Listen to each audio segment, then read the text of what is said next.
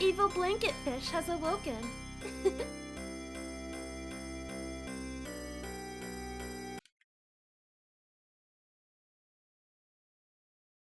Okay, looks like everything's coming in. Just need to go through the many hoops to actually get an EA game going.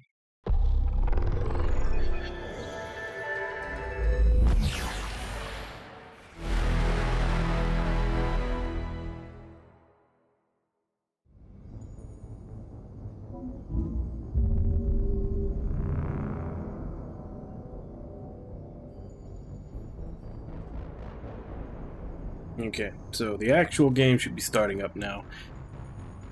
Granted, what you're not seeing and hearing is the launcher to pick which of the 3 games you're playing, which apparently is a whole separate it's an entirely separate program. Everybody! Hey Ragnar, how you doing? But yeah, apparently picking which game you want to play is an entirely separate program. I would have to actually change which scene it's showing to do that. Okay. So we did all our running around in the Citadel last time. We actually can explore now.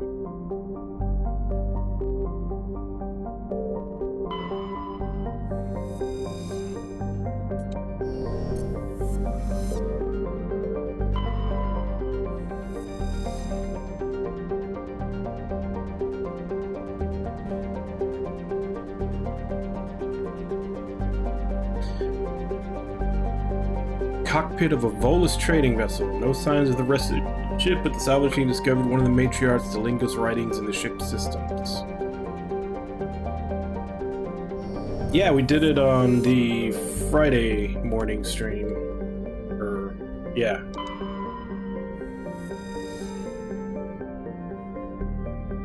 Okay, that one we actually... That's the explorable planet in this one. Gas deposit. Gas giant appears to have a large concentration of hydrogen.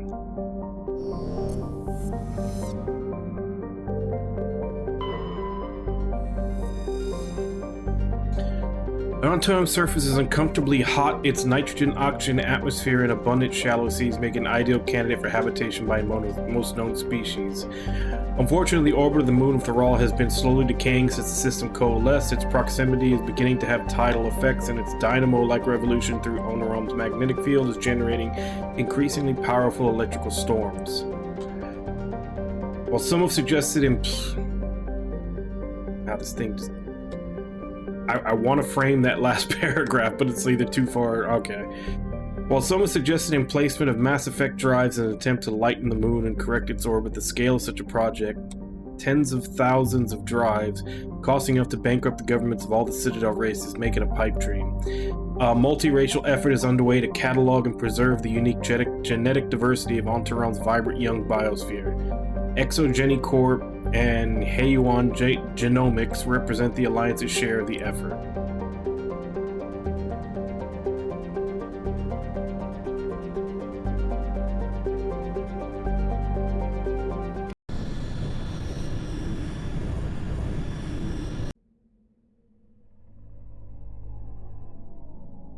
Alright, so we took the 2 girls last time.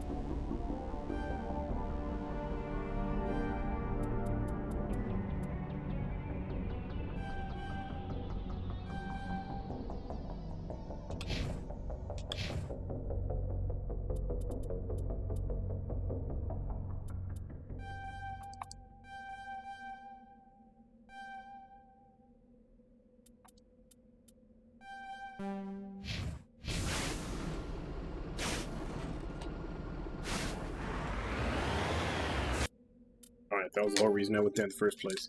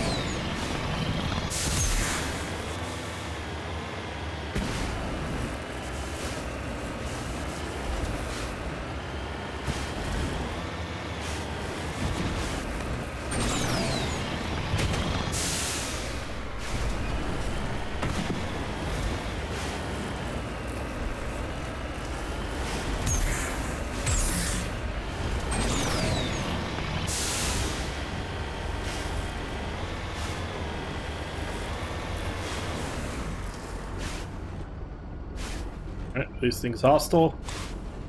Need a fight.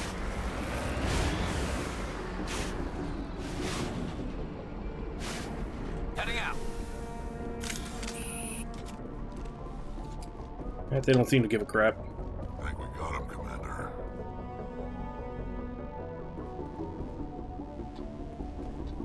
But I think I do need to get back into the vehicle to get down to the thing I was going to.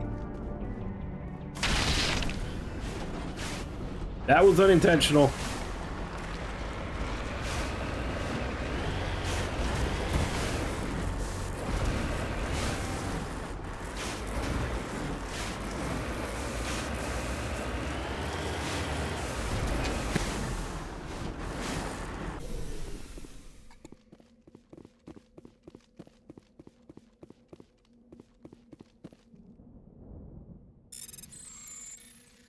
More Frogger.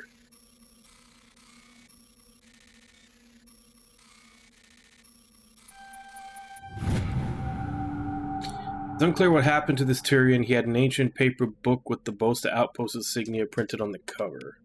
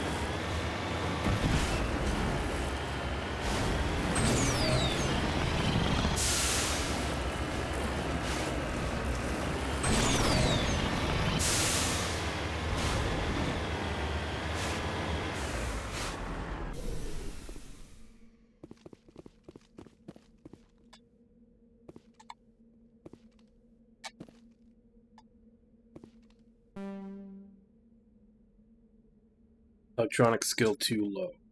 Shit.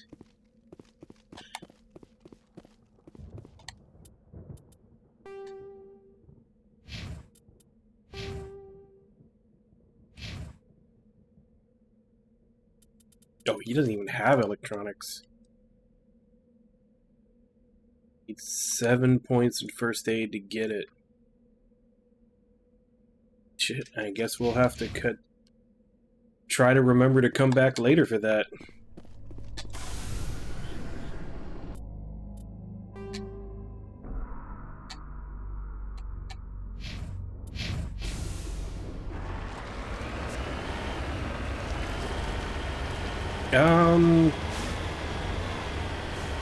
You might have. Now that I think about it, I don't think I remember you coming in last time. Oh crap, we're being shot at.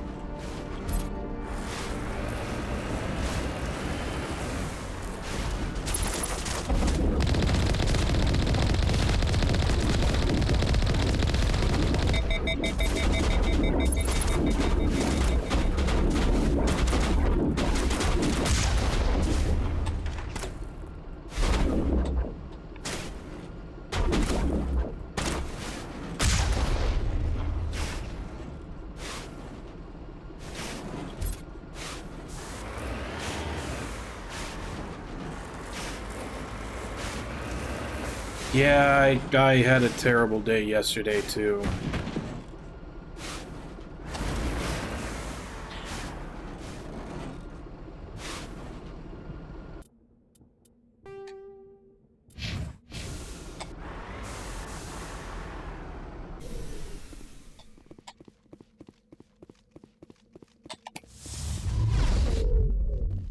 Oh, right. Keep forgetting how horribly placed the sprint button is. Holding A.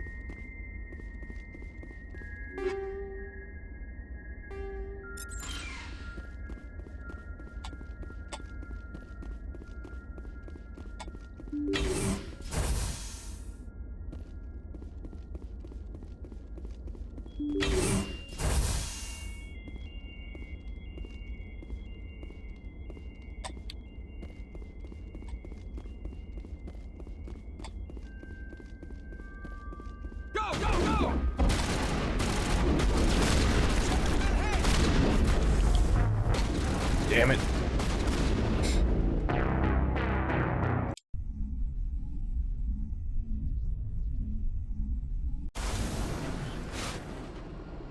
Oh, it's sending me all the way back?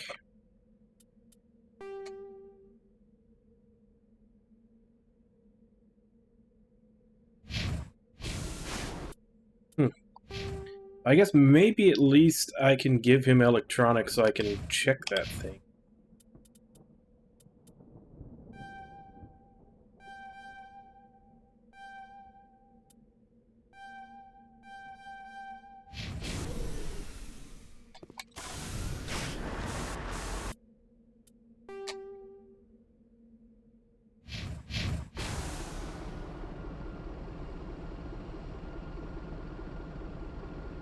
Yeah, probably.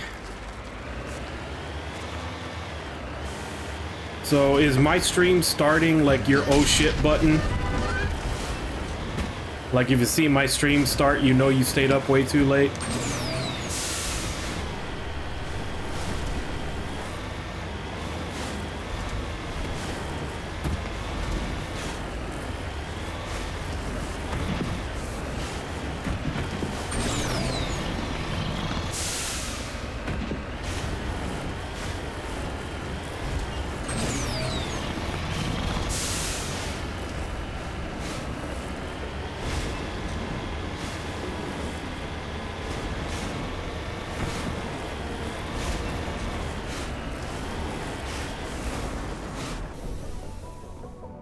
Gotta do the Frogger again. Alright, night, Nami. Sleep well.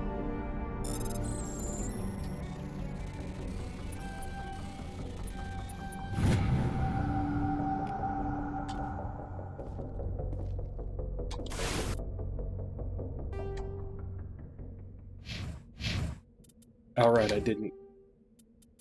Got the other guy so he'd have electronics. I haven't done him yet.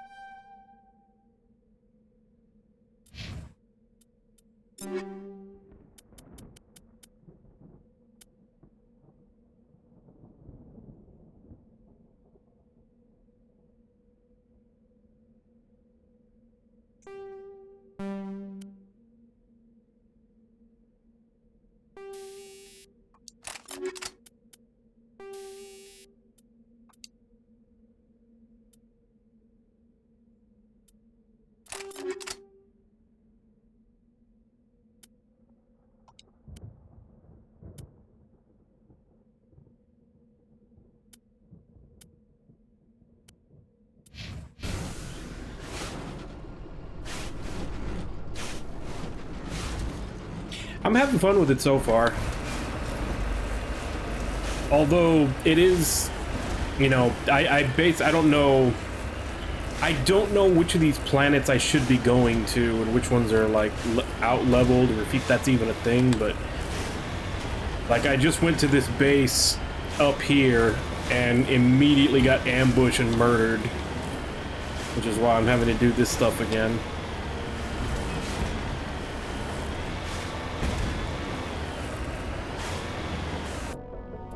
Did I mark the next one?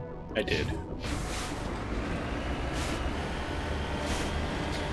But like I said, at least that lets me respend the points so that I can have electronics and try to recover this thing, because last time I didn't.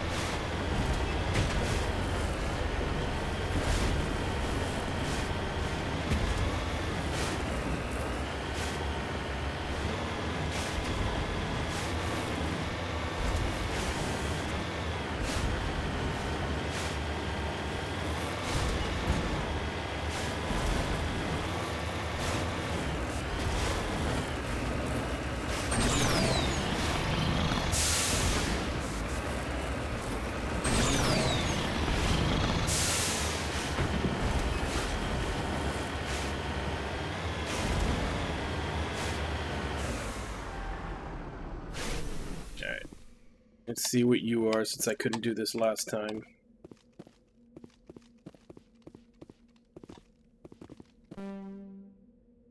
Still too low. I maxed it out. Maybe I shouldn't be here right now. Yeah, because that's as high as his electronics can go.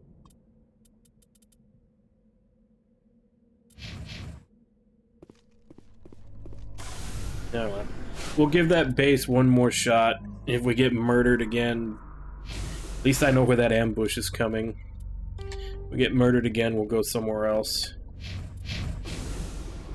I don't know if these places scale to your level, or if you're supposed to tackle them in a certain order or not.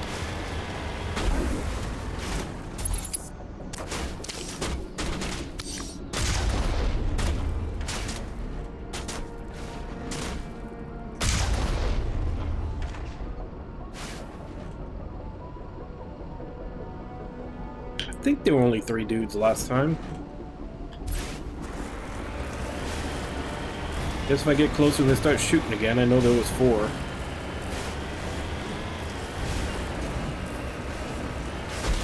There were 4. Where are you?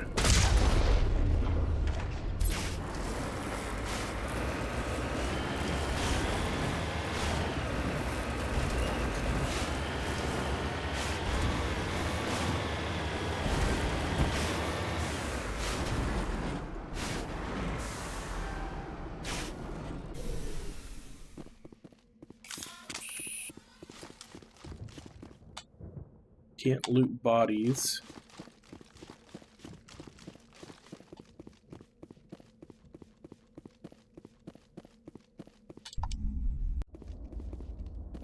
Alright, so at least I see if I remember where at least the first ambush is. All patched up.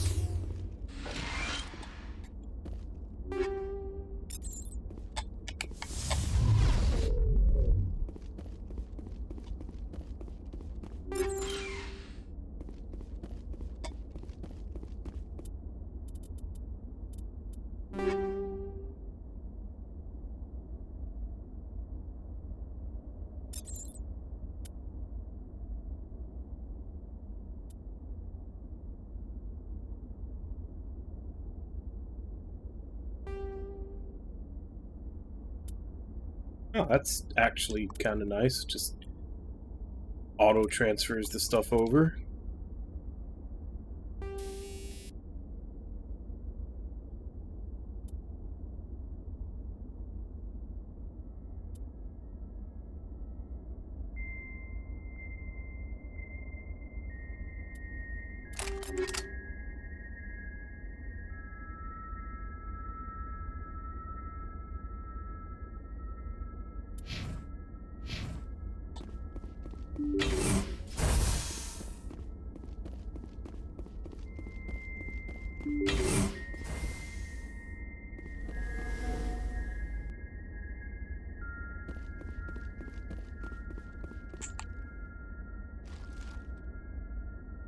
I feel like this is where I got ambushed.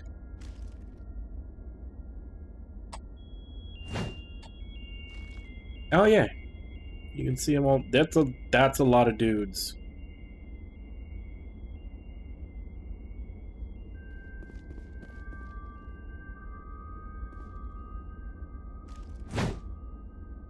Smile, you fuck.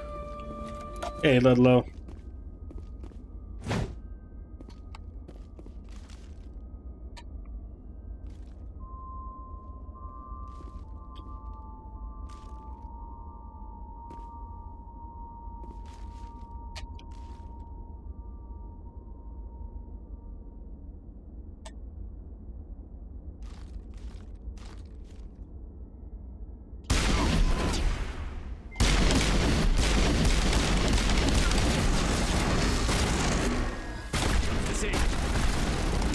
Shh.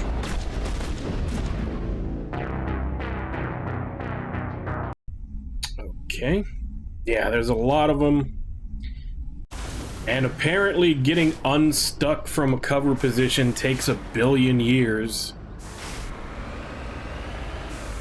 Because I literally saw them come up and I went to go hit melee, but like him getting unstuck from cover, by the time he did that, they had already both shot me with shotguns.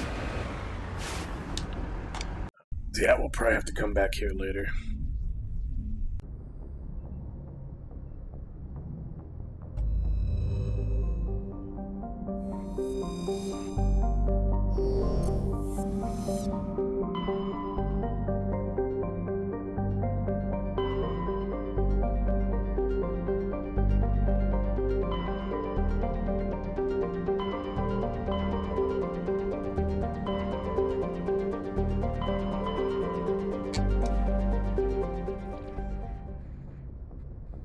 Yeah, apparently the Legendary Edition version of this game is way different from the original. It's more like the second and third from what I've seen, what I've heard.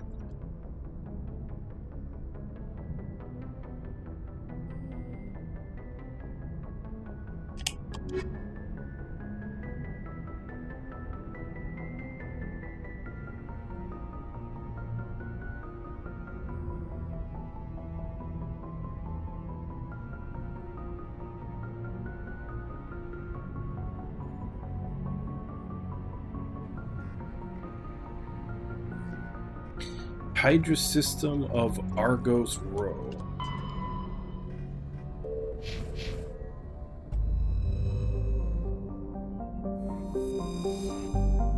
We'll go to the ones. We'll just go to the ones where we have actual side quests right now.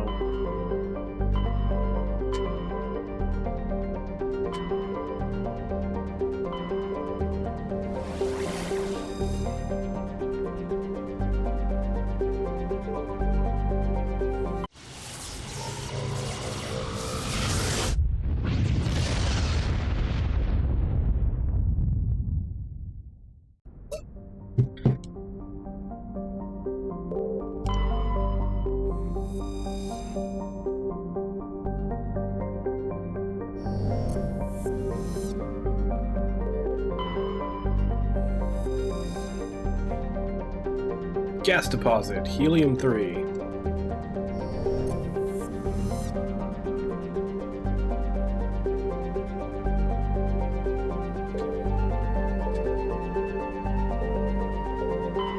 Message coming in. Patching it through. General distress call from the Sacred Angel Medical Transport. Critical system failure. Losing power. Let me guess, normal and legendary? How different is the original version from the legendary edition? Communications failing. Life support and emergency transponder. Won't last. Please hurry.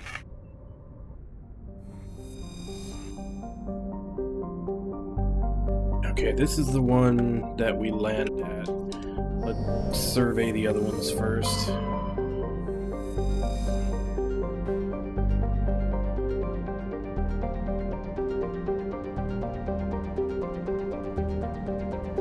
Ancient Warhead.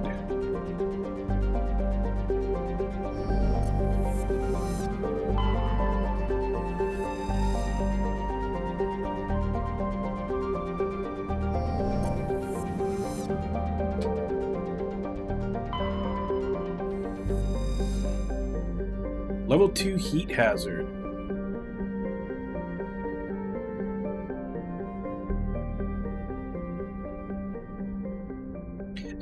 Surface temperature 169 Celsius. Surface gravity 1.1 G.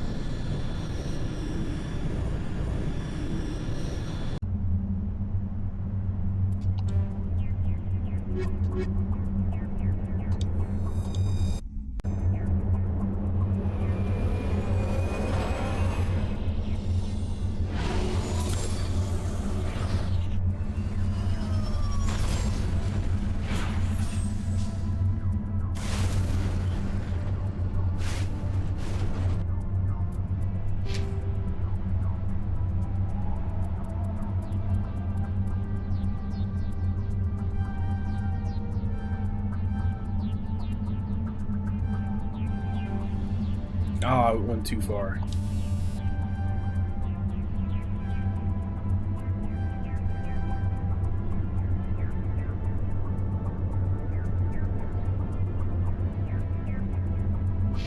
Vicarian? Who's that? Unless I don't have him yet. Oh, Garrus. Yeah, couple of people that came in the first day I was playing this said that those are theirs, but I'll probably end up switching off teams every once in a while. Switching through them. Like, the last planet that I actually went to and did a mission successfully, I used, Liara and Ashley.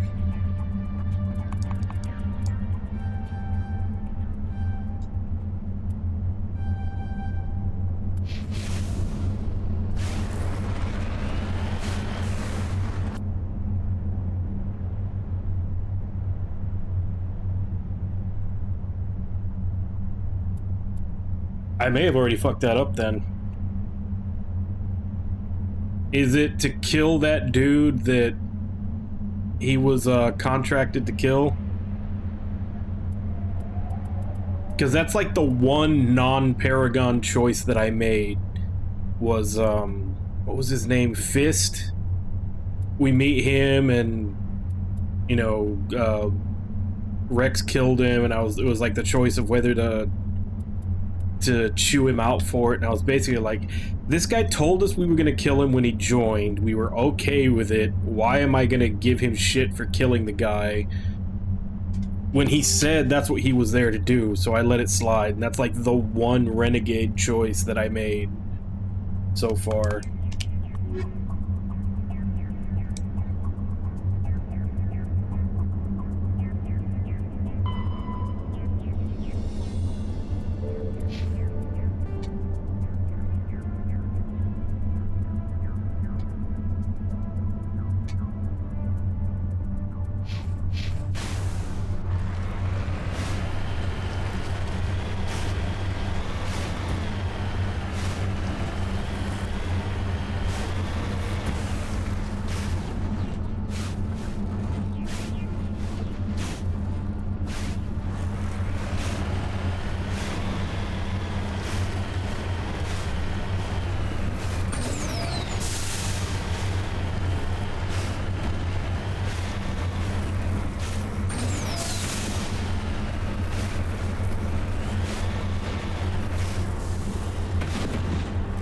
Well, apparently I'm going through this goody two-shoes.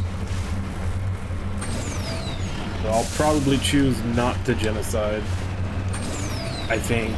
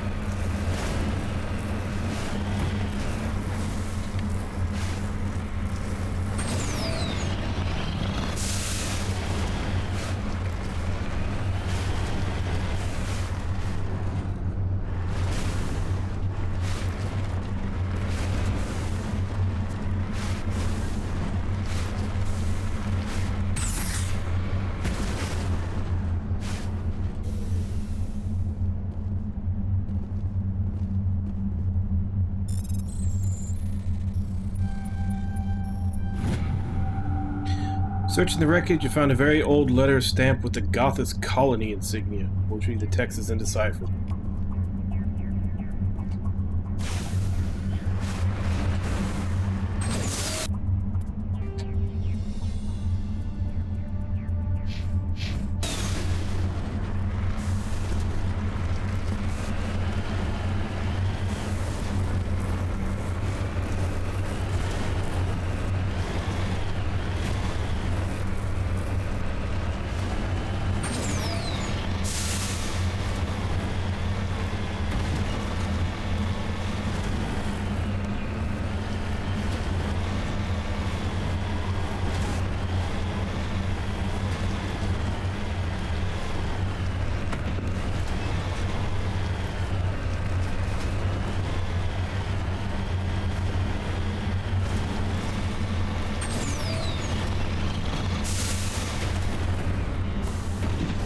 Oh, also, Ragna, if you're listening, I don't know if you saw it, and I put it in Discord right before I went live, but apparently they listed a rating in Korea for Shin Megami Tensei 5 Vengeance, which, you know, this being,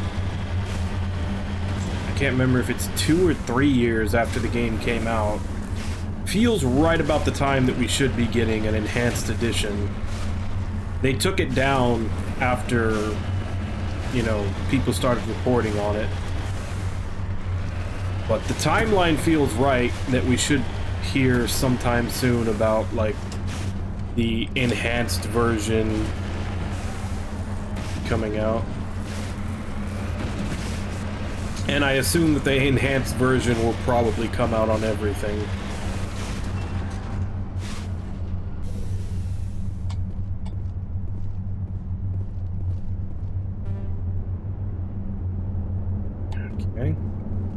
Apparently his maxed out electronics is still not enough, so wondering if we're also too low level for this place. Or if I'm just bad at shooters. That is another possibility.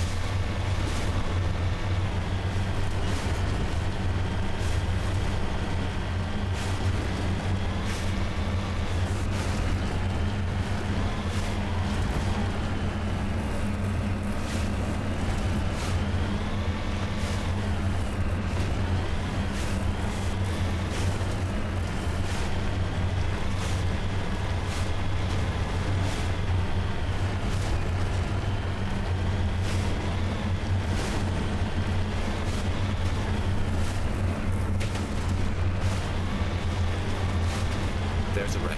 The signal must be coming from there. Careful, Shepard. I've got a bad feeling about this. First, we're gonna go check this.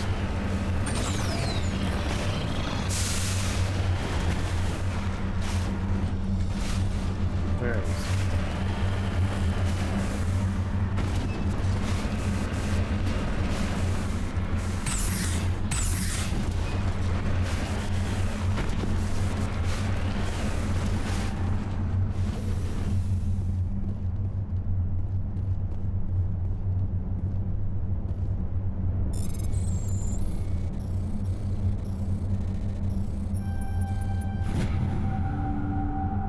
I've surveyed a large deposit of thorium.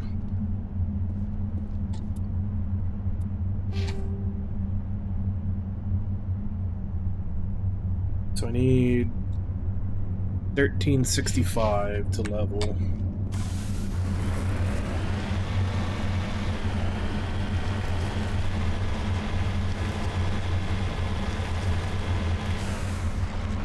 Yeah, there's a trap!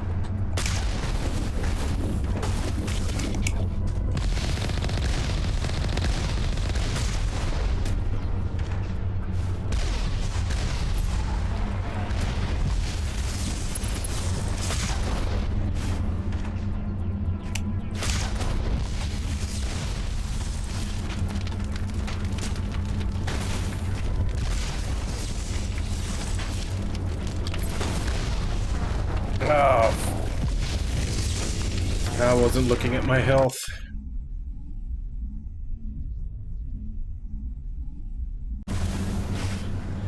Man, that turret takes a long time to be able to shoot it again. The machine gun runs out of ammo real quick too. Well, I get not ammo, but everything I think is overheat.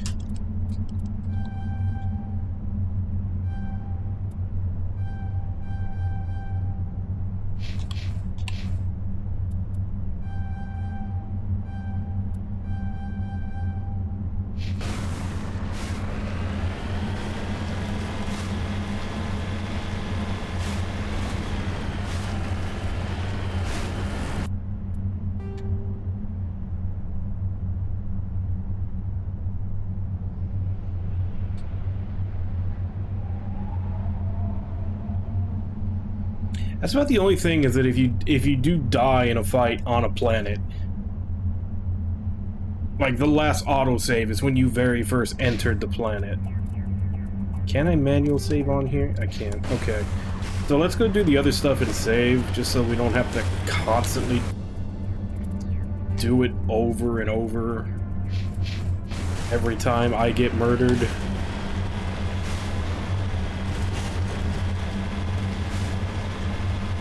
Actually, wait, I think this one... Yeah, that one we don't have a high enough electronic score to do.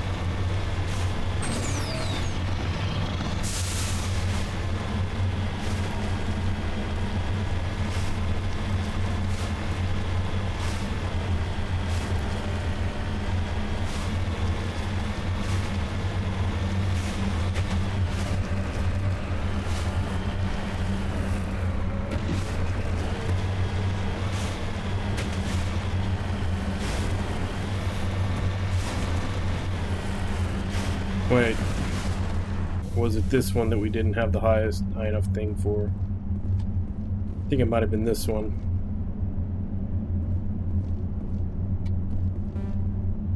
Yep, it was the other one we could actually Let's do. get moving. Just lead the way. I'm here if you need me. Right behind you, Shepard.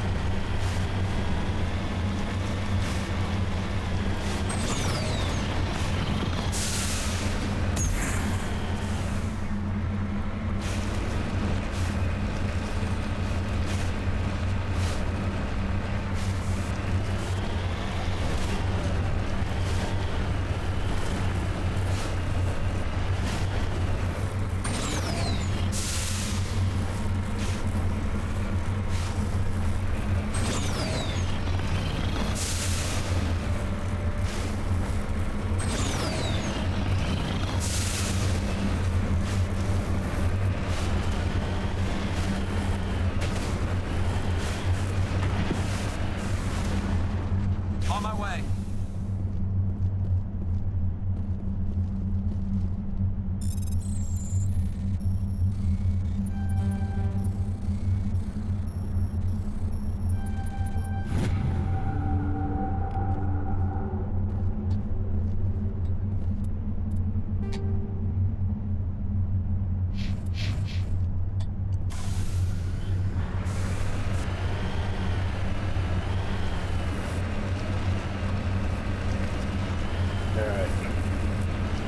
So once we get close, I mean, still have to go survey that mineral deposit once we get close. And then after we do that, we'll save and try to win that fight.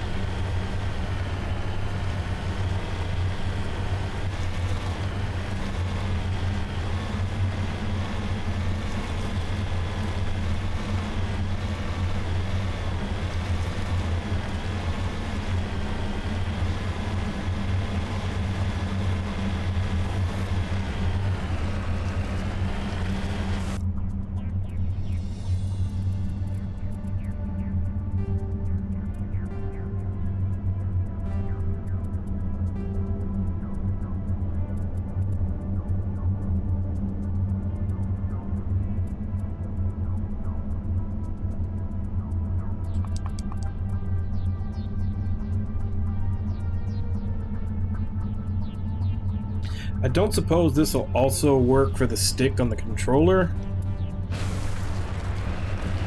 because that is one of the problems in this, is that the sensitivity for when you're moving the right stick aiming is a bit too jumpy.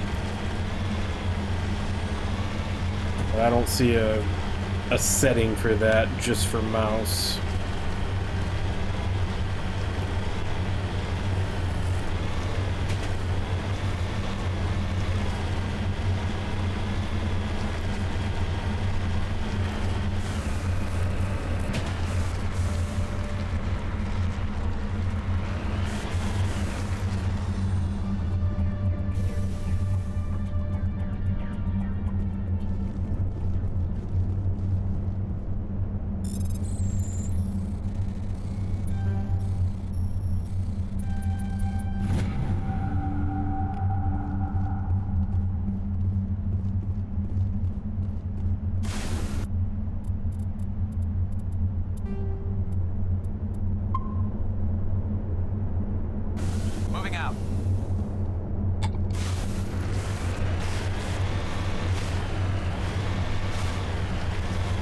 there's the wreckage.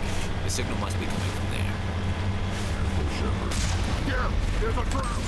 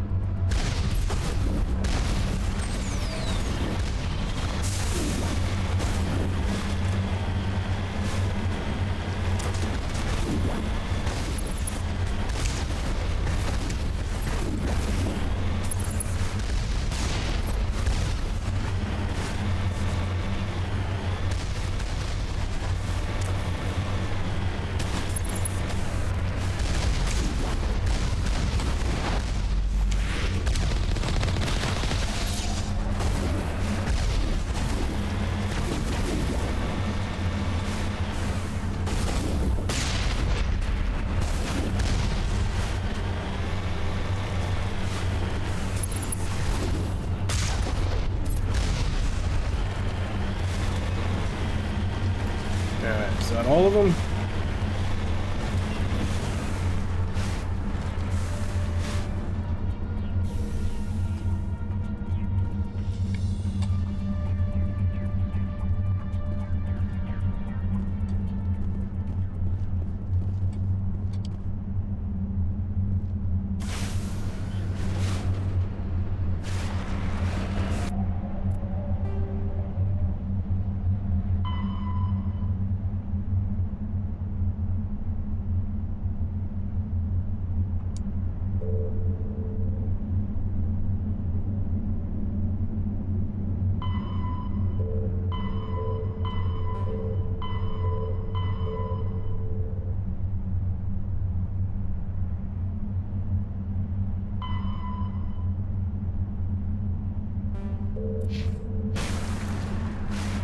Alright, looks like we're done here.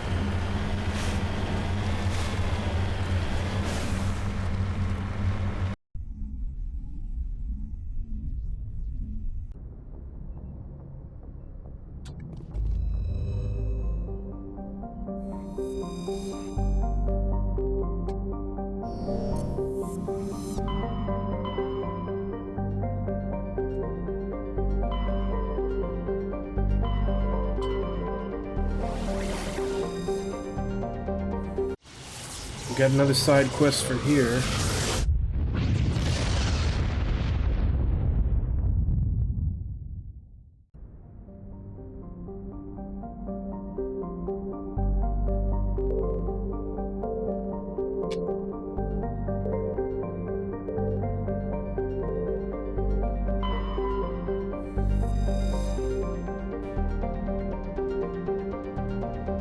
Uranium.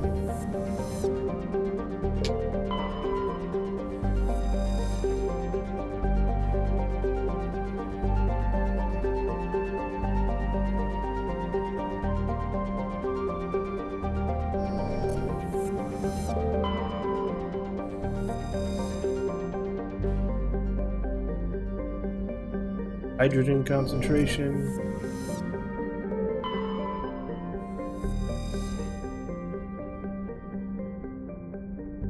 Can't do anything here. Okay, that's the one we're landing on. Can't do it here.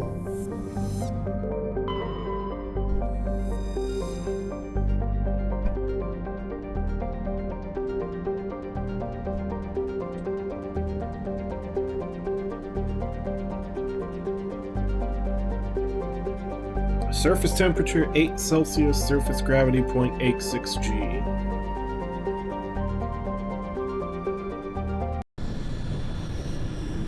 It's got long days, but about the same years as us.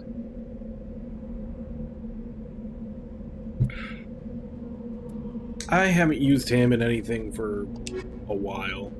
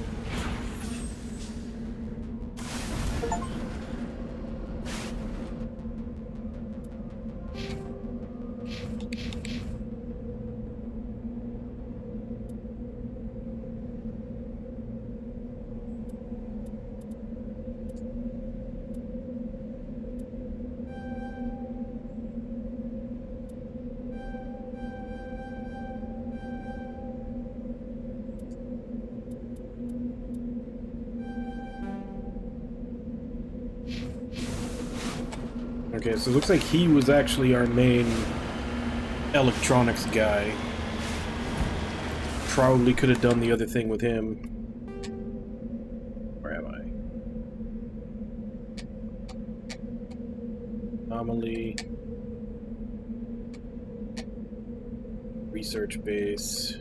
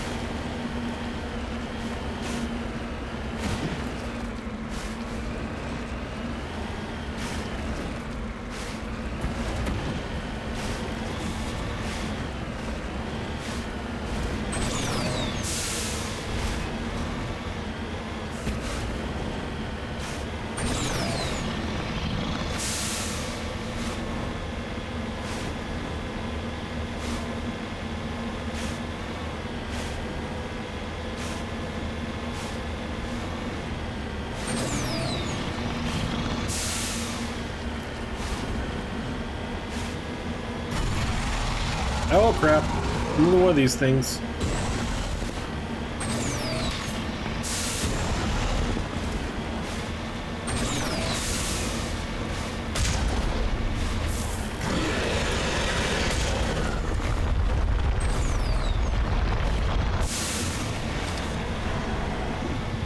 Last time I had to fight one of these things, I ended up using up all my healing for the thing.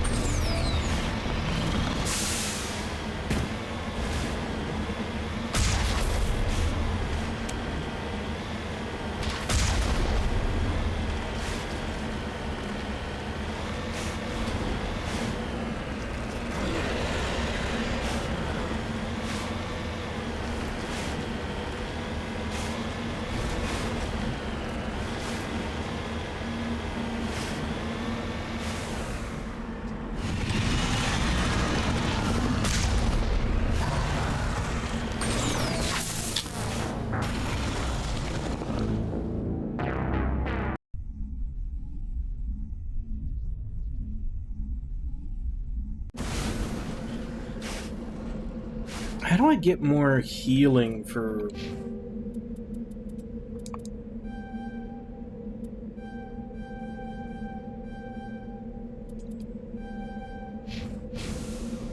How do I get more healing for the actual... rover, I guess? Entirely sure what it is.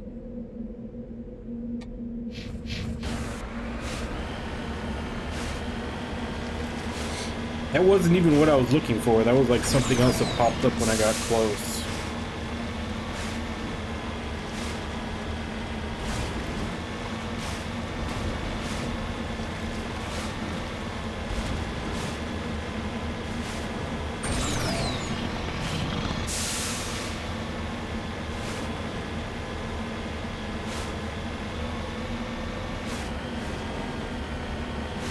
see if we can just go around it.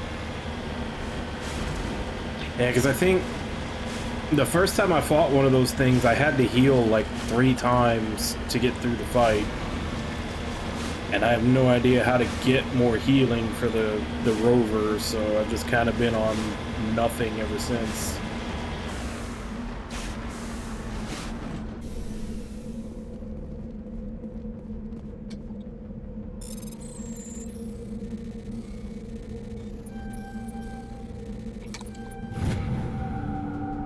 Turian insignia.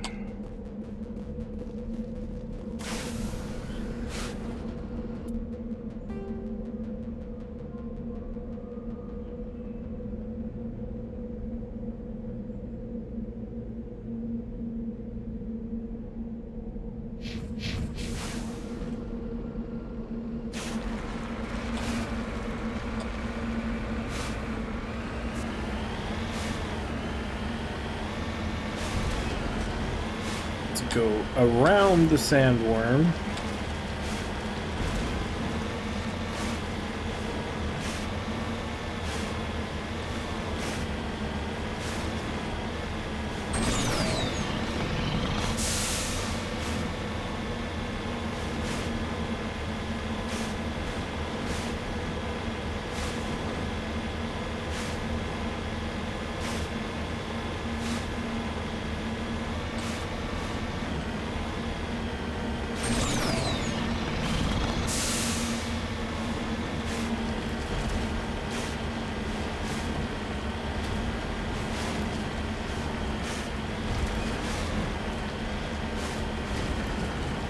Got a deposit over here.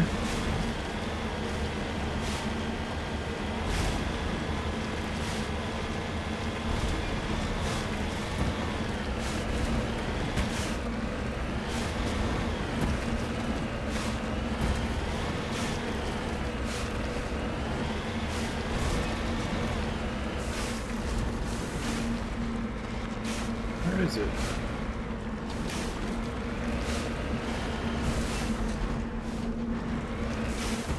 Plutonium. Gonna nuke some shit.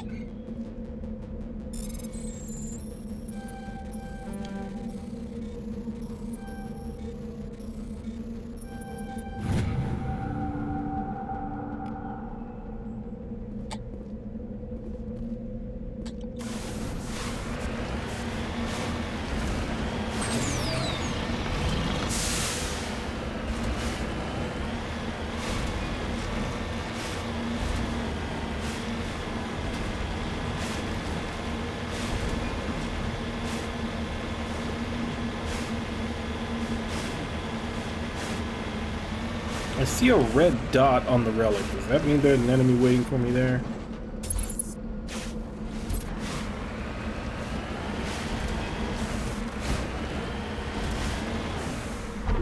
Yep, that is exactly what it means.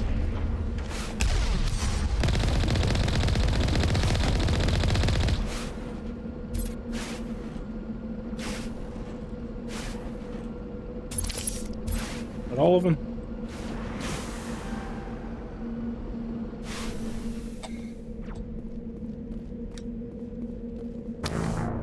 Oh, son of a bitch, you waited for us to get out.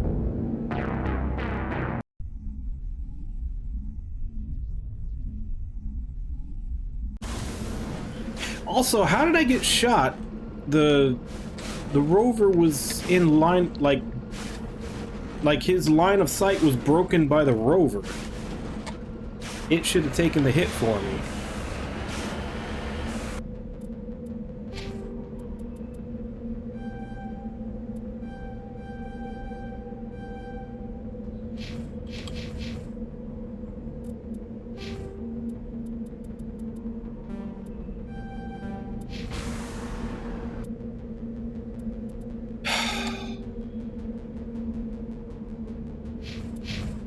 I knew I should have saved right after I grabbed this without aggroing the sandworm.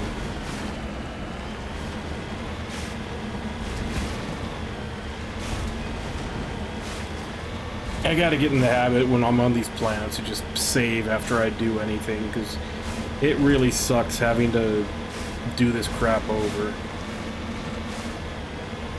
Like, this is one of the things I don't like about open world. Granted, this isn't really an open world game, but this is the thing about open world games that always bugs me, is the constant, like, 5 to 10 minute travel time to get to something.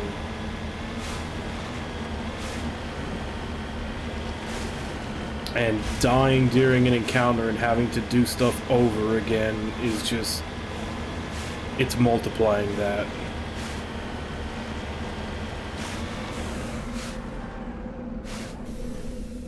So yeah, I'm just gonna start saving after I do anything on a planet.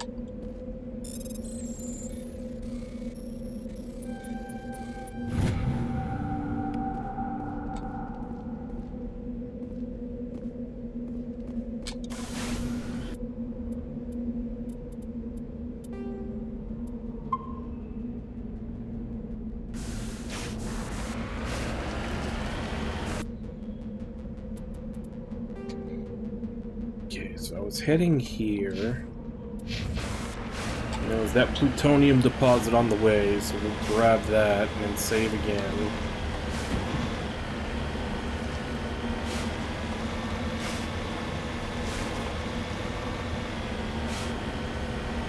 Still snucks, that sneaky bastard, like, he just sat there and didn't do anything and waited for me to get out of the vehicle before he sniped me.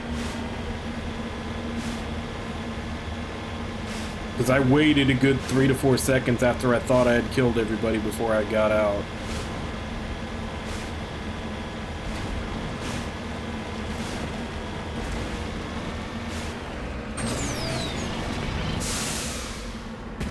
Also, I'm pretty sure I even looked at the map and I didn't see any more red dots. So I thought I had killed them all, and then laser sight popped out, and even then, like I said, I'm pretty sure I saw the laser sight clip through the rover, so that shouldn't have hit me, unless the rover just doesn't block for anything.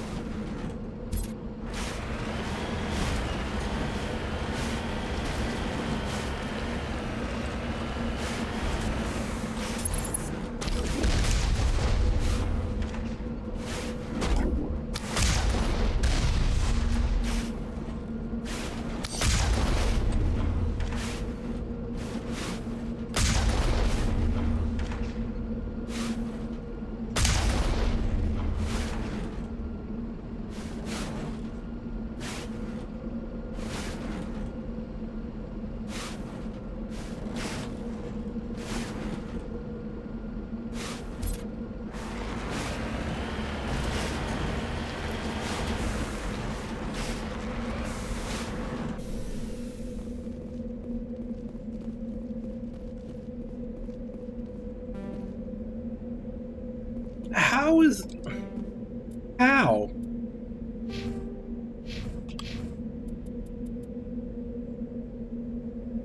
Electronics is at 7.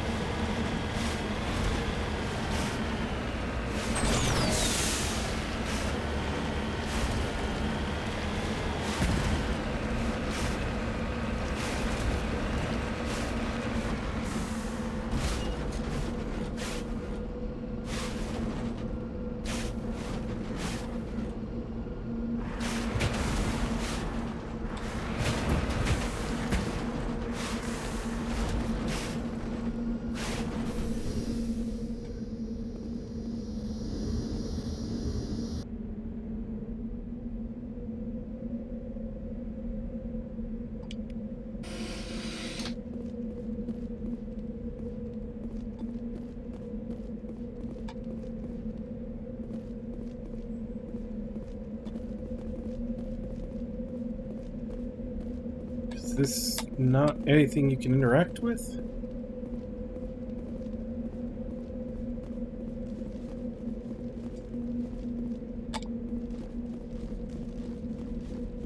Oh, these are just supposed to be the crashed satellites. As I said, that transmitter was interfering with their orbit and making them crash. So those are just supposed to be the satellites that crash because of the transmitter.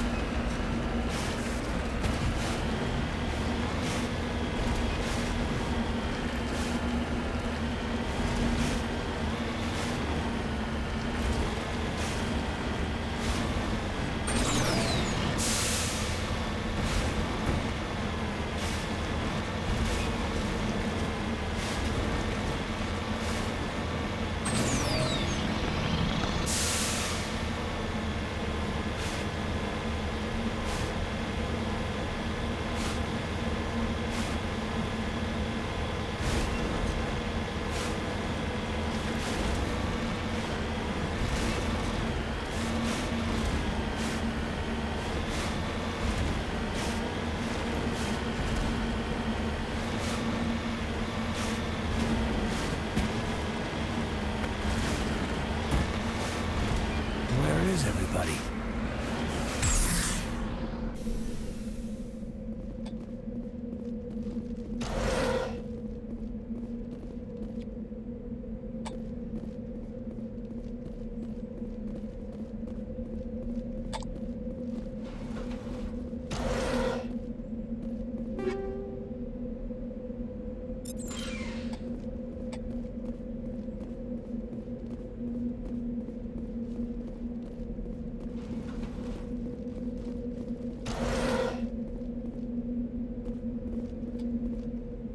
According to these data logs, the survey team unearthed some kind of alien technology. Guess we should head to the excavation site then.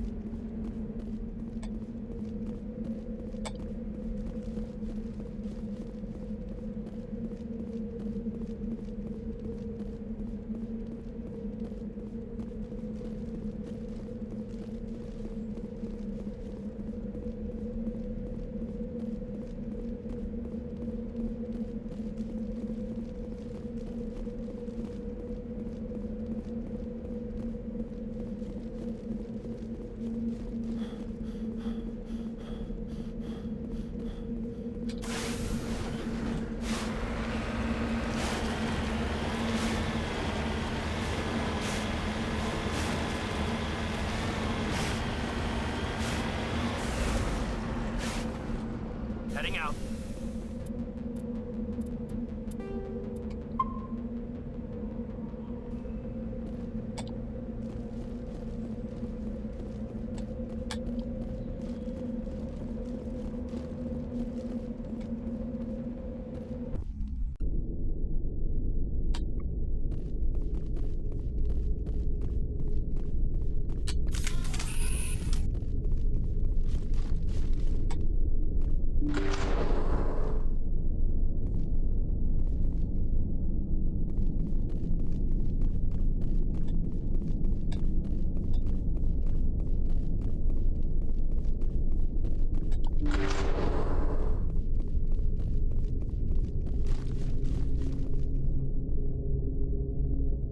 2, 3, 4, 5, 6.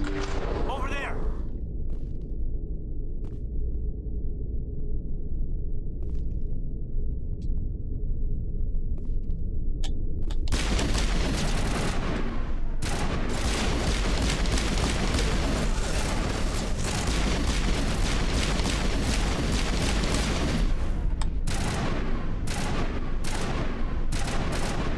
Fire in the hole!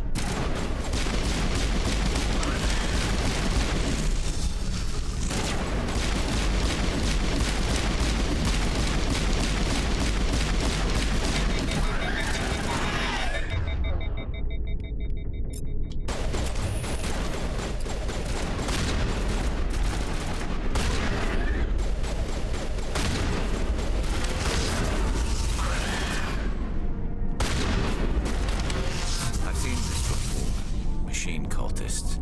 The survey team must have unearthed some alien technology that turned them into mindless fanatics.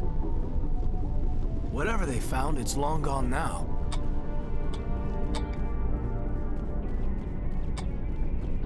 Now, I was shooting at you trying to blow you up, and you never blew up.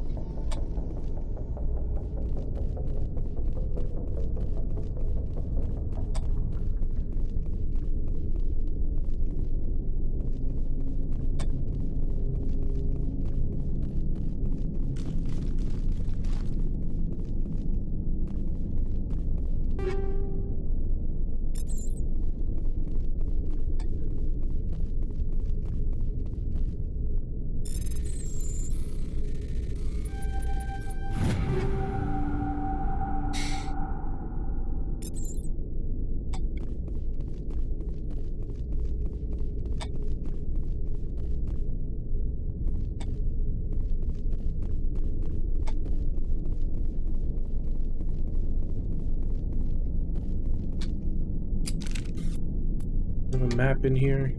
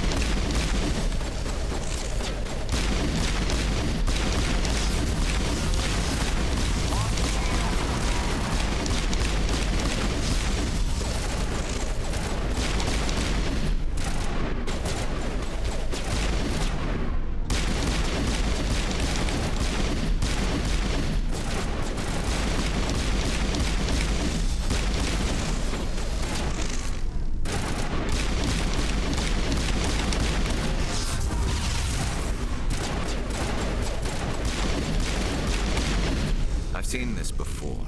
Machine cultists. The survey team must have unearthed some alien technology that turned them into mindless fanatics. Whatever they found, it's long gone now.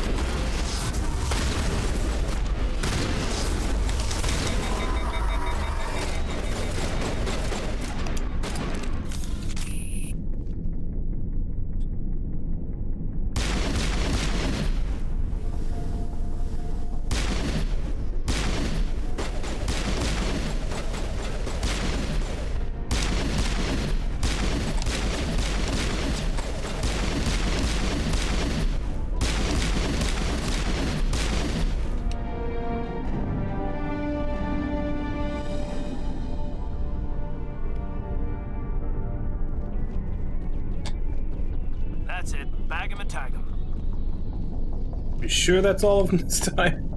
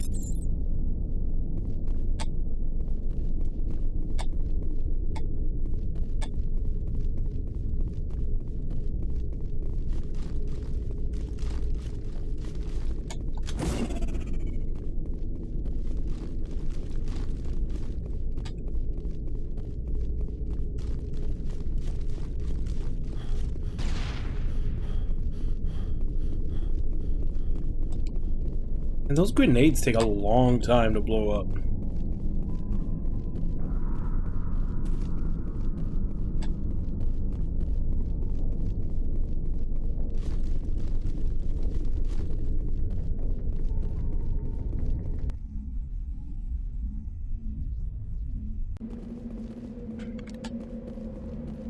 Oh, I think we're done here.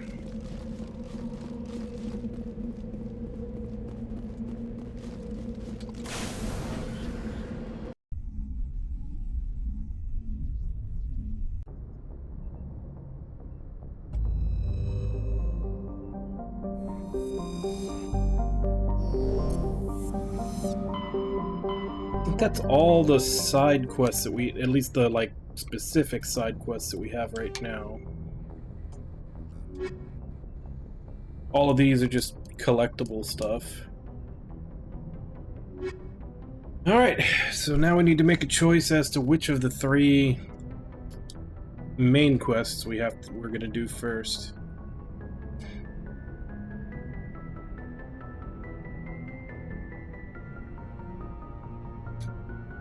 I'm guessing she's probably our last party member, so I guess let's go get her first. Artemis Tau.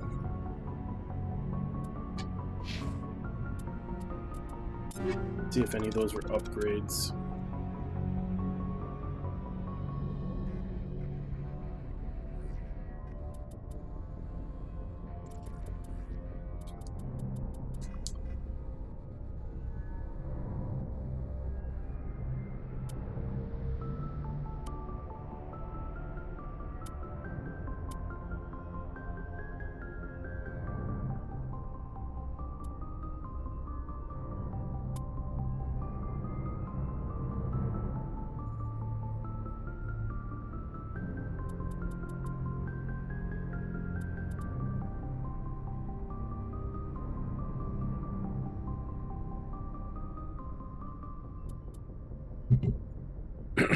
Got a better shotgun.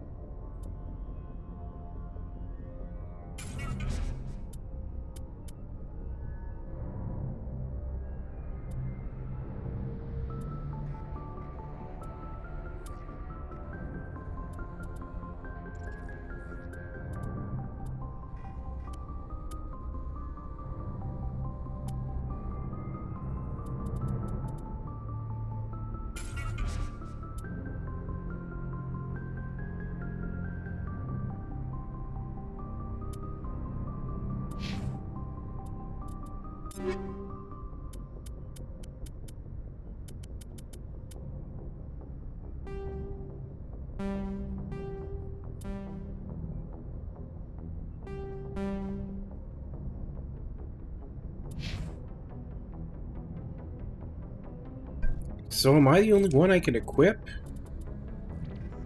Can I not change the equipment of my teammates?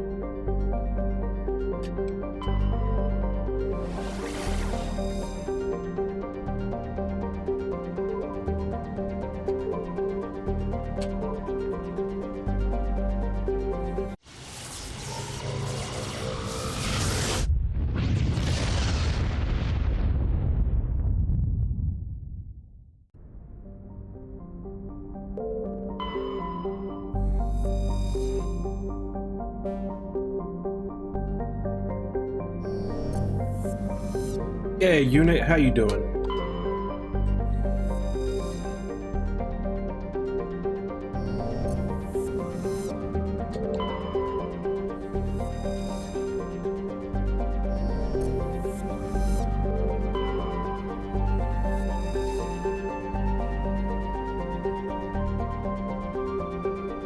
Xenon.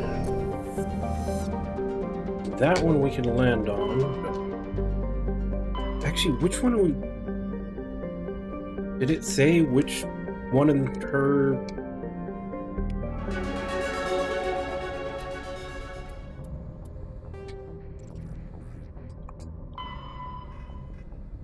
Or the uncharted world of Artemis Tau closer to find Liara to Sonya. Okay, so it doesn't say which one she's in.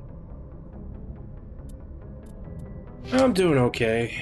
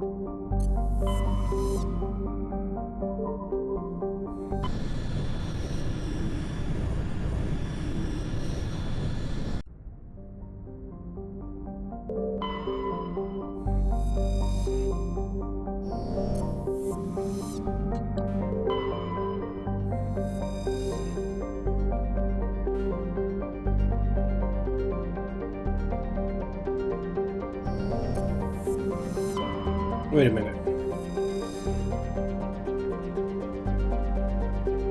Orbital period 141.9 Earth years, 0.9 Earth years. Day length 10.9 hours. Hey, Wabon. So this thing just spins super fast, but has a hell of a giant orbit around its, like, sun.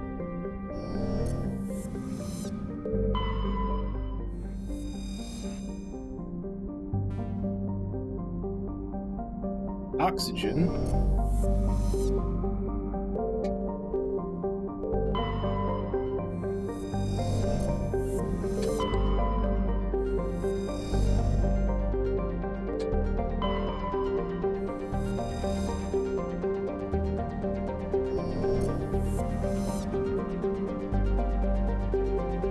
Alright, so there wasn't a planet to land on there.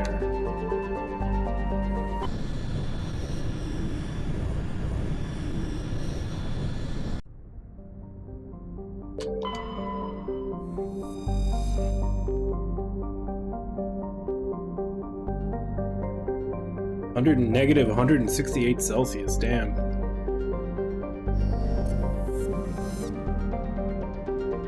Okay, who's in orbit all the way out here?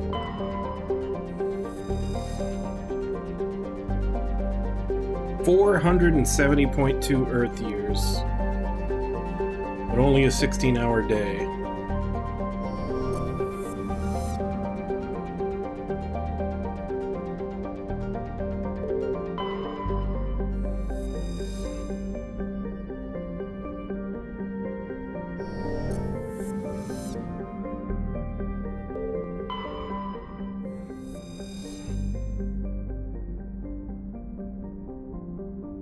Okay, so this one has a place to land.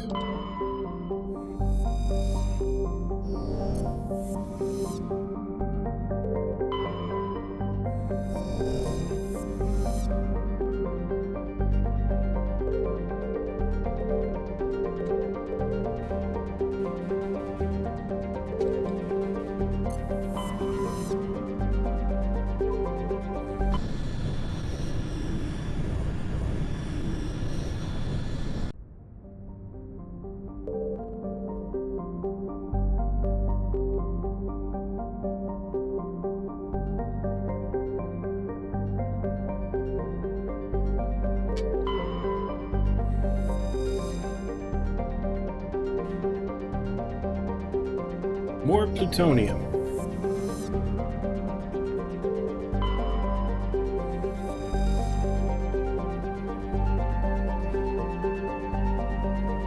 Hydrogen. Commander, I'm picking up a signal from the planet's surface. It looks like an automated distress beacon.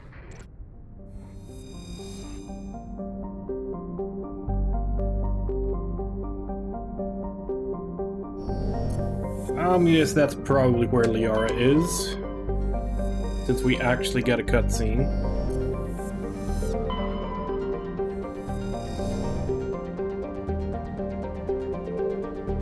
On Idolus.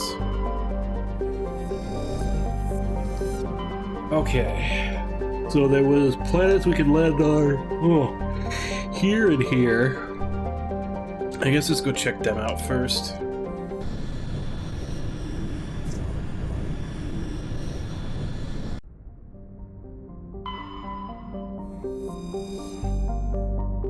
Level 1 pressure hazard.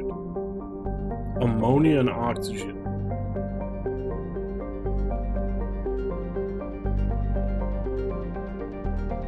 I mean, it's got the same orbital period, but the days are a lot longer.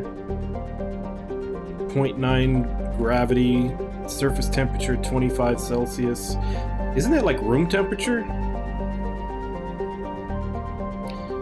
But yeah, the pressure is 39 Earth atmospheres. That sounds pretty crushing.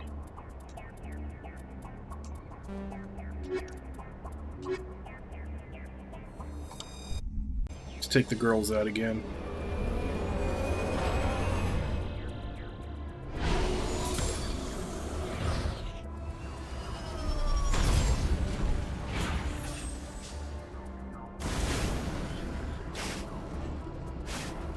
Now I wonder if the hazards go up or down.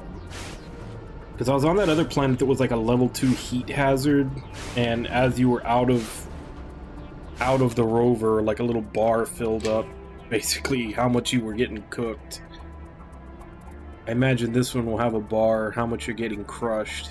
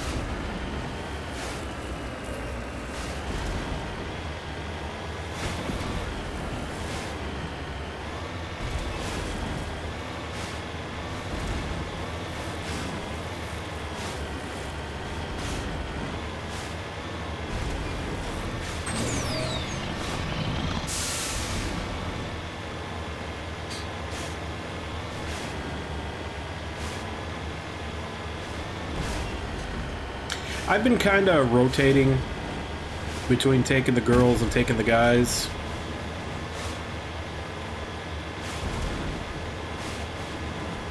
Although, if I look at the, you know, the party screen, since it's kind of got the shadows for who you haven't gotten yet, it looks like there's going to be a human male, human female, and then 2 alien females and 2 alien males. So I may do, like, human team, alien girls, and then alien dudes, and just kind of rotate between the 3.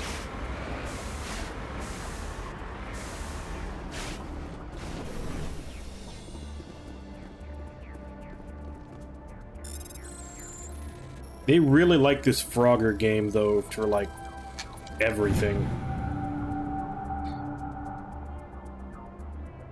Or of Matriarch Delinga's writings.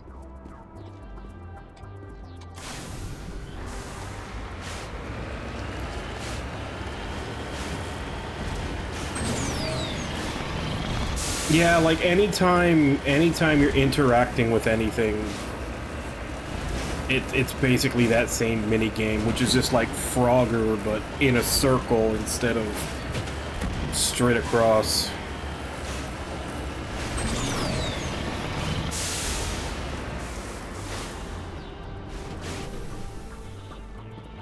Thorium deposit.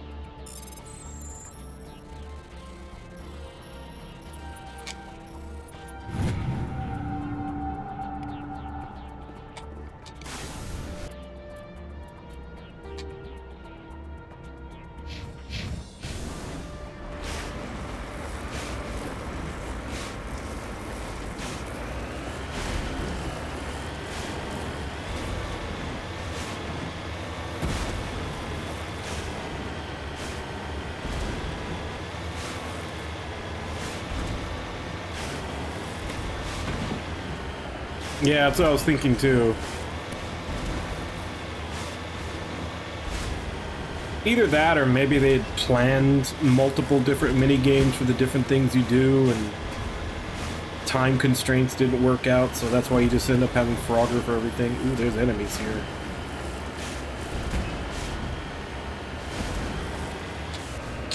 Can I sneak by them to get this? Yeah.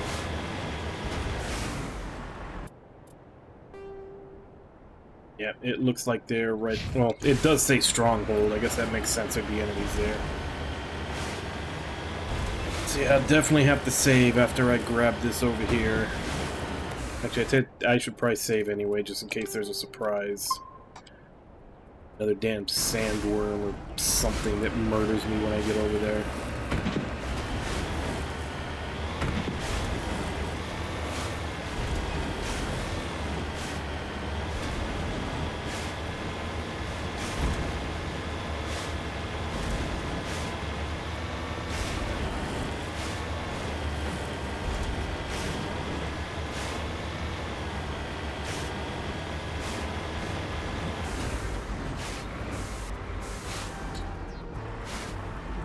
Yeah, sometimes a surprise is that we're way too low level to actually be able to hack or survey or get these things.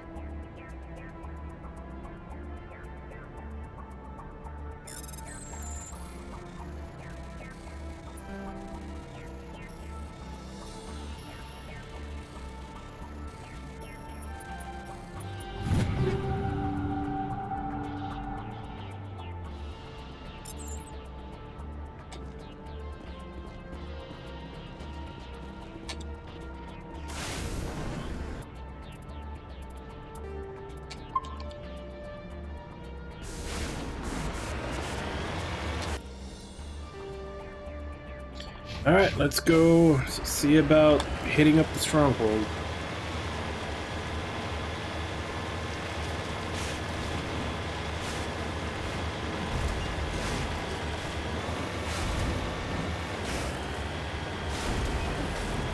Yeah, the past couple of surprises was that when I would get to the relics or something and be like, your electronics is too low, even though I had it maxed out for what the level would allow.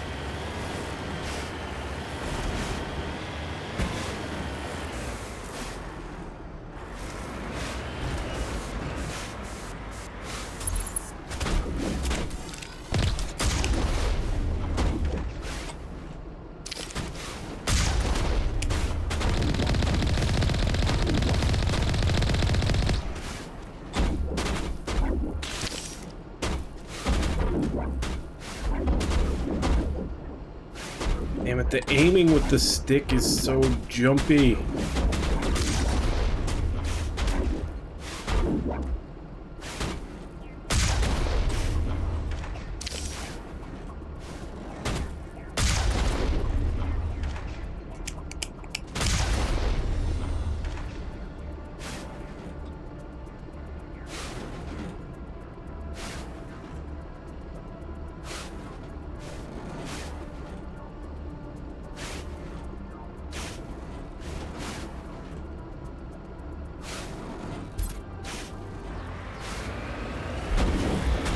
Well, that's just it. I am spec'd into him, and it's not enough.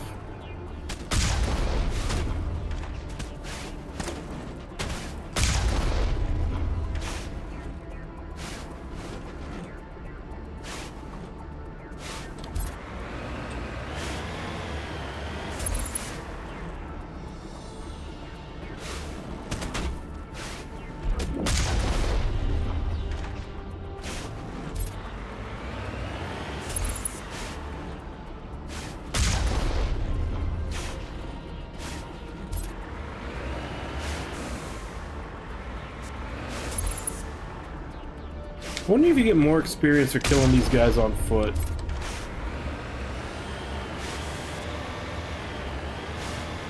Not that I'm gonna do it, but I'm curious.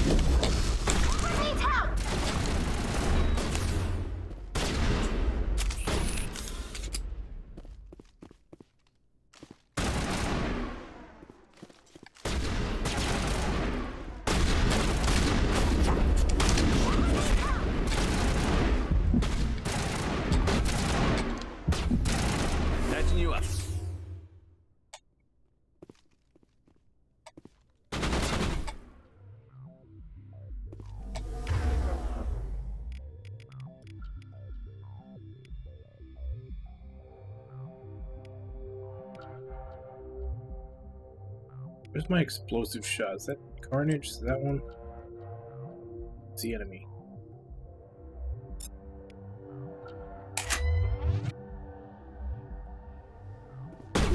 Oh, I need to actually fire it.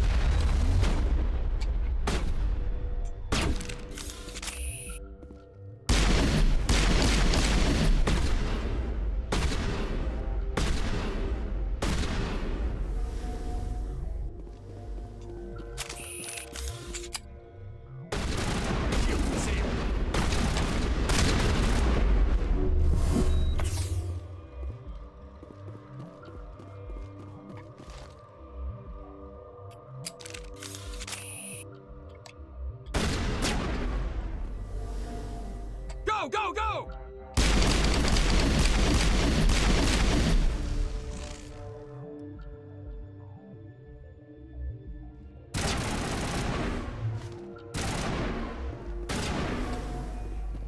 Ah, damn it, this goes all the way to the wall. Thought maybe I could go around.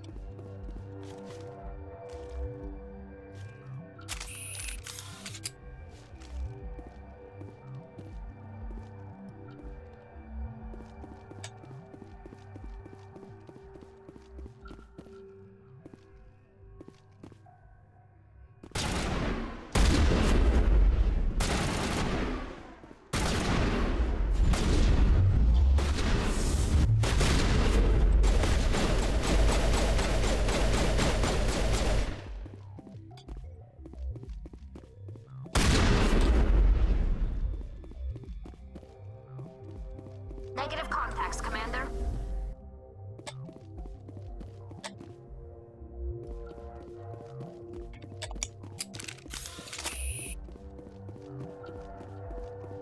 Alright, that was at least everybody in this room, it looks like. Anything to loot?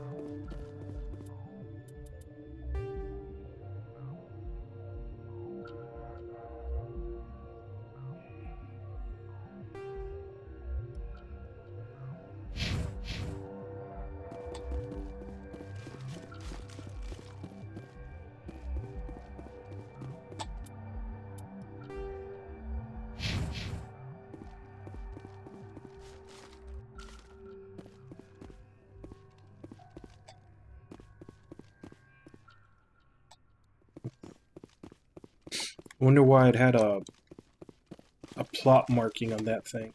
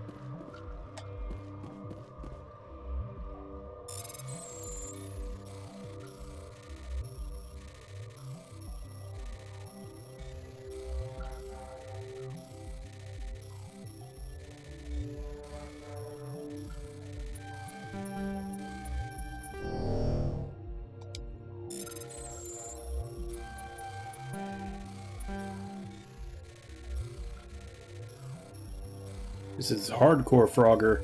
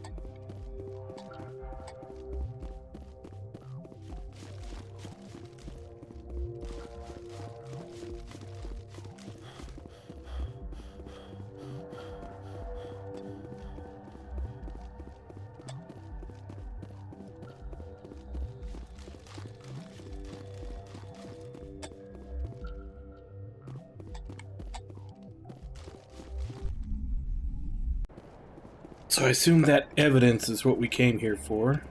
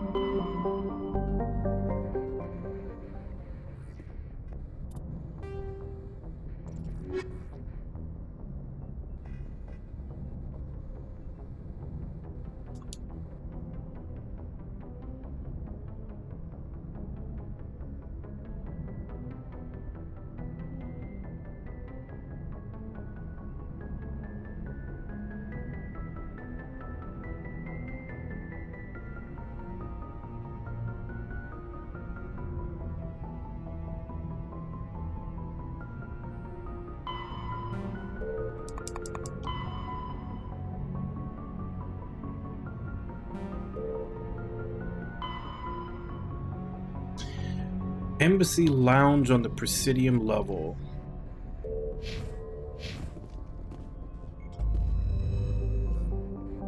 Alright, let's go back to the Citadel to do this.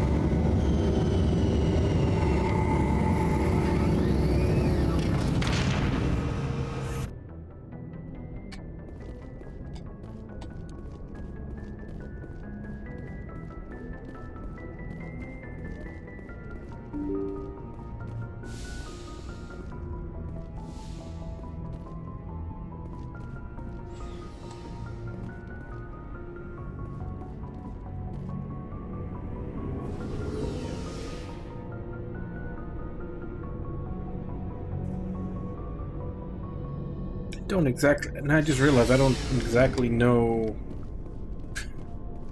how to get out of this place. Nice ship you've got, Shepard. What can I do for you? What's your story, Rex? There's no story. Go ask the Quarian if you want stories. You Krogan live for centuries. Don't tell me you haven't had a few interesting adventures. Well, there was this one time the Turians almost wiped out our entire race. That was fun. They tried the same with us, but we fought them off. It's not the same. It seems pretty much the same to me. So your people were infected with a genetic mutation?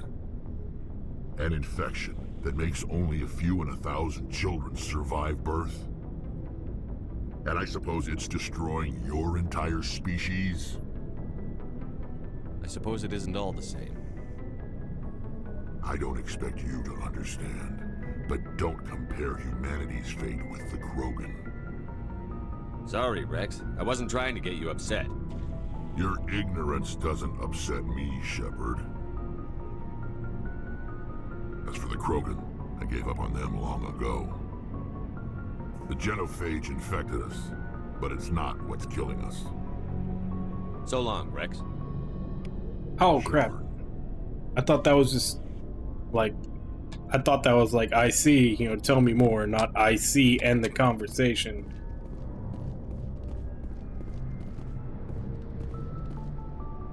Commander? Do you have a few minutes to talk one-on-one? I'm sorry, Commander. I need to get my duty squared away. I wouldn't mind talking more later, though. Dismissed, Chief. Sir.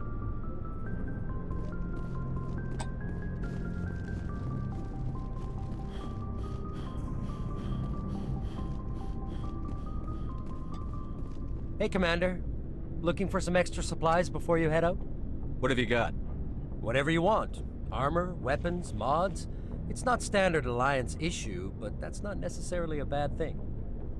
Well, as long as you don't mind paying for it. Why should I pay you for my weapons and armor? My stuff doesn't come from the Alliance. I have to purchase it myself, and it's not cheap. Hell, the licenses alone have set me back more than I'd like. but no licenses, no goods. Without the goods, I'm out of a job.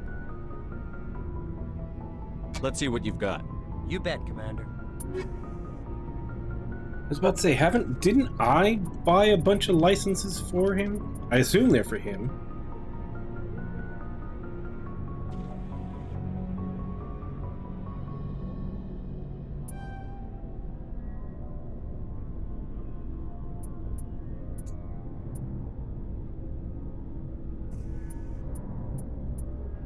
What's the difference between the common and the limited?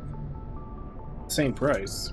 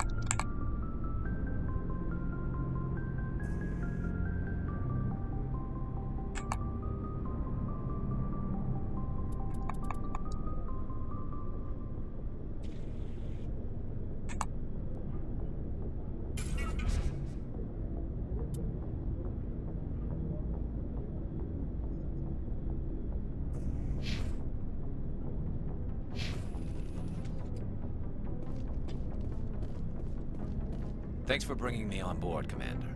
I knew working with the Spectre would be better than life at CSEC. Have you worked with a Spectre before? Well, no, but I know what they're like. Spectres make their own rules. You're free to handle things your way. At CSEC, you're buried by rules. The damn bureaucrats are always on your back. Being a Spectre does have its advantages. Exactly my point. If I'm trying to take down a suspect, it shouldn't matter how I do it, as long as I do it. But CSEC wants it done their way. Protocol and procedure come first. That's why I left. So you just quit because you didn't like the way they do things? There's more to it than that. It didn't start out bad, but as I rose in ranks, I got saddled with more and more red tape. CSEC's handling of Saren was typical. I just couldn't take it anymore. I hate leaving. I hope you made the right choice.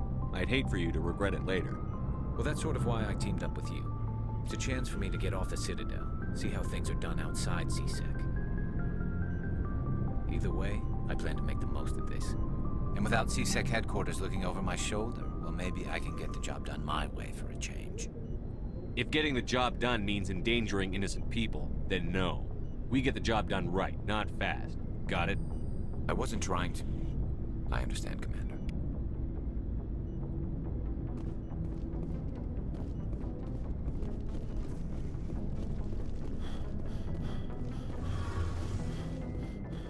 Okay, so this isn't what I was looking for, but running into teammates, too bad.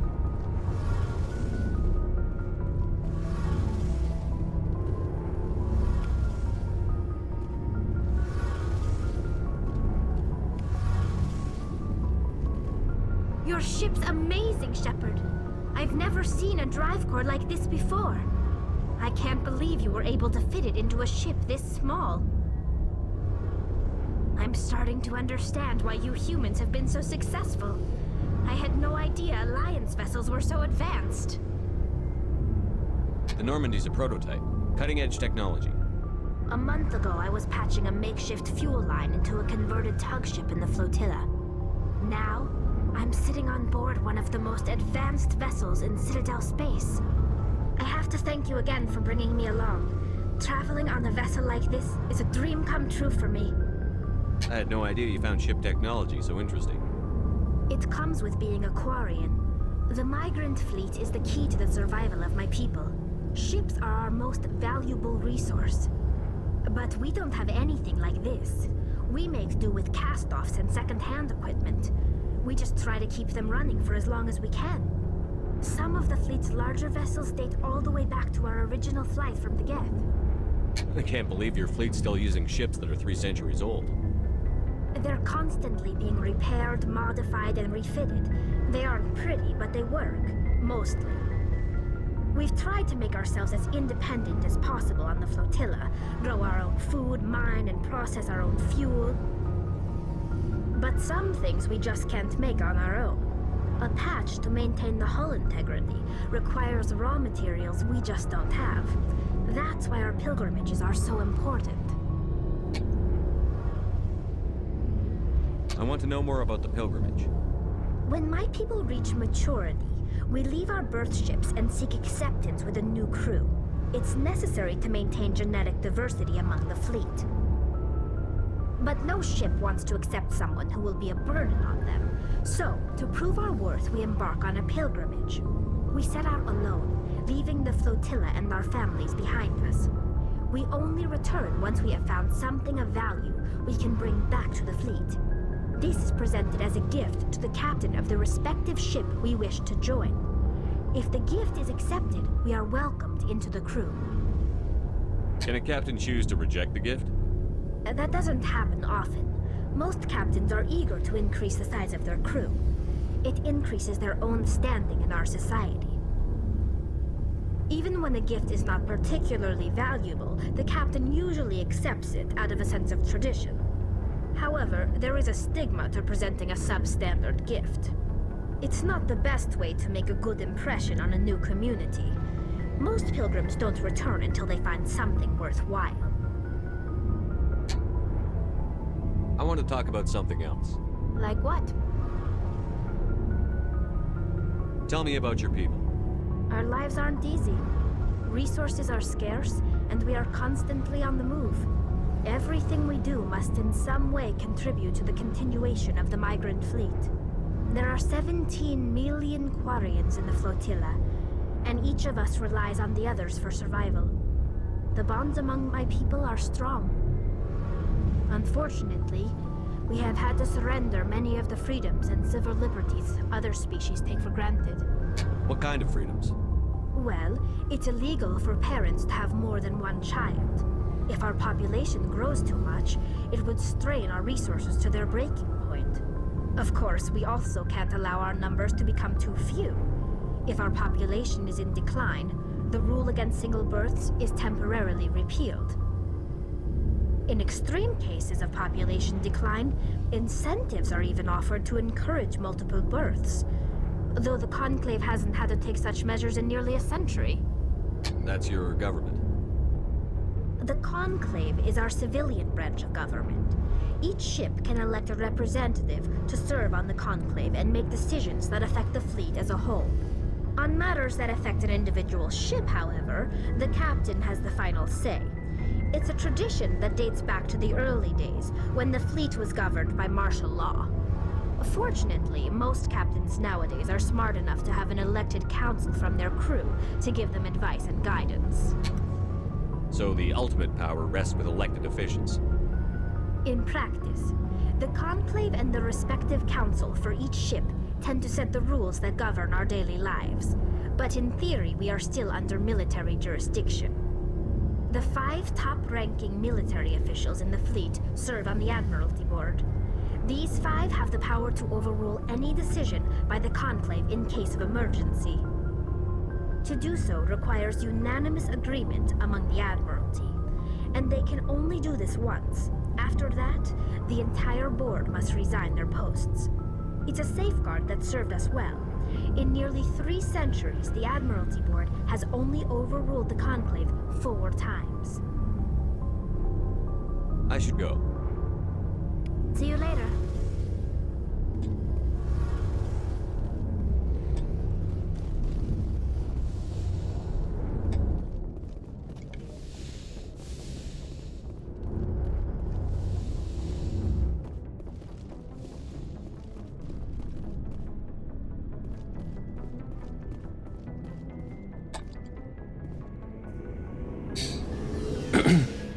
Alright, so that was a detour, but what I'm really looking for is how to get off the ship so I can go report this side quest that I did.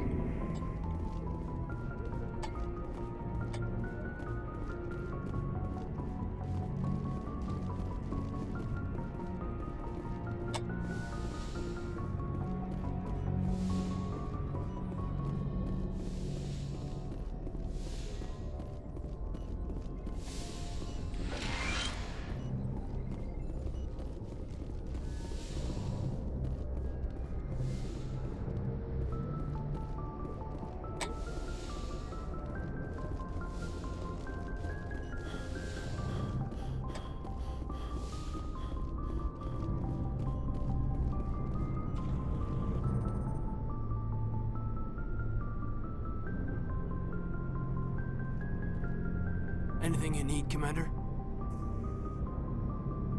Just trying to get a sense of where the crew's at. Thoughts?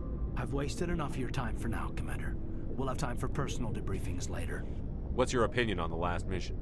I don't see how we could have done things any better. At least not without getting to Eden Prime sooner.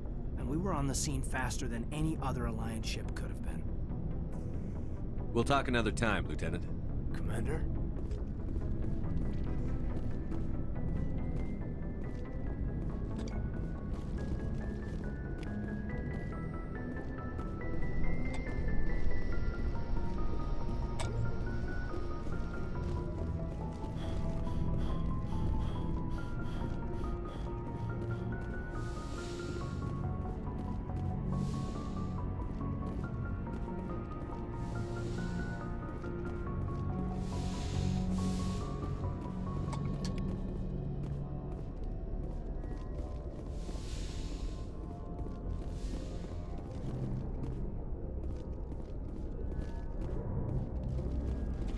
Yeah, I'm just also kind of looking around for stuff.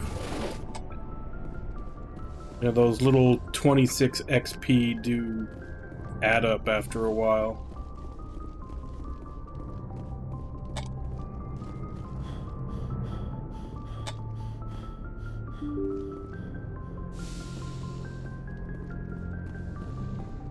Yes, Commander? Carry on, Presley. Yes, sir.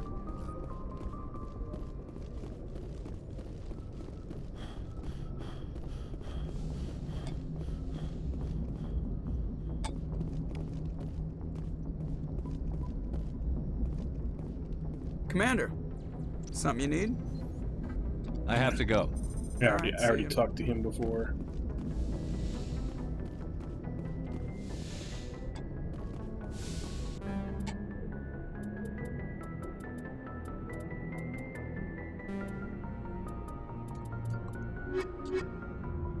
Let's go humanity.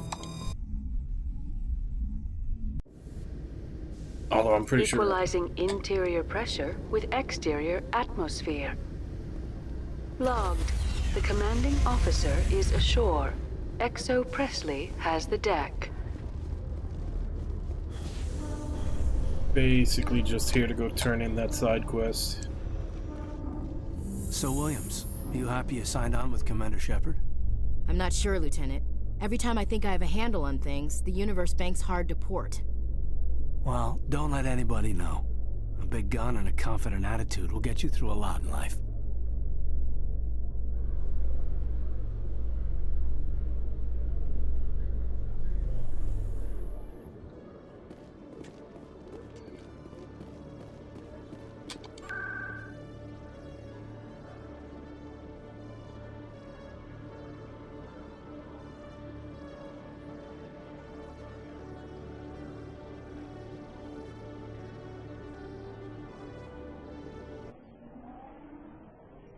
I think it said the Embassy Lounge. Double check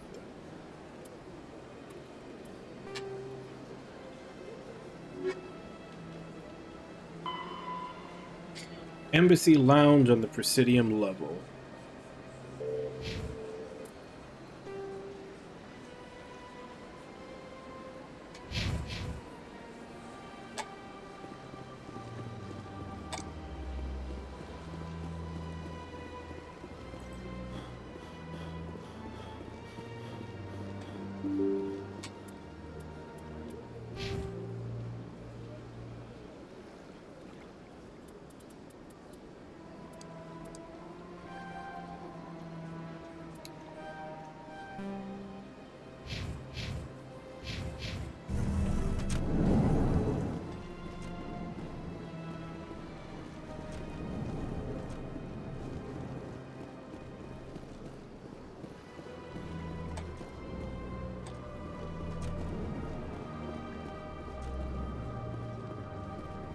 I know you.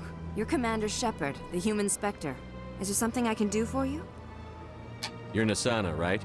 I ran into your sister, Dahlia. It didn't end well for her. What? Are you saying she's... Dahlia's dead, Nassana, and I know she was blackmailing you. And I was all set to try to manipulate you into hunting her down for me.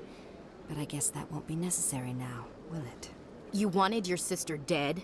If people found out my sister was a criminal, I'd be considered a security risk. They'd revoke my clearance, or place me on administrative leave until she was apprehended. I shall transfer a little something into your account as a token of my appreciation. I'm sure you'll find the amount satisfactory. Alright, let's be good guy. You're a diplomat on her way up the ranks. It could be handy to have a Spectre who owes you a favor.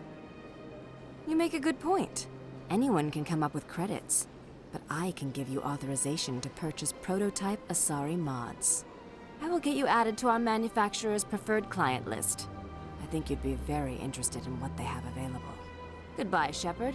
It has been a pleasure doing business with you.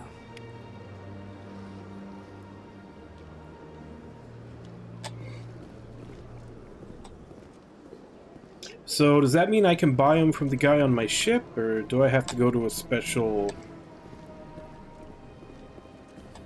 dealer? Like, I know a lot of the shops you can buy like I was buying licenses. I assume that's so that the guy on my ship can sell the stuff they have.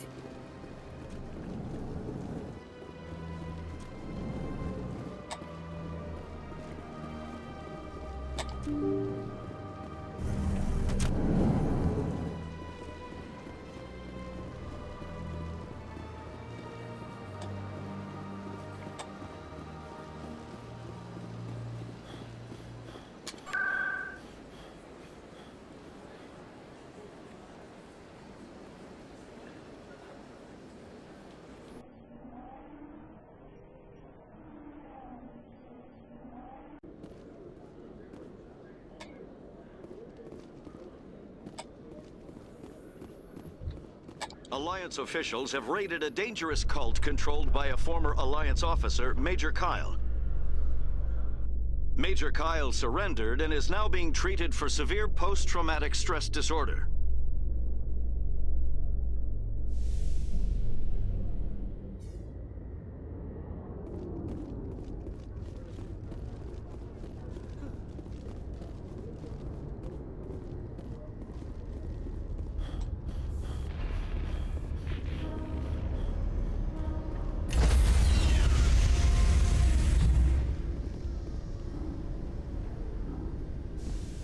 Yeah, because you just said that we'd be put on the preferred client list. Party. I don't know if I have to actually find the merchant or not. I can look that up later. The commanding officer is aboard. XO Presley stands relieved. But anyway, back to looking for... Well, not looking for Liara, but... back to the area, checking the planets we can land on in her area.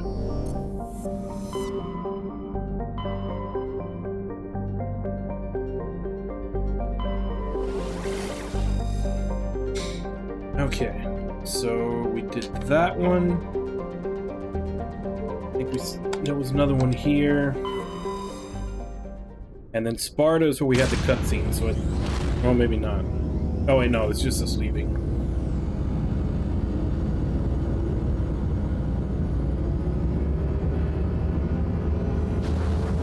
Yeah, because when we went close to the one that we could land on in Sparta, there was a little cutscene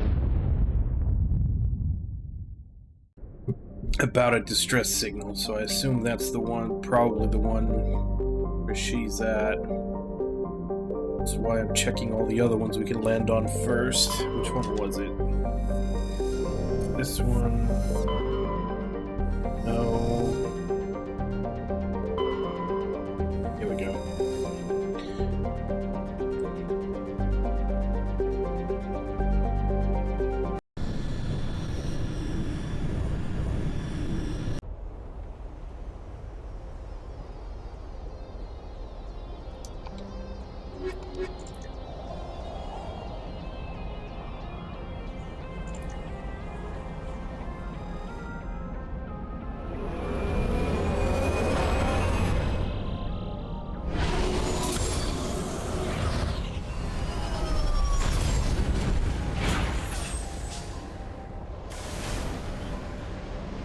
Commander, I'm picking up some strange readings. Really strange, like off the damn charts. It looks like it's coming from an underground complex a few clicks away from the drop zone.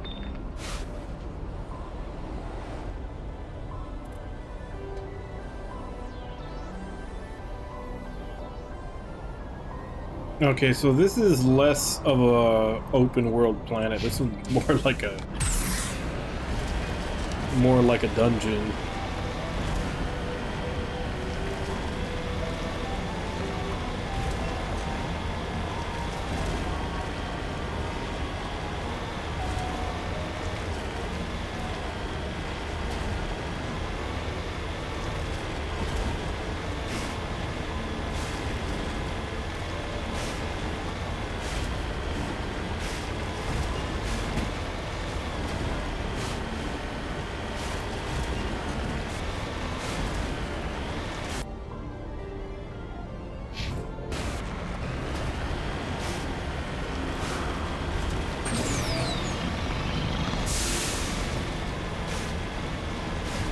See an enemy off to the side.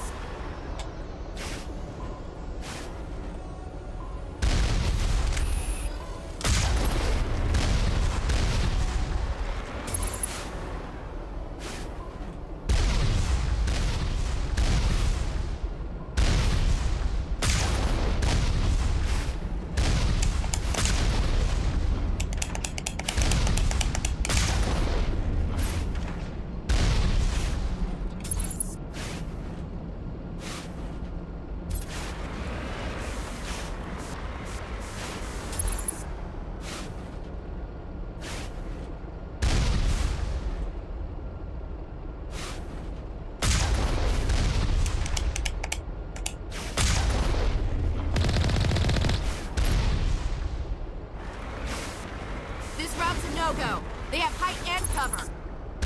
I don't think we can take that strong point head on.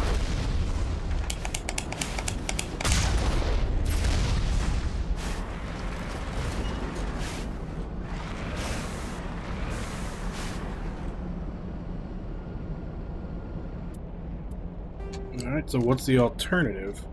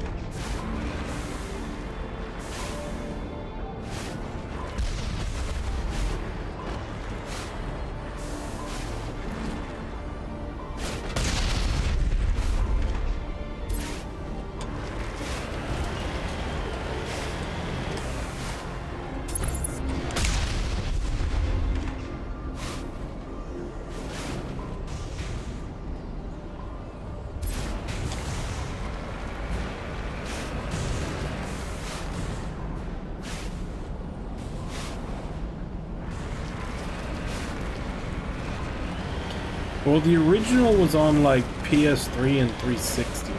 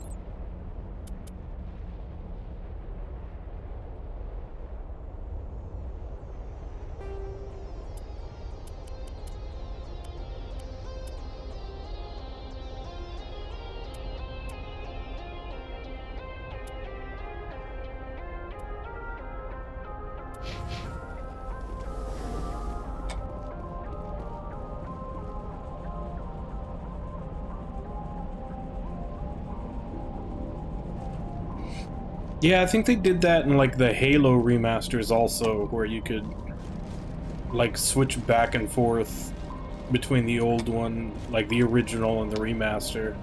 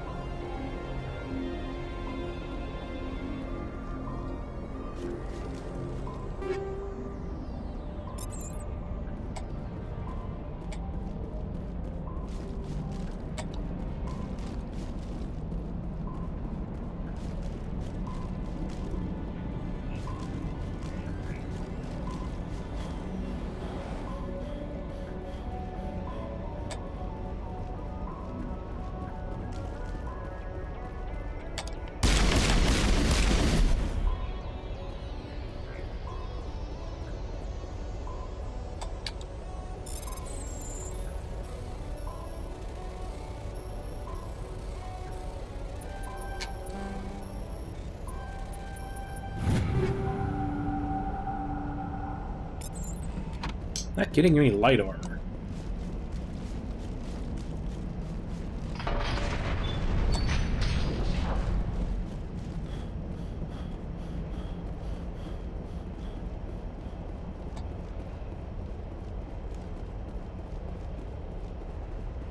Yeah, it's like every generation, basically since, like, I would say even PS2, like, there's a couple of games that look really good for that system, and everybody's like, oh, this is as good as graphics are ever gonna get. And then 10 years later, we look at them like, oh my god, those look fucking terrible. That's why it always feels like it's a mistake to go for realistic graphics, because they're just gonna age like milk.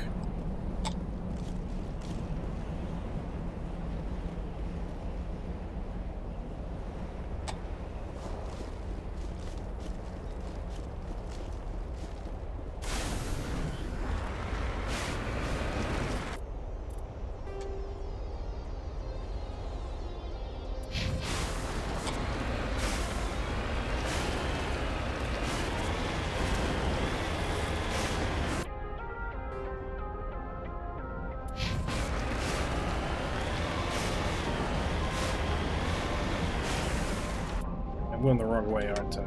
Yep.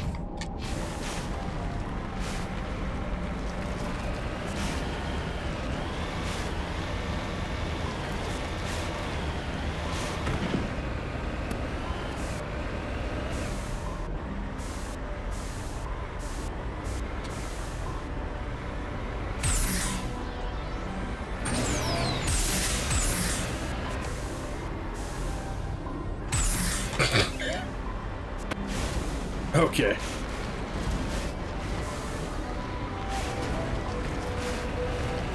About to say, for a second there, it looked like the game was we were soft locked.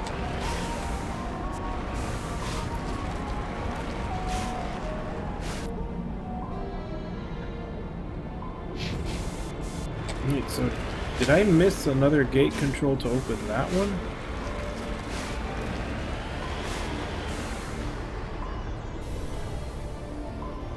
I must have. There's gotta... I thought I had opened the right gate, but I opened the entrance gate, not the exit. Here.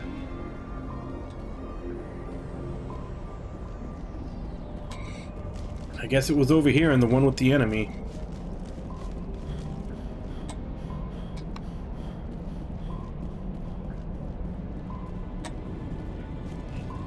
I just looted that and didn't think there was anything else.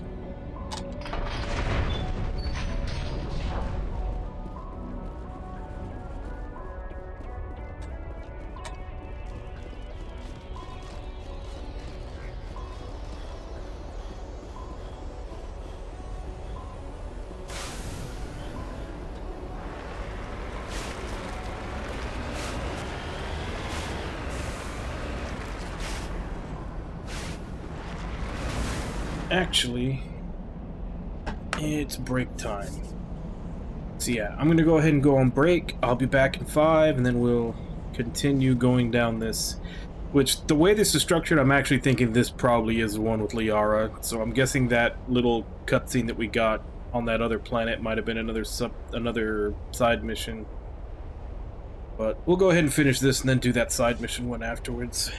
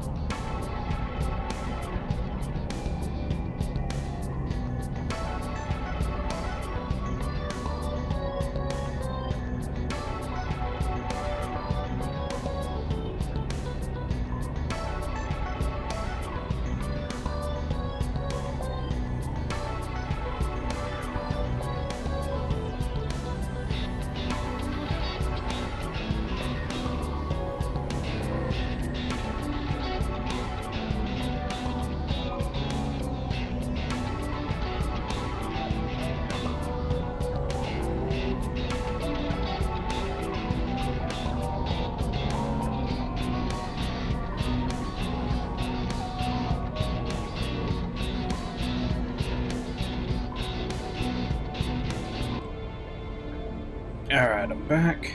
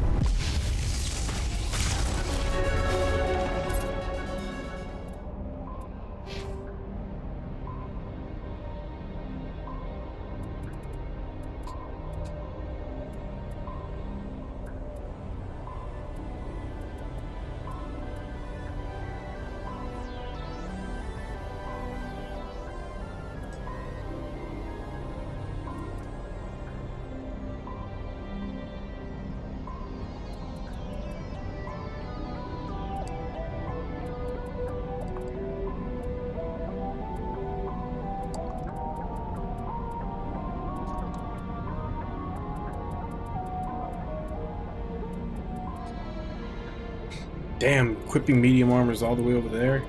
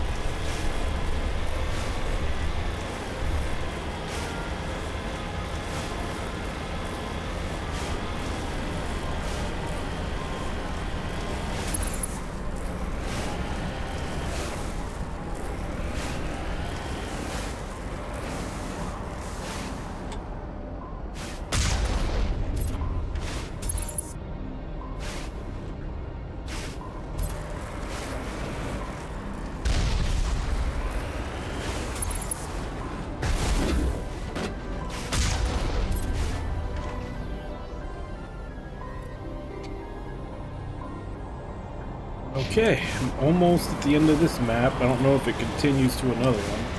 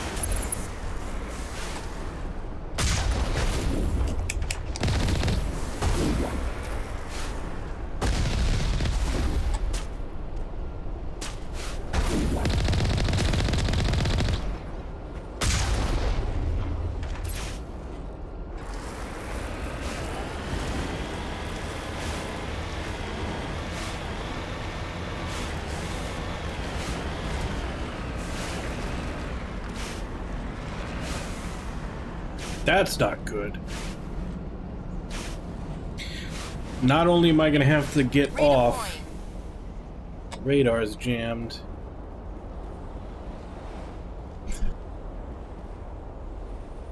I still can't save. Oh, I can save.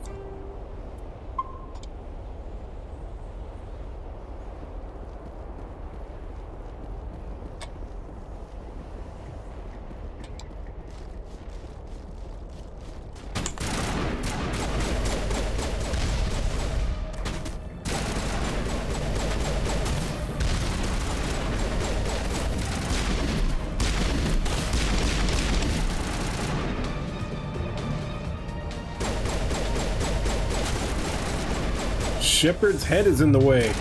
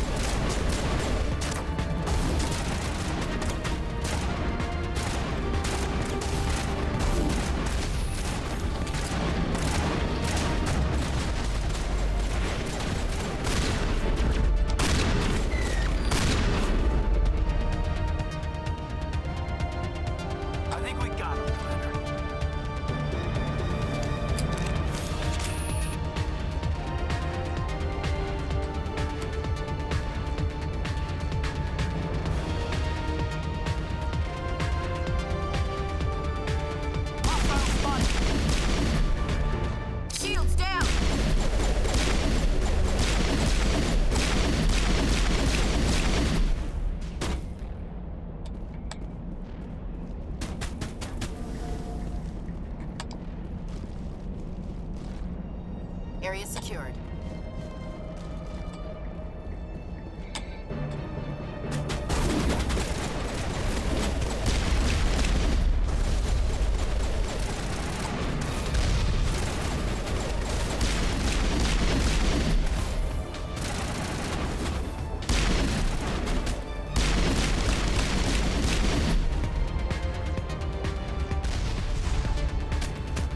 Another one over there.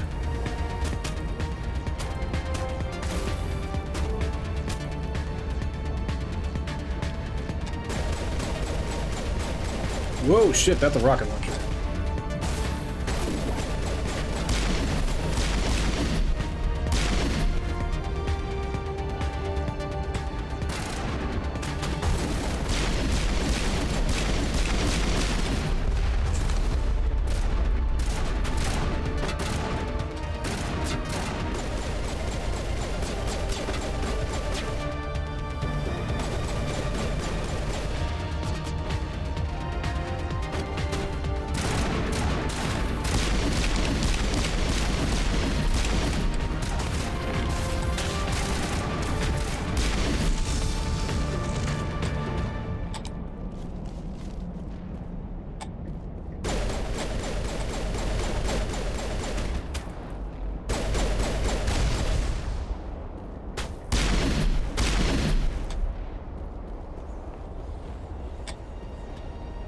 Contacts, Commander.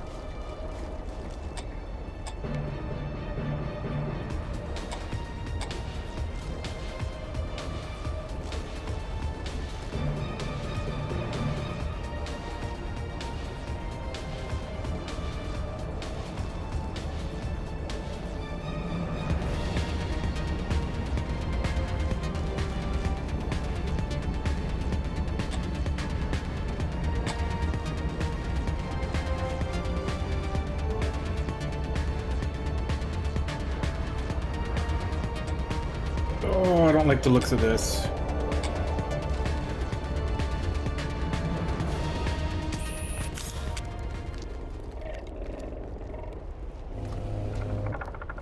And they're forcing me, like, right into a kill box with a fucking cutscene.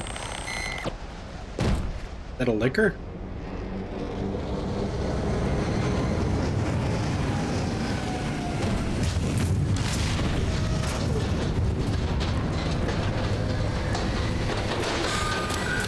Fuck, those are those things that I was killing with the rover.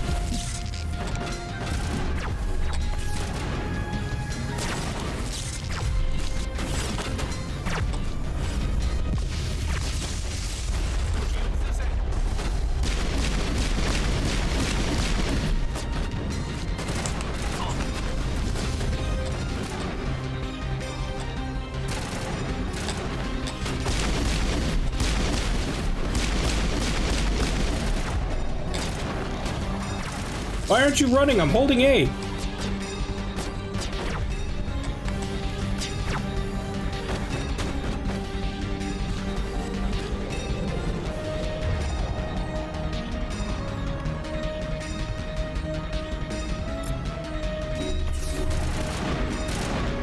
I don't even know what that does. I never read it.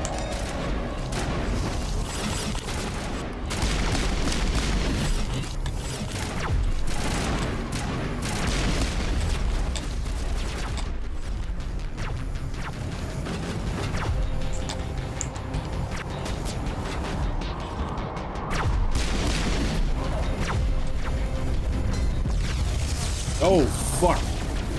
That thing hit me right in the face.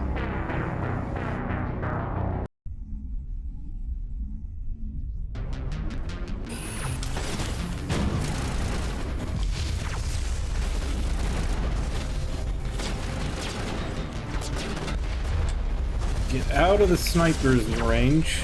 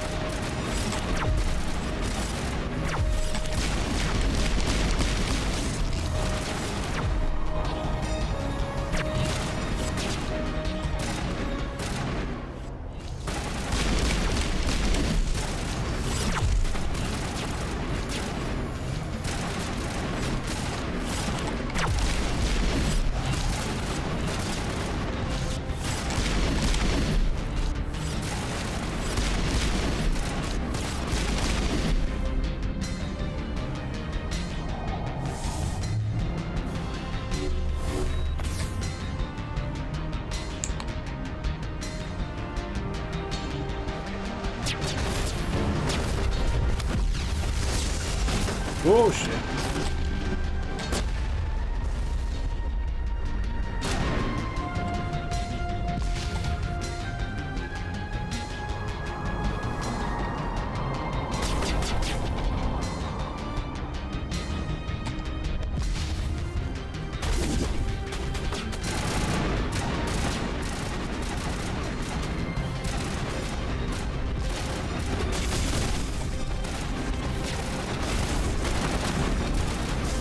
I can't remember what the directional controls are, but I'd like these guys to not follow me.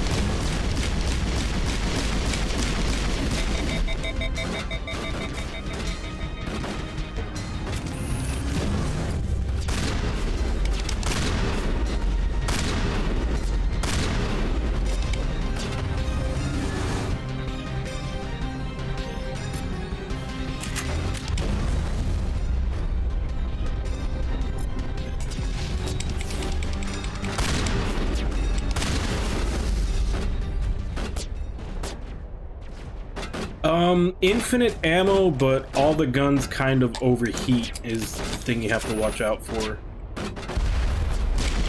Ooh.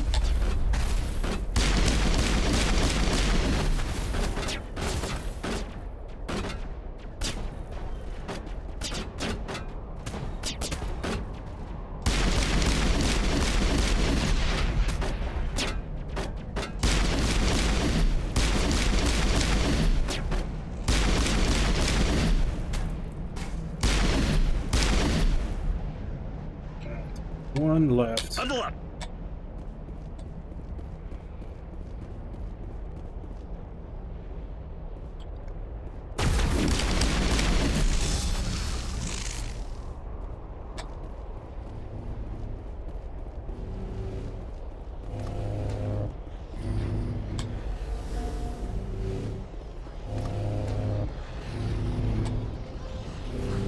What's that noise?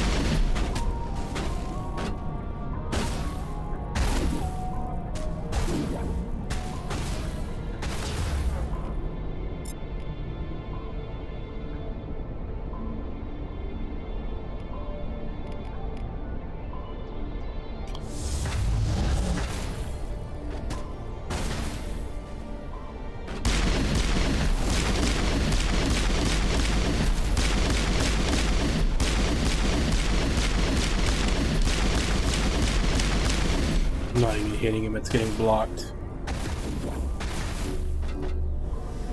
Because even with bad accuracy, at least a couple of those should have gone in and hit him. They're all just getting blocked.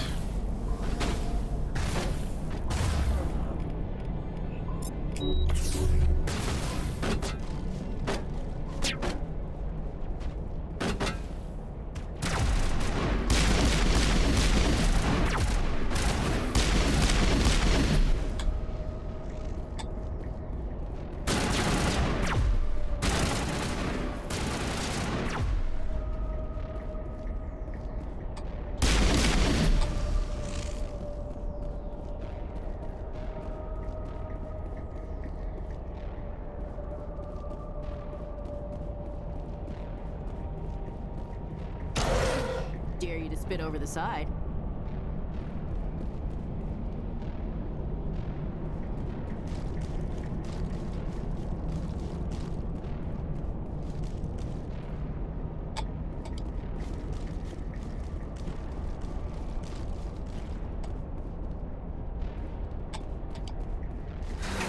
Ready.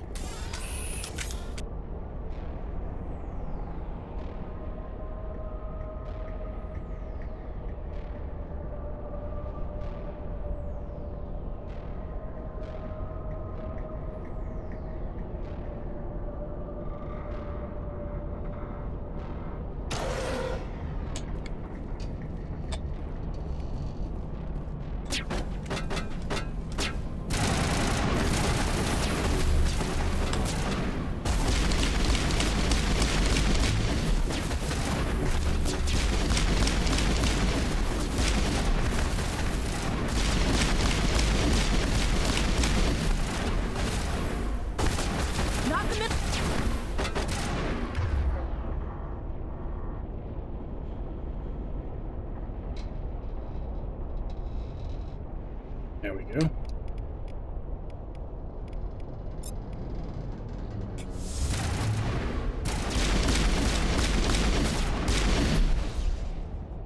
The tiles in those holes remind me of a bathroom floor.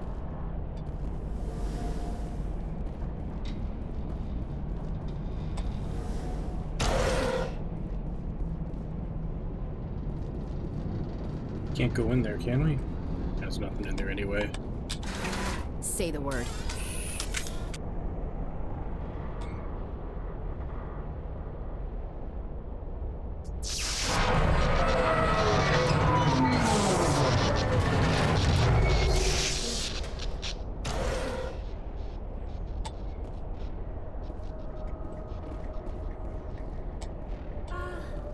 Hello? Could somebody help me? Please?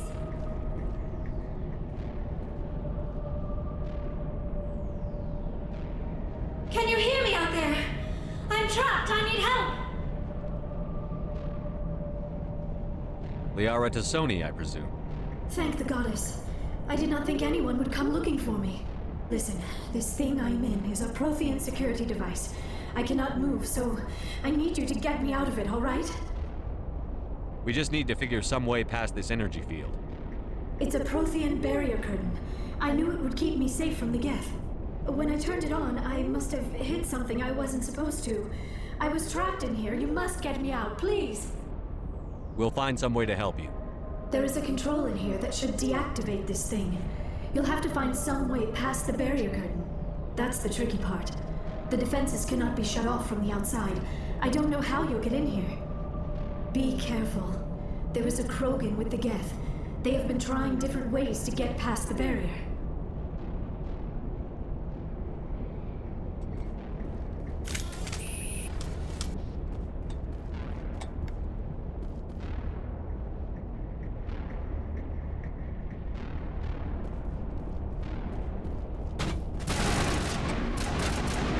That didn't take long.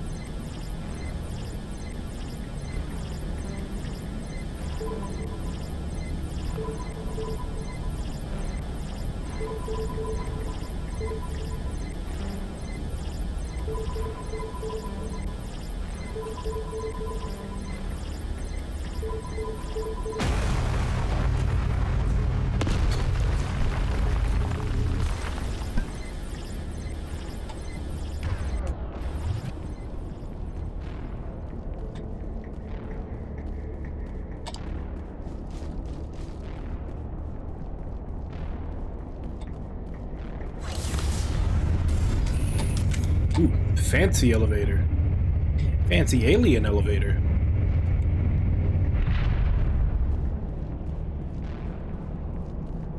Oh, how did you get in here? I didn't think there was any way past the barrier. We have to get you out of here before more Geth arrive. Yes, you're right. I've seen enough of them to last a lifetime. That button should shut down my containment field. Hold on, Commander. Her mother's working with Saren. Can we trust her? I am not my mother. I don't know why Benezia joined Saren. I don't want anything to do with that Turian bastard. If she was with Saren, the Geth wouldn't be trying to kill her.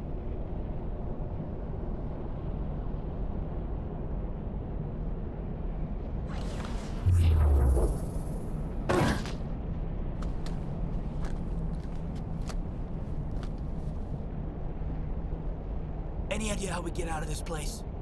There is an elevator back in the center of the tower. At least I think it's an elevator. It should take us out of here. Come on! I still cannot believe all this. Why would the Geth come after me? Do you think Benezia's involved? Saren's looking for the conduit. You're a Prothean expert. He probably wants you to help him find it. The conduit, but I don't know. What the hell was that? These ruins are not stable. That mining laser must have triggered a seismic event. We have to hurry. The whole place is caving in. Joker, get the Normandy airborne and lock in on my signal. On the double, mister. Aye, aye, Commander. Secure and away. ETA 8 minutes. Not much margin for error.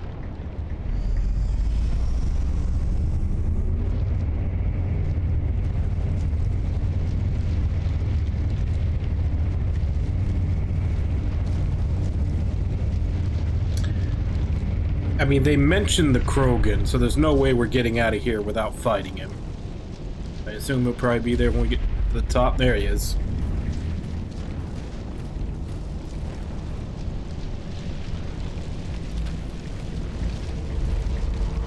Surrender. Or don't. That would be more fun. In case you didn't notice, this place is falling apart. Exhilarating, isn't it? Thanks for getting rid of those energy fields for us. Hand the doctor over.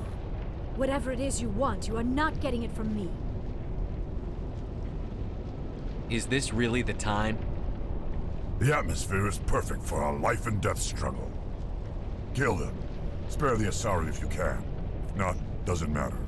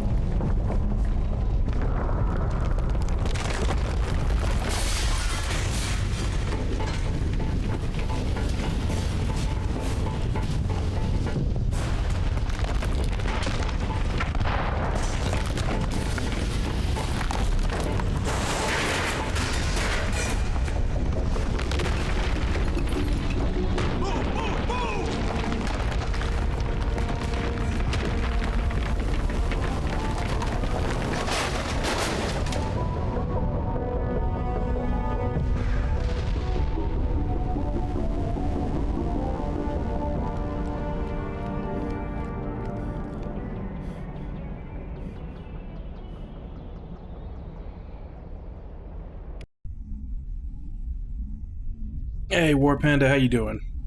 Too close, Commander. 10 more seconds we would have been swimming in molten sulfur. The Normandy isn't equipped to land in exploding volcanoes. They tend to fry our sensors and melt our hull. Just for future reference. We almost died out there, and your pilot is making jokes? It's a coping mechanism. You'll get used to it. I see. I'm okay. It must be a human thing. I don't have a lot of experience dealing with your species, Commander. But I am grateful to you. You saved my life back there, and not just from the volcano. Those Geth would have killed me or dragged me off to Saren. What did Saren want with you? Do you know something about the conduit? Only that it was somehow connected to the Prothean extinction. That is my real area of expertise. I have spent the past 50 years trying to figure out what happened to them. Hey, Cyanide, how you doing? Welcome to the stream.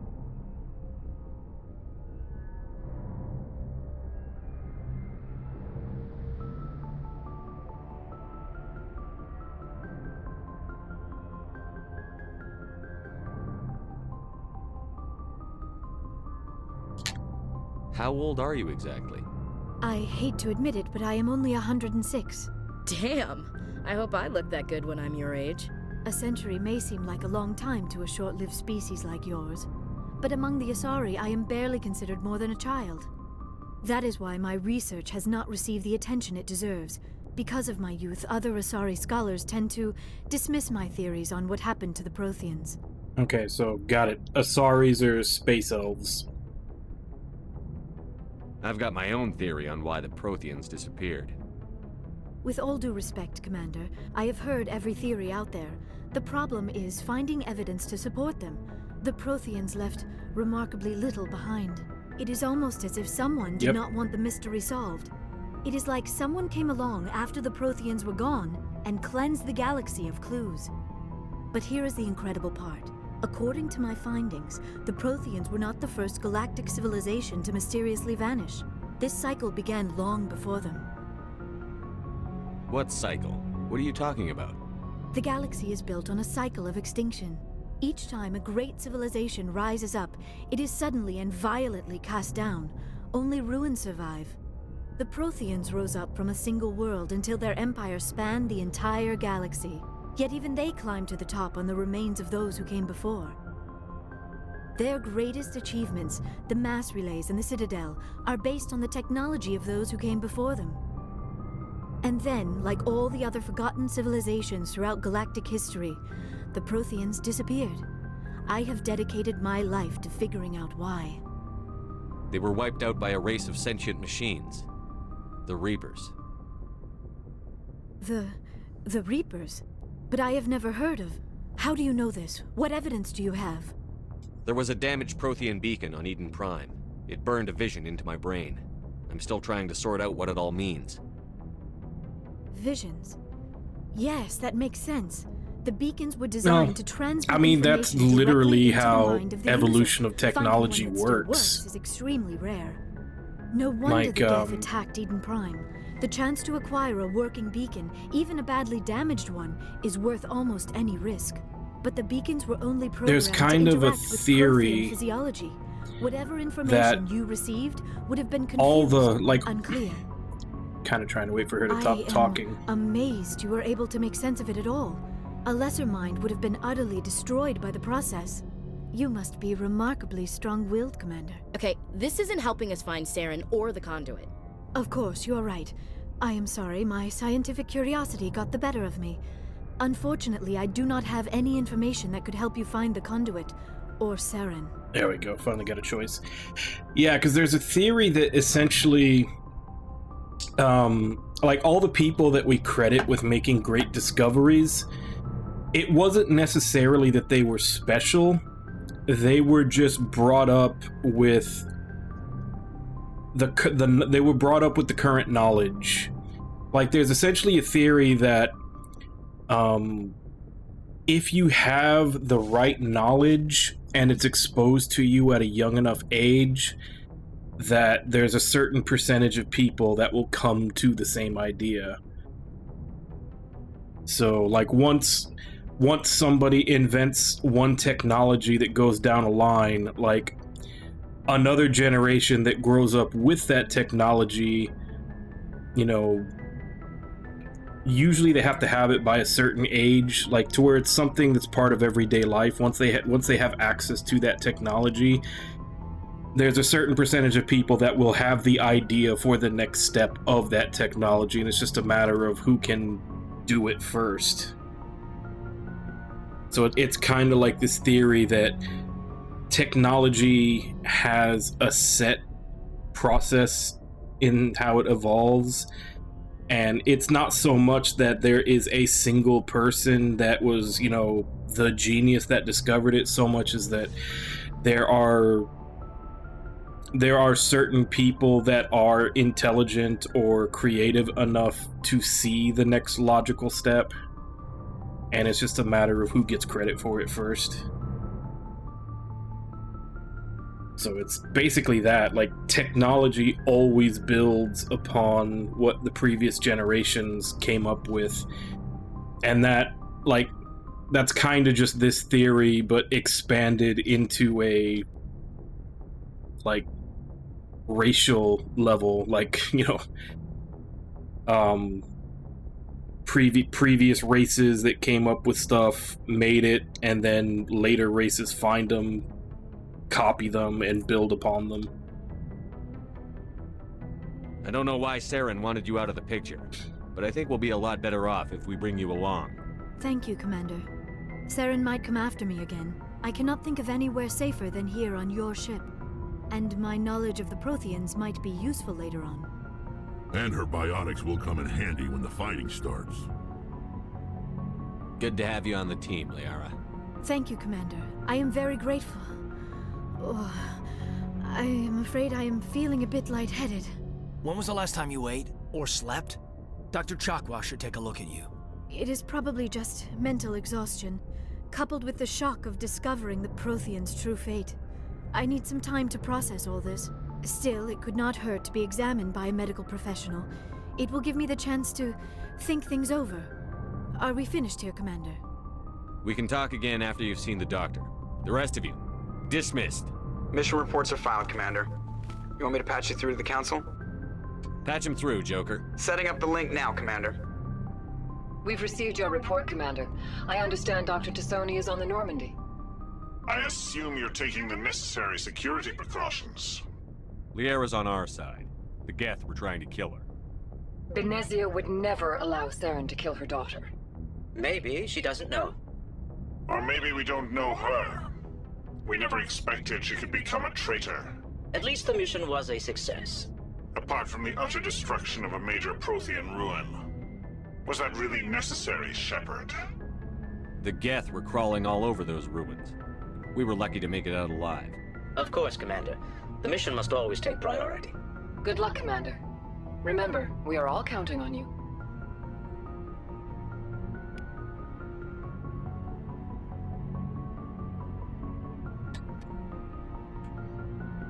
Alright.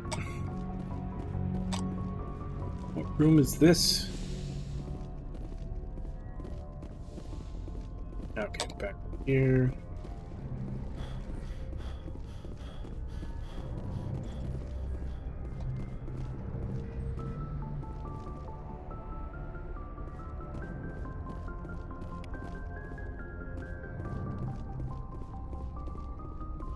I saw one that said heat load mod.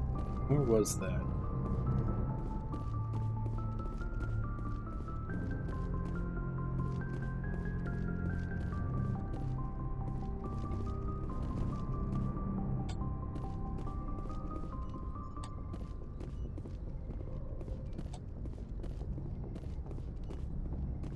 There it is.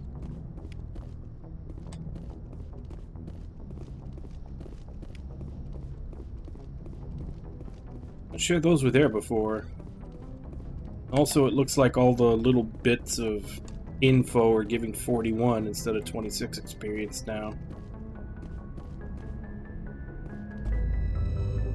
Okay, there was one more explorable planet in this area. I think it was here in Sparta.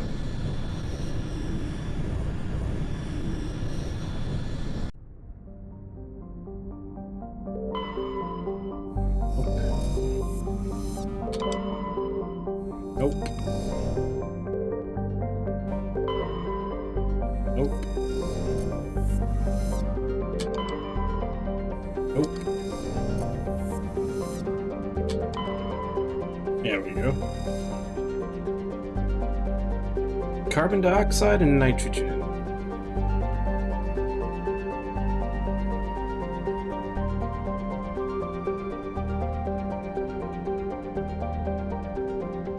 So almost triple our year. Their year is almost triple ours. Day is double ours.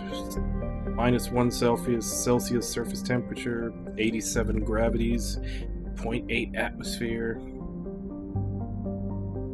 I mean, if it wasn't for the fact that, I mean, it says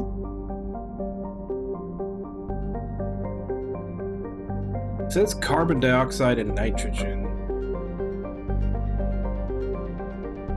I don't know if that's just mostly or if those are the only ones, but other than that, it'd probably be livable.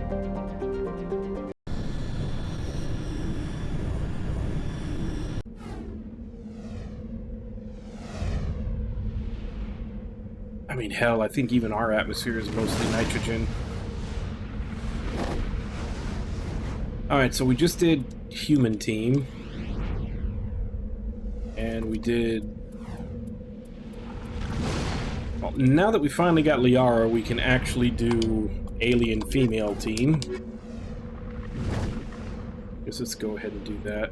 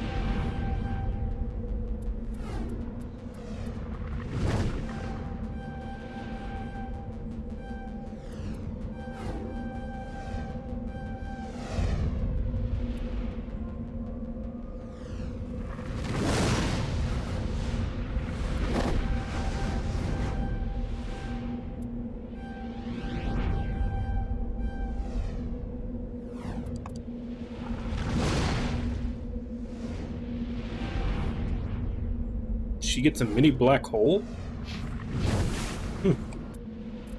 Alright, what are we looking at here? Let's go there first.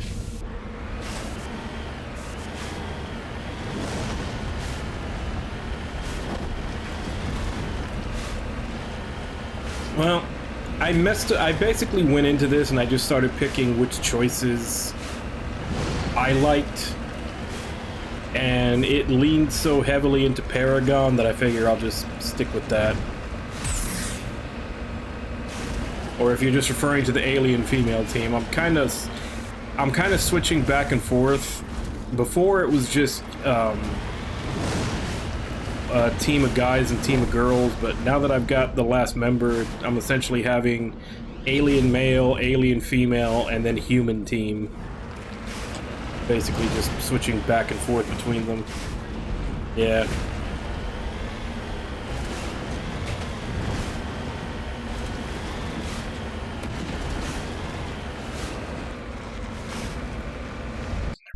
Oh, god damn it, I pressed the wrong button.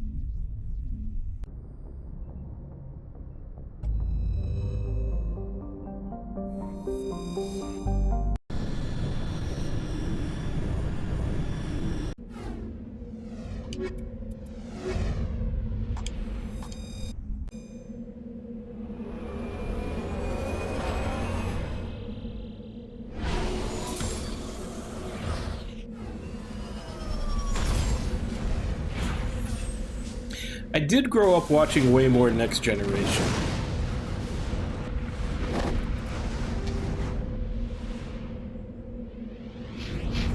That and Deep Space Nine.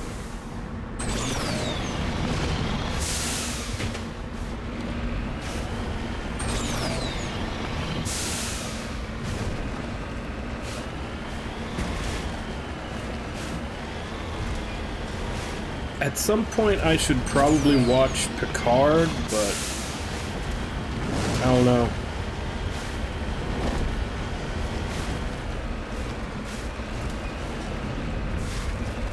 Yeah, after DS9, I never really got into another Star Trek series. Like, lots of other sci-fi series, like Stargate and Babylon 5 and Andromeda, and like lots of other sci-fi series, just, I don't know, I just never really got back into Star Trek after DS9.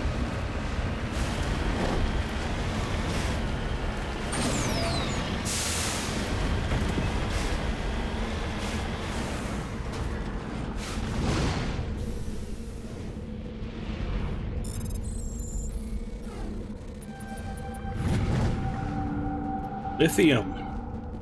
There we go. Now we can treat everybody's depression.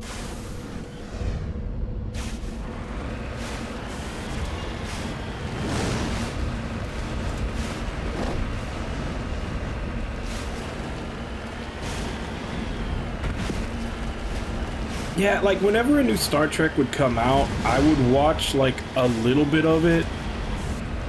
At most like the first season, and then I would just, like when another season would come out, I wouldn't go back.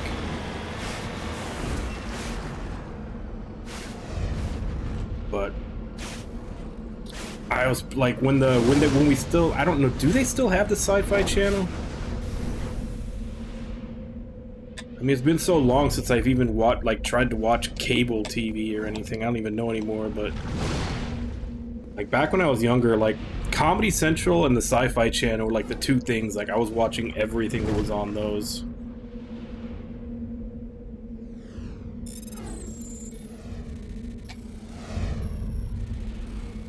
Farscape was another good one, now that I think about it.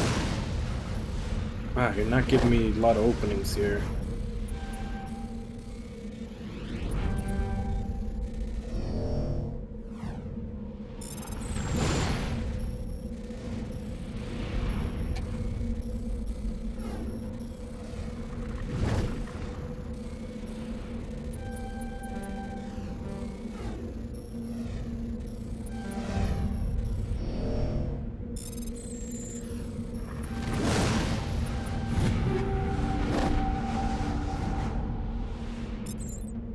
Probably actually check the upgrades.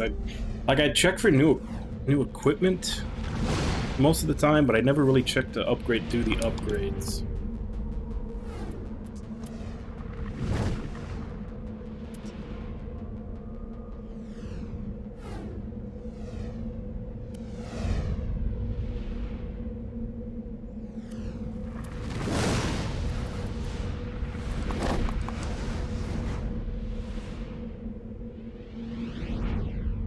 Orville's actually pretty good. It's obviously it's comedy because it's the guy who made Family Guy, but at the same time it is pretty faithful to like what the older Star Treks were, while also being part comedy. Like Orville's pretty good.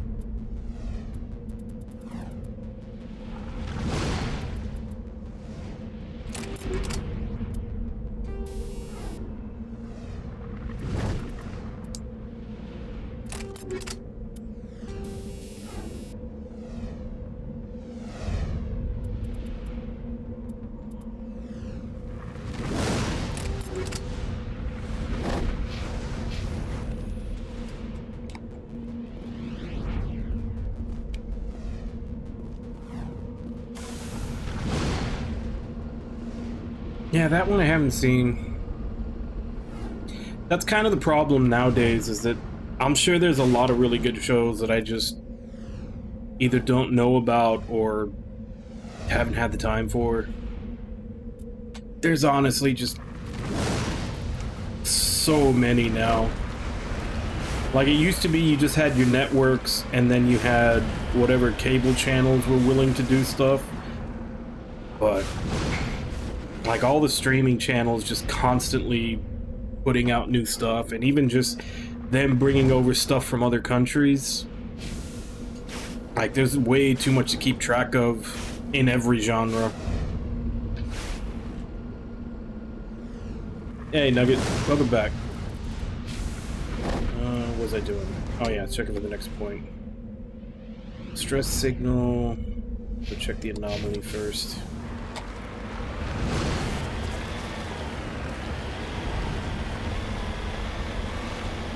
Yeah, that's...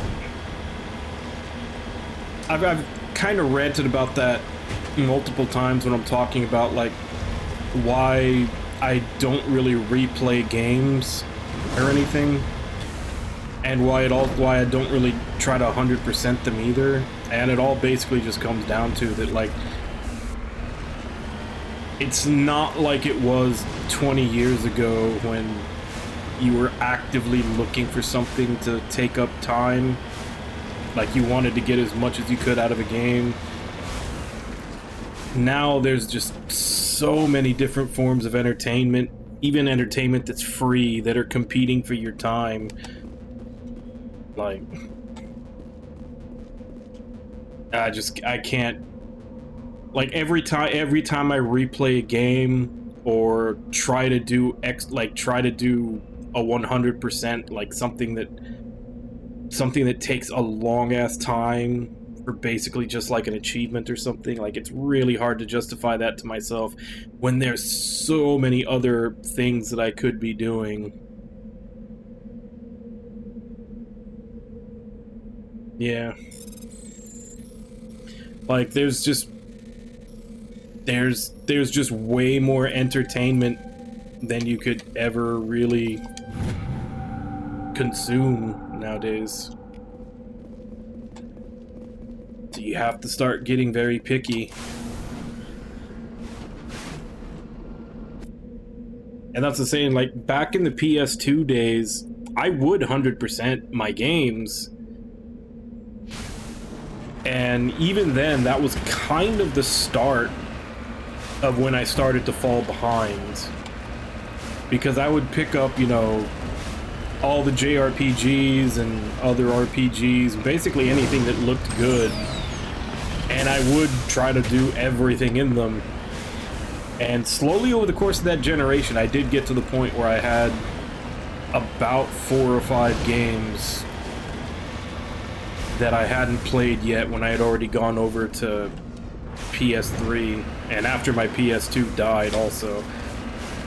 Like, there was a small handful of games that I kind of had sitting there unplayed until I just recently bought another PS2 like 3 years ago. And then from like PS3 days and on, I don't want to make that mistake again. From PS3 days and on, it was just like, it was just way out of hand.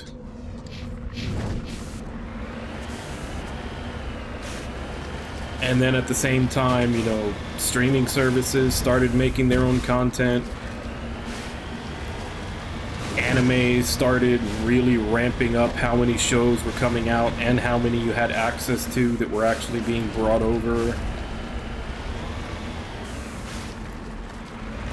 More movies were coming out. Like, every form of entertainment. YouTube actually started getting way more popular for actual, like, content you can watch, and not just, you know, Because I think I remember back to the days when like YouTube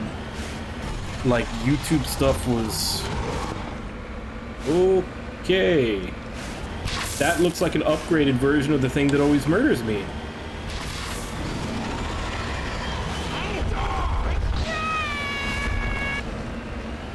Yeah, I'm dodging.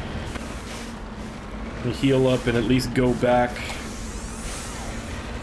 once I'm ready for it. But yeah, because I even remember back when YouTube, didn't YouTube have like a 15-minute max on videos you could upload or some shit like that? Now you've got people doing whole ass like in-depth research, 3-hour documentaries and posting them on there.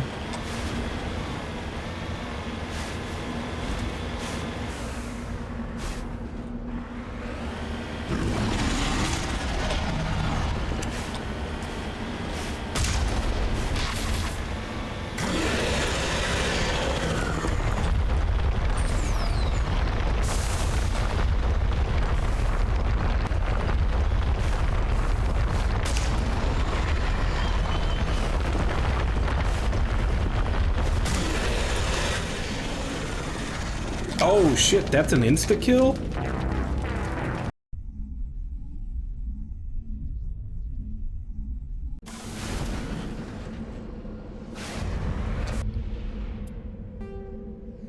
Crap, now I gotta redo everything. I keep saying I'm going to, and then I always forget. Like, every time I always say I'm gonna save after everything I do when I'm on these planets so I don't have to constantly redo them, and then I forget.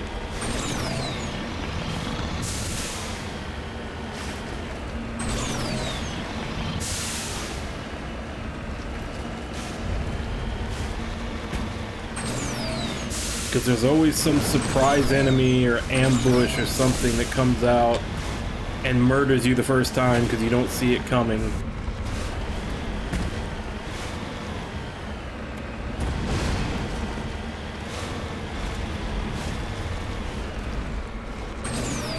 Yeah, and I was actually keeping to that for a couple of planets, and then I did that story mission to go rescue Liara where, you know, for almost all of it you couldn't save because it was essentially like a dungeon on this rover thing. And I think that whole section lasted long enough that it made me forget about saving after everything.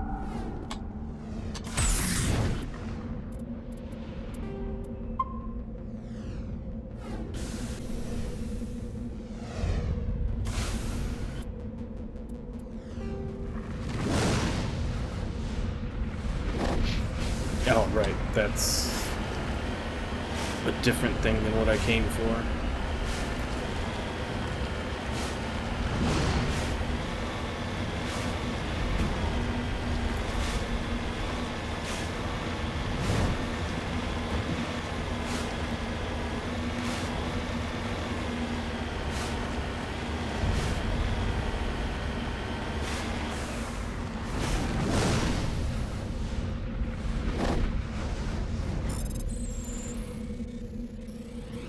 Harder one.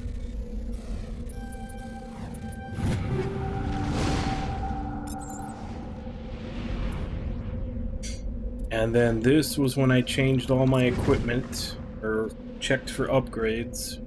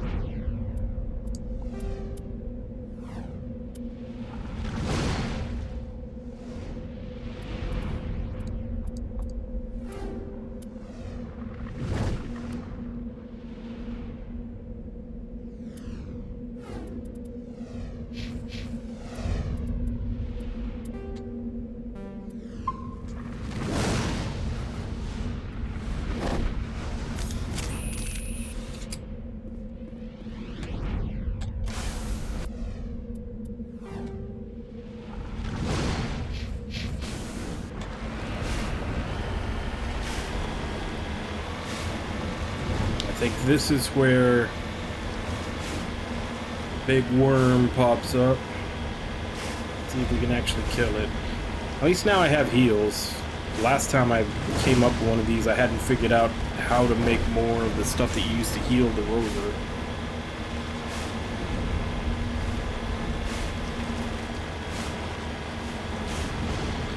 I just have to watch out for its fucking one-shot attack.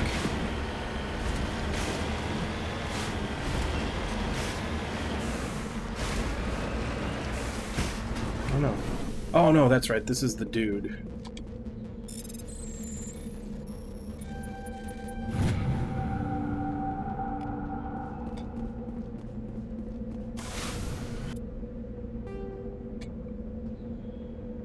The distress signal was where that thing was. Distress signal is a trap.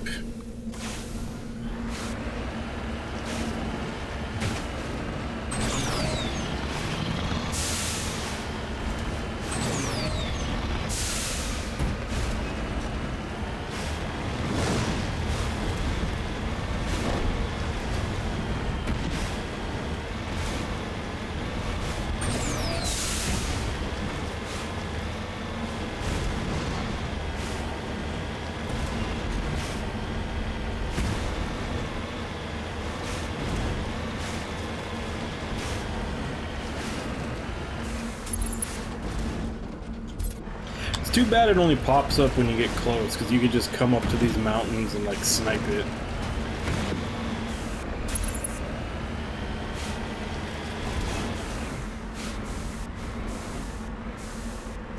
Come on, say hi.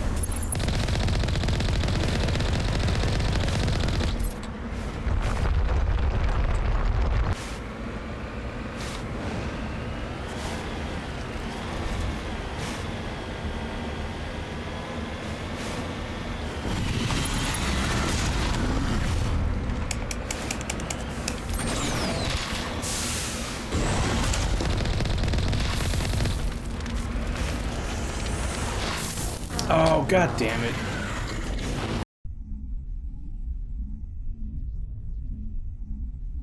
My boost hadn't come back. I just hit heal and I was trying to boost away.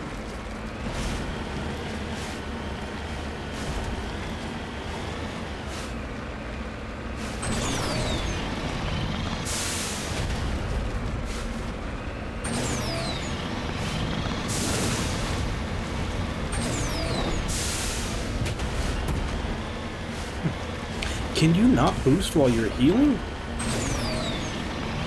It doesn't seem to have that long of a cooldown.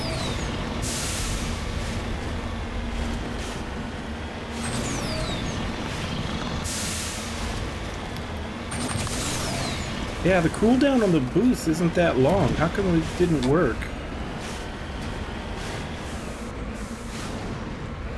Almost like I said, maybe you can't boost while you... No, I'm pretty sure I've done it before.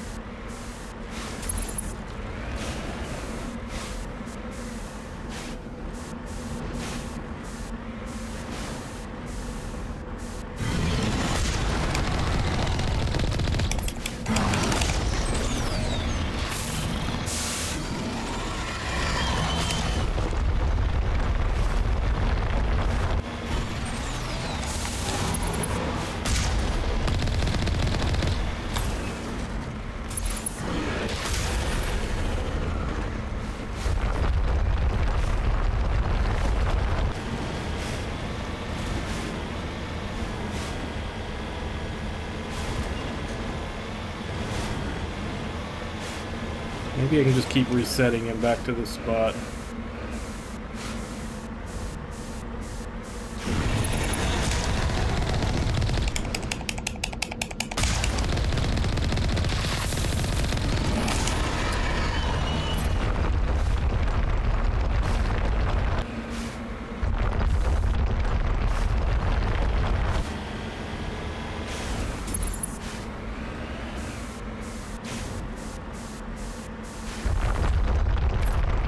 Oh crap!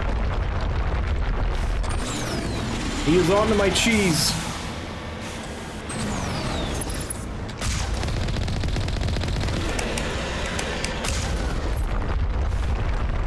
He didn't fall for the cheese strat.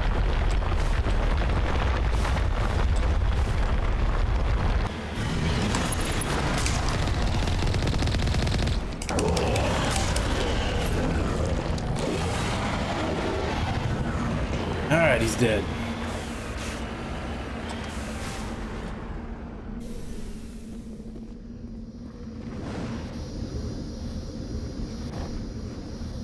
Alliance soldiers. Looks like they were lured here by the distress beacon. It appears these men were under the command of Admiral Kahoku. He will want to know what happened here.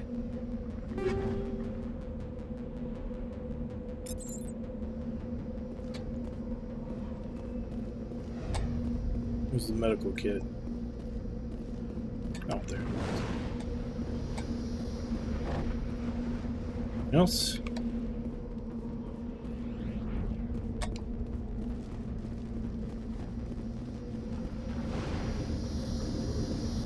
Can't turn off the beacon, so more people don't. Well, I guess we already killed the worm.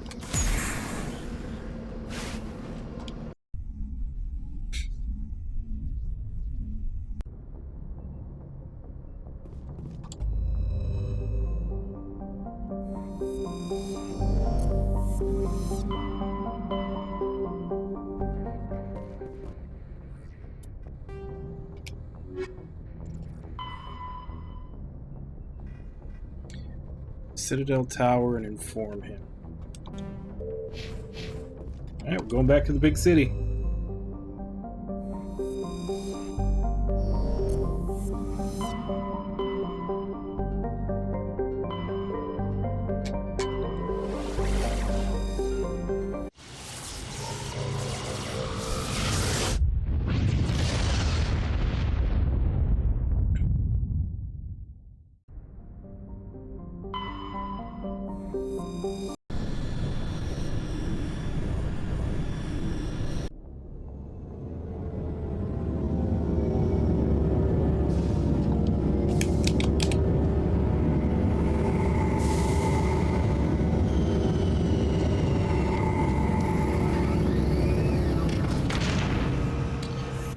I guess that is to cover up loading, because you can't skip that docking scene.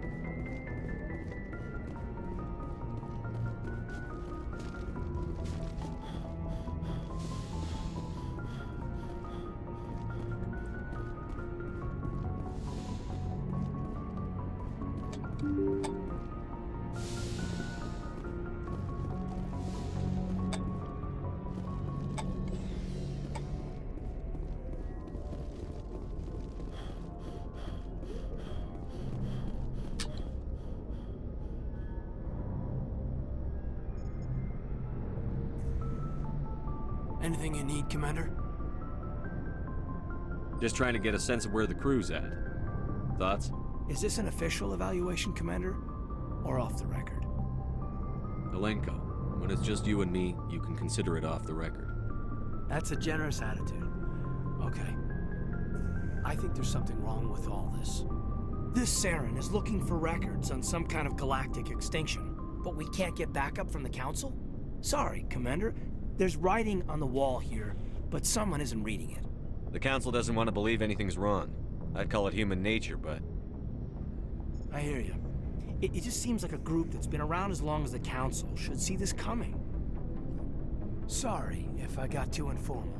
Protocol wasn't a big focus back in Bot. Tell me about it. Biotic acclimation and temperance didn't last past the airlock. To the kids they hauled in, it was brain camp. Sorry, hauled in is unkind. We were encouraged to commit to an evaluation of our abilities so an understanding of biotics could be compiled. There are worse results of accidental exposure to Element Zero in the womb. Beats the brain tumors some kids grew up with. Is there some question about how you were exposed? My mother was downwind of a transport crash. It was before there were human biotics, a little after the discovery of the Martian ruins. It only gets iffy around 63 when Kinetics was running out of first-gen subjects. Until then, they'd relied on accidentals. A bunch of guys in suits show up at your door after school, and next thing you know, you're out on Jump Zero. Jump Zero is a long way from home. What was it like? The grand gateway to humanity looks a lot better in the vids. But that's my own baggage, Commander. No bearing on this. Alenko, there's no regulation that says you can't be friends with your commander. I appreciate that, Commander. I just don't want you to think that I'm a whiner. Besides, I've got my past squared away.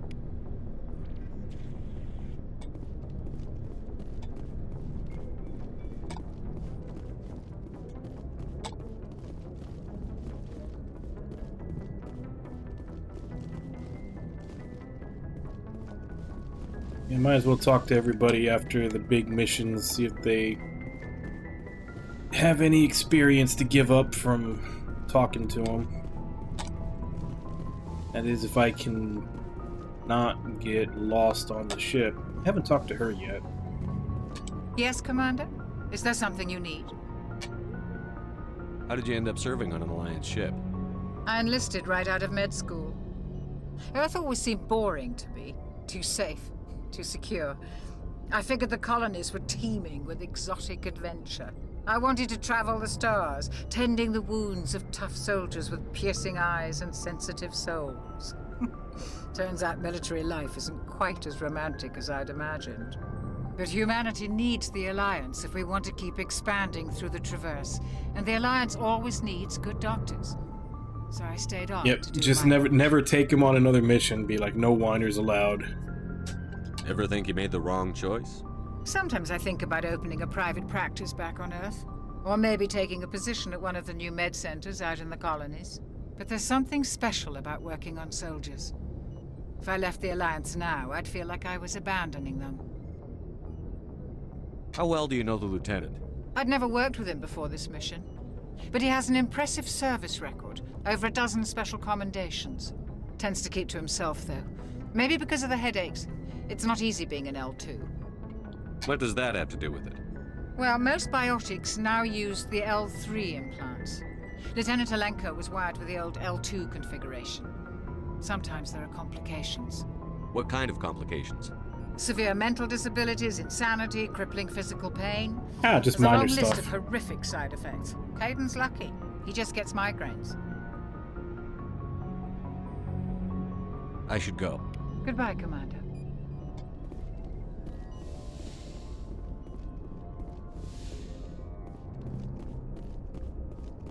Yep. I think that's more of a product of, you know, this being from the 360 PS3 generation.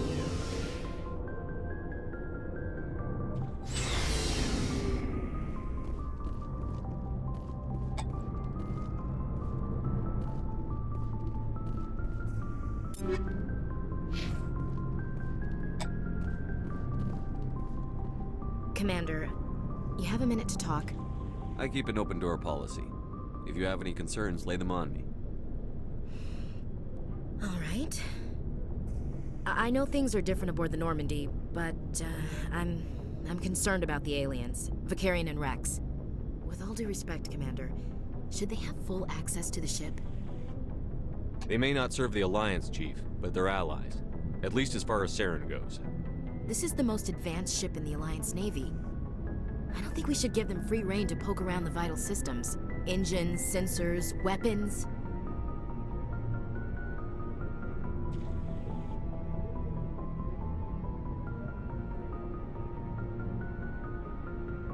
You don't trust the Alliance's allies? I'm not sure I'd call the Council races allies. We, humanity, have to learn to rely on ourselves. Standing up for ourselves doesn't mean standing alone. I don't think we should turn down allies. I just think we shouldn't bet everything on them staying allies. As noble as the Council members seem now, if their backs are against the wall, they'll abandon us. You've got a pessimistic view of the universe, Williams. A pessimist is what an optimist calls a realist. Look, if you're fighting a bear and the only way for you to survive is to sick your dog on it and run, you'll do it. As much as you love your dog, it isn't human. It's not racism, not really. Members of their species will always be more important to them than humans are. These seem like deeply held beliefs, Williams. What made you think this way? My family's defended the Alliance since it was founded. My father, grandfather, great-grandmother, they all picked up a rifle and swore the oath of service. I guess we just tend to think of Earth's interests as our own. It doesn't sound like you've worked with aliens before. No, sir. Mainly I've been groundside, part of the surface garrison forces. I did get a rotation on a space station for training. Every Marine a rifleman, every rifleman ZG certified. That's odd. Your record is spotless and your technical scores are exemplary. You should be serving with the fleet. Anyway, that's why I haven't served with many aliens, Commander. I come from a military family too. My parents were both Navy. Anybody in your family we might know? Couldn't say, Commander. We probably have a lot in common. You join up to carry on the tradition? No. The future of humanity is out here. There's so much we haven't seen yet. Yeah. I still remember my first field exercise on Titan. When we hit mud, Yeah, so far I've basically just been playing him as like Captain America. Ever stood here. Then my drill instructor kicked me in the ass. I went face first into the muck. He spent the next 5 minutes chewing me out for gold bricking. Don't tell me you had Gunny Ellison. He's the only one I know who uses that word to describe shirking duty. Oh lord, you went to the Makapog boot camp too? Yeah. Gunny Ellison's still reaming out recruits down there, kicking ass and using words like inveigle and pusillanimous. All right. I can see where your concerns are coming from, Williams. But this is a multilateral mission. You're going to have to work with aliens, like it or not. It won't be a problem, Commander. You say jump, I say how high. You tell me to kiss a Turian, I'll ask which cheek.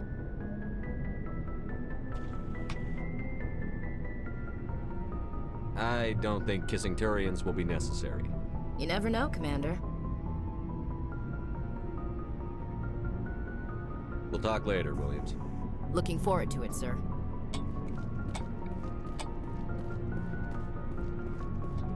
So, we've got Saren on the run. It won't be long now. Saren's good, but I'm better. Good. He's rotten. To the core. I could tell as soon as I met him. Why didn't you tell me this sooner? I would have if I thought I was important.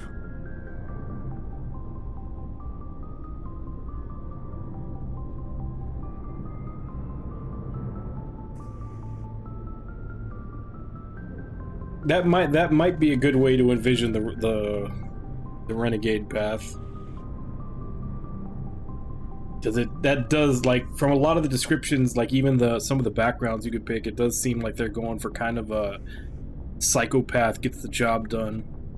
Almost like just as bad as Saren trying to catch Saren. I think I'd like to hear about it just the same. This was a while ago. A bunch of mercs were bragging about a job out near the edges of the Terminus systems. They said it paid well and the boss was never around to ride them. They said he was looking for more men, too. So I checked it out. I didn't know Saren was openly recruiting mercs. It wasn't that open, and he only showed his face once. We'd been raiding ships in the area for months when we took out this massive cargo freighter. Our biggest haul yet. I was on board checking bodies for valuables, looking for some extra credits.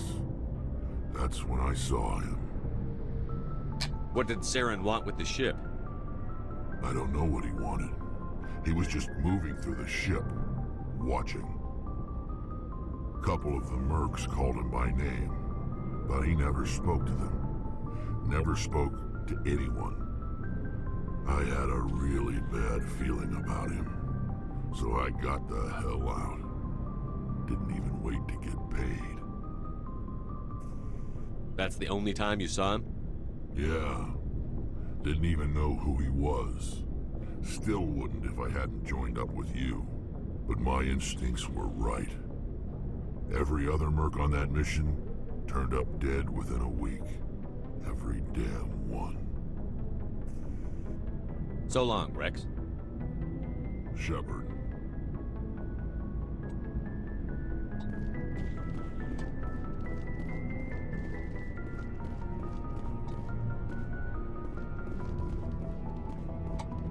Commander, how are you?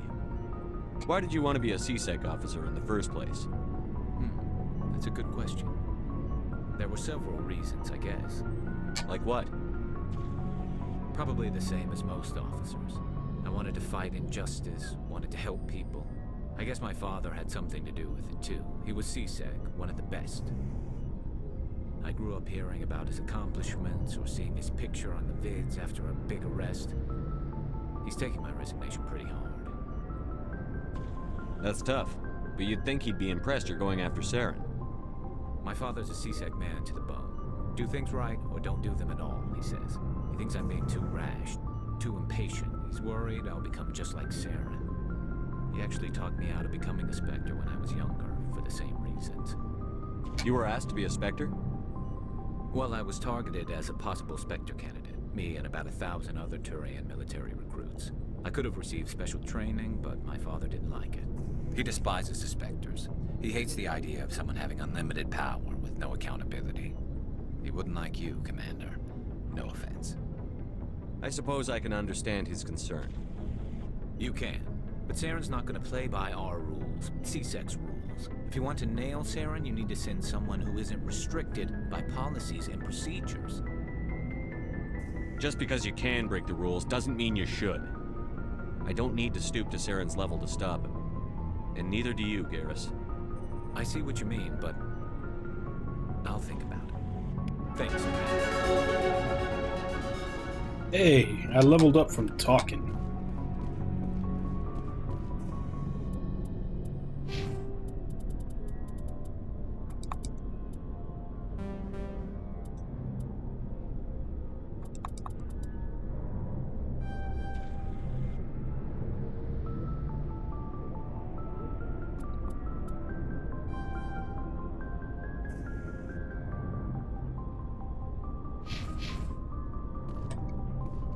Looking for supplies?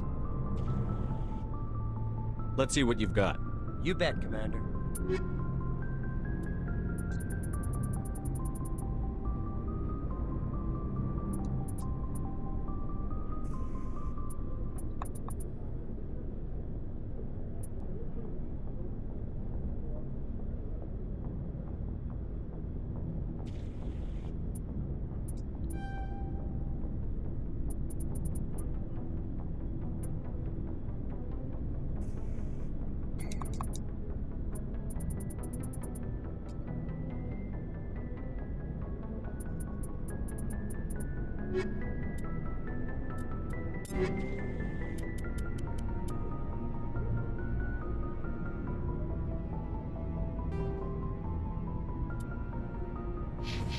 Yep, that was a bit of an upgrade.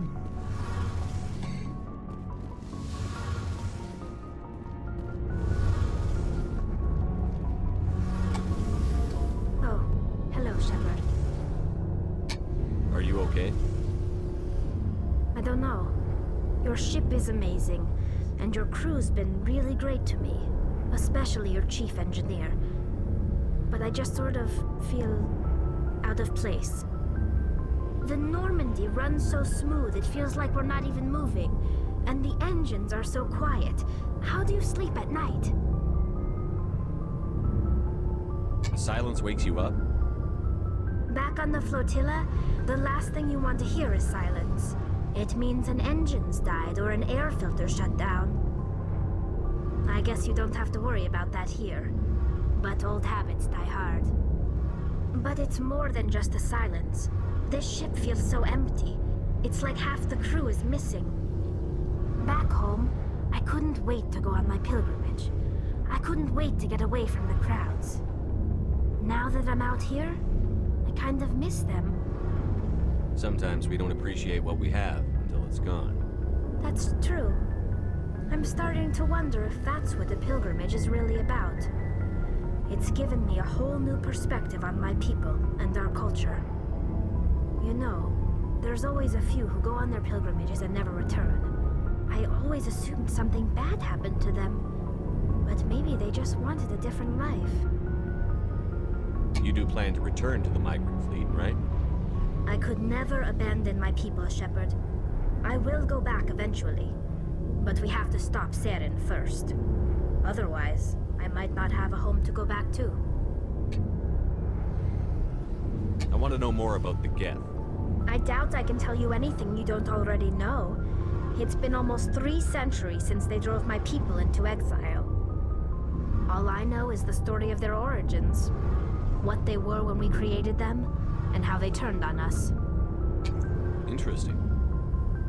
The Geth were originally created to serve as an automated manual labor force. Initially, their intelligence was as limited as any VI. Over time, we made small modifications to their programming to allow them to perform more varied and complex tasks, bringing them closer and closer to true AI status. How come the Council didn't step in and stop you? This wasn't true AI research. We may have been skirting the bounds of the law, but we never did anything that was actually illegal. The changes were so insignificant, so gradual, that we were able to control them. Or so we thought. But one thing So in this universe, AIs are illegal. Which is funny because we're still waiting for governments to catch up on that. With as much as AI is starting to boom.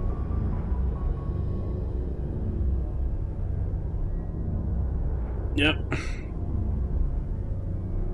Next thing you know, you're gonna be a Roomba's just gonna run up and like inject you with something. You're gonna be out, and they'll take over. You'll never see it coming. Right at foot level.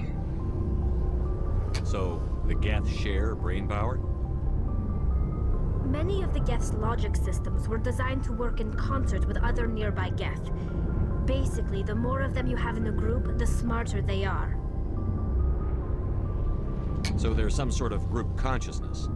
No, nothing like that. They cannot share sensory data or information. Their programming cannot handle that much simultaneous input. Each Geth maintains an individual awareness and identity. The neural network only operates on a process-based level. It's basically the synthetic equivalent of a subconscious.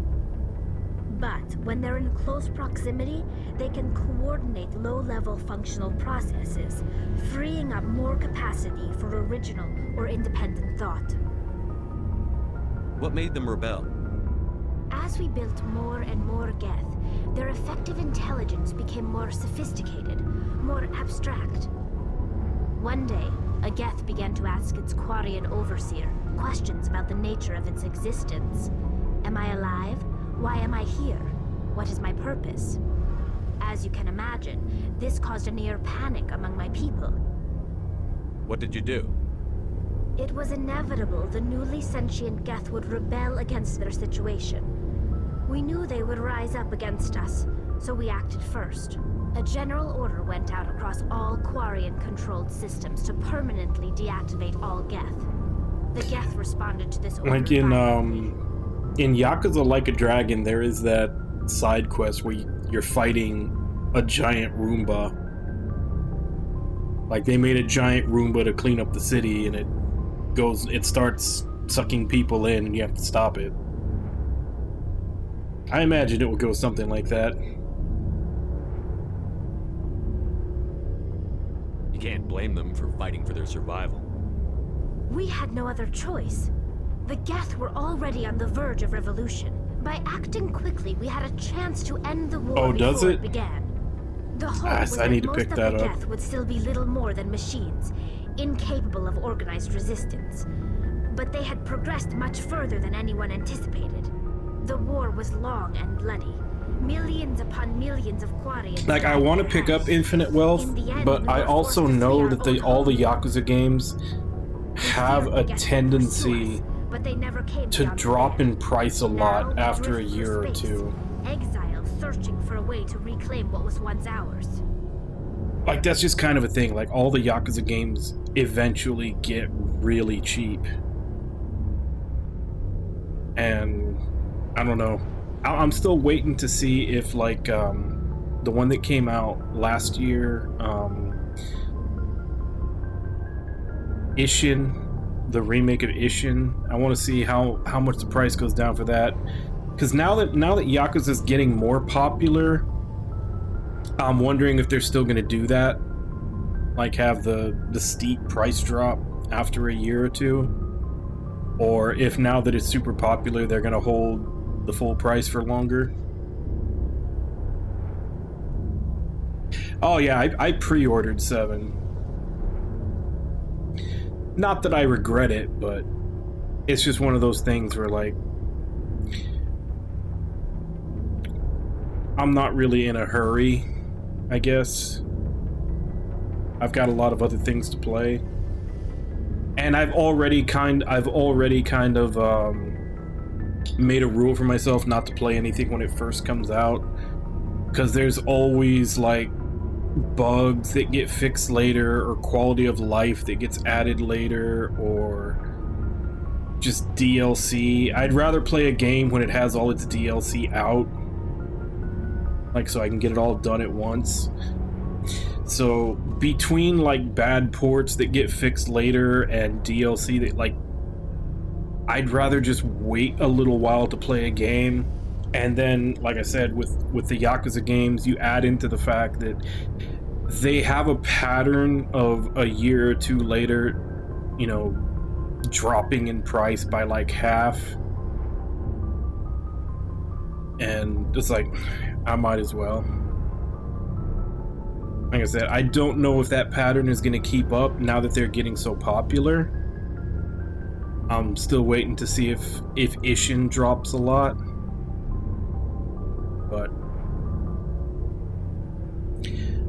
you know, if they do keep that pattern and it gets a lot cheaper, like next year or the year after that, like, it'll be worth waiting for.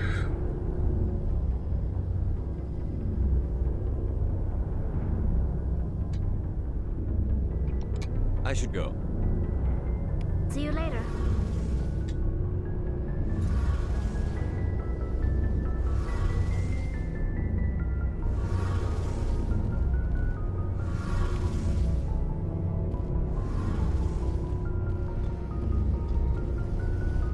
Even though I say that, there's still,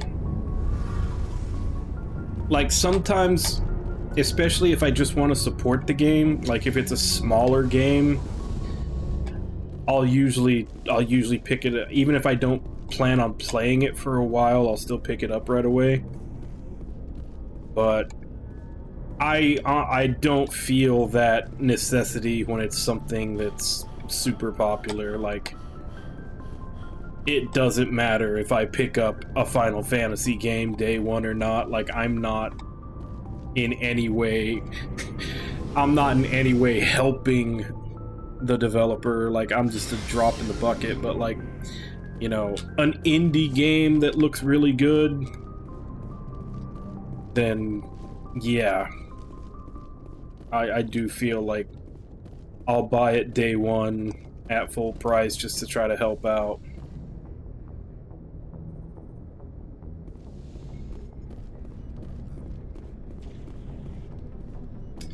Where is Liara? She's the only one I just got her, and I don't know where she is.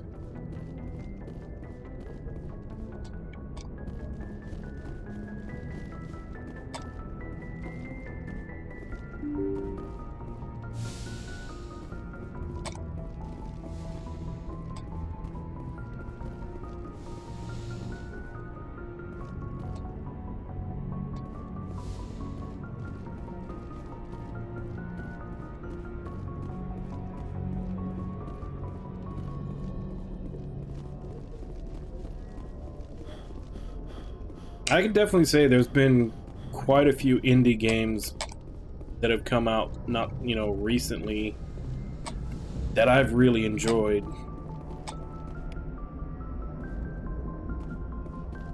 So I always try to keep my eye on those. What the hell is Liara?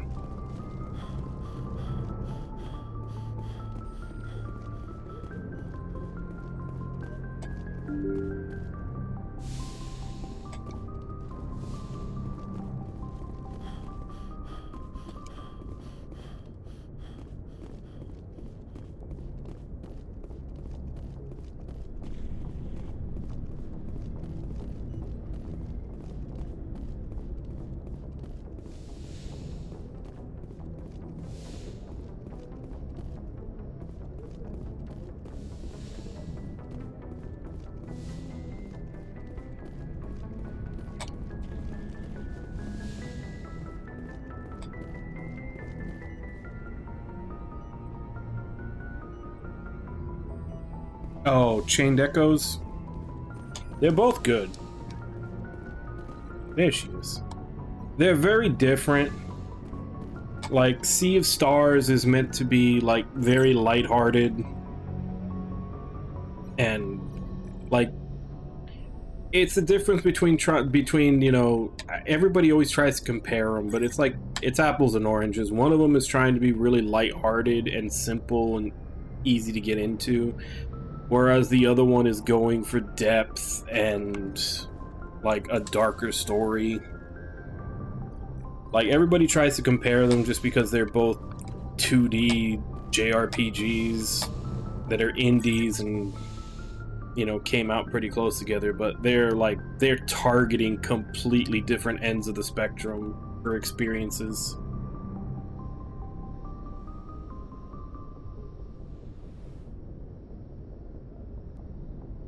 But I like both of them for what they were. Geth, Commander. If you hadn't shown up... I'm just glad we got there in time. So am I. I know you took a chance bringing me aboard this ship. I have seen the way your crew looks at me. They do not trust me. But I am not like Benezia. I will do whatever I can to help you stop Saren. I promise. Don't worry, Liara. I trust you. I know you won't let me down. It means a lot to hear you say that, Commander. Thank you. Tell me about yourself, Liara. Me? I am afraid I am not very interesting, Commander. I spend most of my time on remote digs, unearthing mundane items buried in long-forgotten Prothean ruins. Sounds dangerous. And lonely. Sometimes I would run afoul of indigenous life forms or stumble across a small band of mercenaries or privateers, but I was always careful. Until the Geth followed me to Artemis Tau. I never found myself in any situation my biotics could not handle. As for the Solitude, well... Yeah, both of those are games that I want to play, but... Sometimes I just need to get away from it's going to be a bit... Baldur's Gate is another one of those ones where I was saying, like, I think they've already announced that they were going to do some DLC for that, didn't they? Or am I thinking of something else?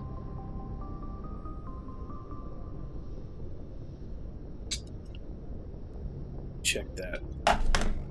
I feel like There was some mention of DLC for that lately.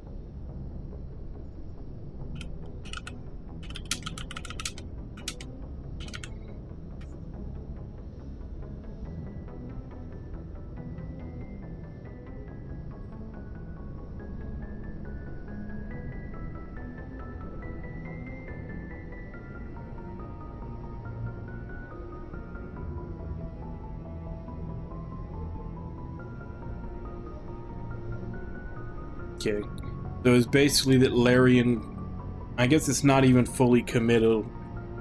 Not even fully committal. Just Larian Studios said that they were thinking about maybe doing DLC. So it's even not 100%.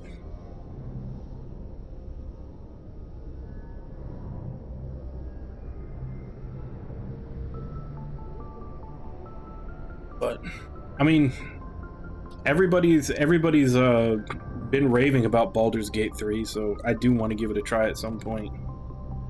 At the very least, so that I can learn the spell, so I can talk with cats.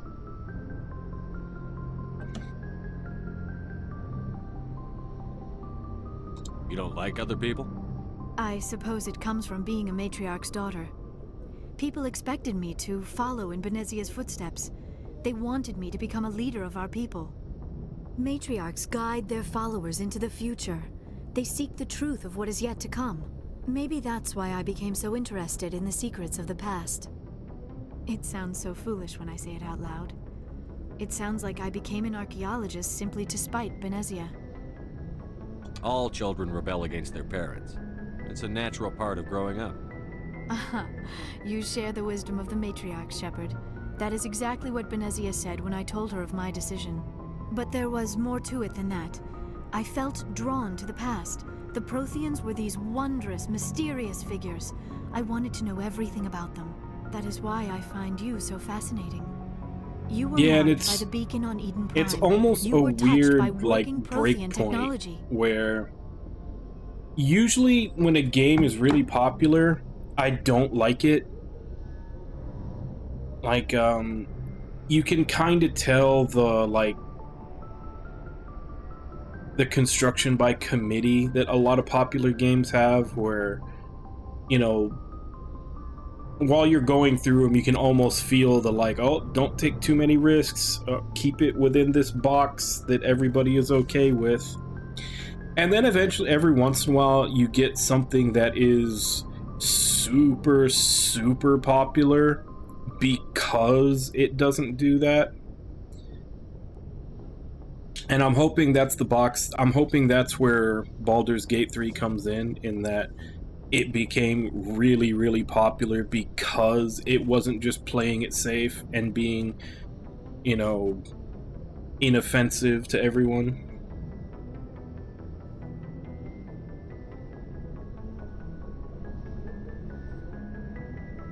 I think Palworld I mean, it's not a game for me because it just happens to fall into genres that I don't care about.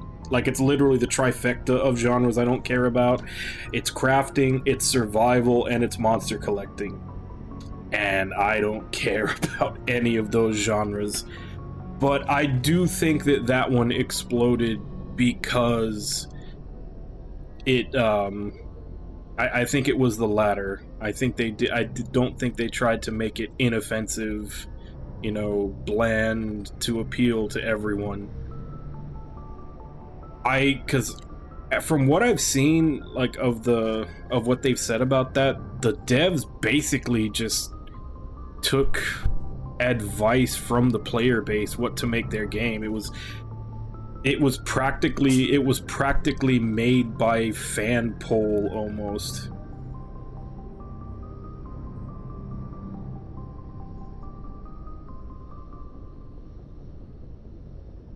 Yeah. And that's what I'm saying. It's even had a couple of controversies already over the stuff that's in it, so it's definitely not trying to be vanilla and appeal to everyone. But I just think it's kind of weird that they took so much fan input in the actual, like, base creation of the game, Like, there's lots of companies that'll take fan input after they finish the game, and they'll be like, hey, is there anything we could change, anything we could fix? And then, you know, they'll take some suggestions that they think they can do cheaply and efficiently. But from what I understand, the guys who made Palworld literally, like, took fan input from the groundwork up. So it is interesting that that worked so well, because it could backfire. You could have a bunch of psychos giving input and then end up making a game that just turns out to be a ridiculous mess where nothing fits together. Then again, even a ridiculous mess where nothing fits together would probably have at least a cult following. Sounds like you want to dissect me in a lab somewhere. What? No, I did not mean to insinuate. I never meant to offend you, Shepard. I only meant that you would be an interesting specimen for an in-depth study. No, yeah, that's he just even wanted worse. to make a fun game, and he basically had it out to the fans while they were making it. Like, what do you want us to put in? Like, all right, it's in. Calm down. And that's why a lot of that weird shit that's in the game is in there, because people asked for it and they said, sure, why not? You must think I am a complete and utter fool. Now you know why I prefer to spend my time in the field with data disks and computers.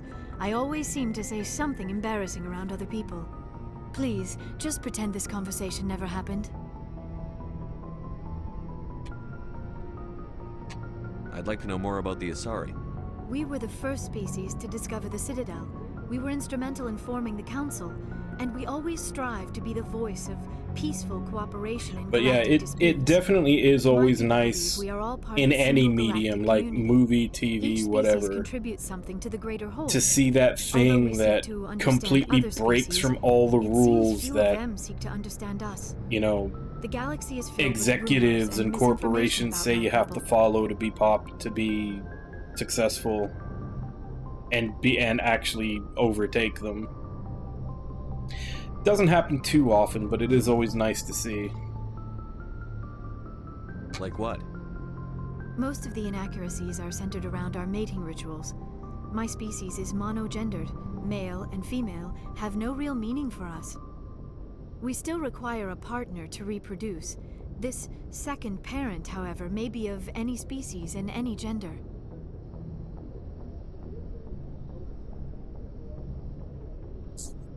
So the Asari are universal breeders? I don't understand.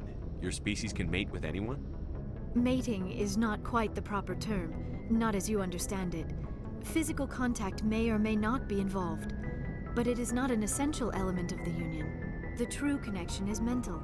Our physiology allows us to meld with other beings. We can touch the very depths of their minds. We explore the genetic memory of their species. We share the most basic elements of their individual and racial identities. We then pass these traits on to our daughters. It is how we learn to grow as a species and how we develop a greater understanding of other races.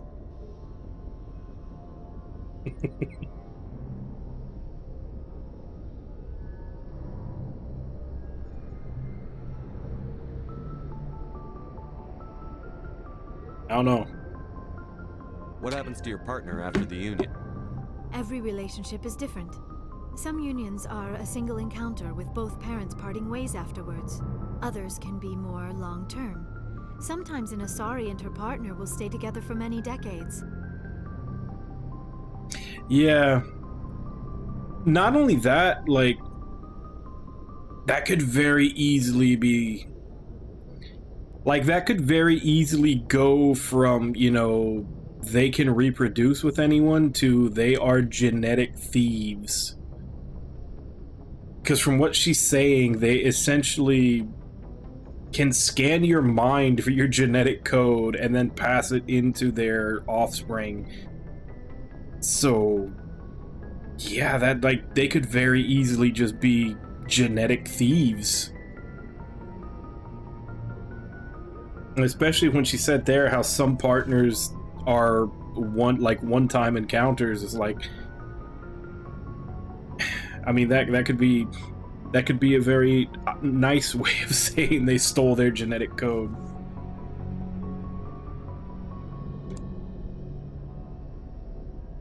Especially if the other race doesn't realize that they can do that. Do you know who Matriarch Benezia chose as her partner? She rarely spoke of her partner. Though I know my father, if you want to use that term, was another Asari. I thought you always needed another species to serve as one of the parents. Think about it, Shepard. If we were not able to mate with our own species, we would have died out long before we ever mastered spaceflight and left our homeworld. Union with our own kind is no longer common, not for the purposes of reproduction. Most Asari believe it weakens our species.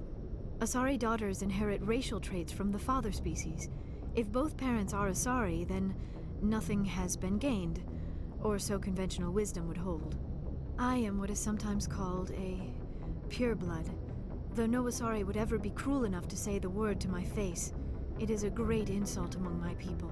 It is possible Benezia's partner was embarrassed by that. Is actually funny that they view pureblood as an insult when there's unfortunately so many people in the world that think that's a good thing. Because what she said is actually true. Like, that whole we have to keep the race pure mentality that different factions have held throughout history, like, that's inbreeding on a macro level.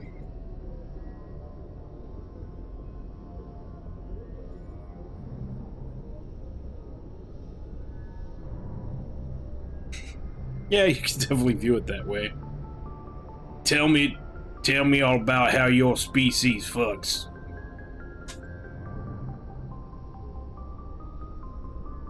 Maybe she wanted to meet you, but couldn't. Something could have happened to her. Maybe she passed away. You might be right. I hope you are. But I have no way to know for sure. Benezia never spoke of her partner. Whatever happened, it caused her too much pain to dwell on it. She raised me by herself, though that is not uncommon. Many Asari raise their children alone, particularly if the father species is short-lived. Yeah, and that's what I'm saying, like, we view inbreeding as bad, specifically because of that, but if the exact same group of people is only breeding with the exact same group of people, it's a larger, you know, more subtle version of the same thing. Like, you're still passing on very similar traits and not getting any new traits into the gene pool.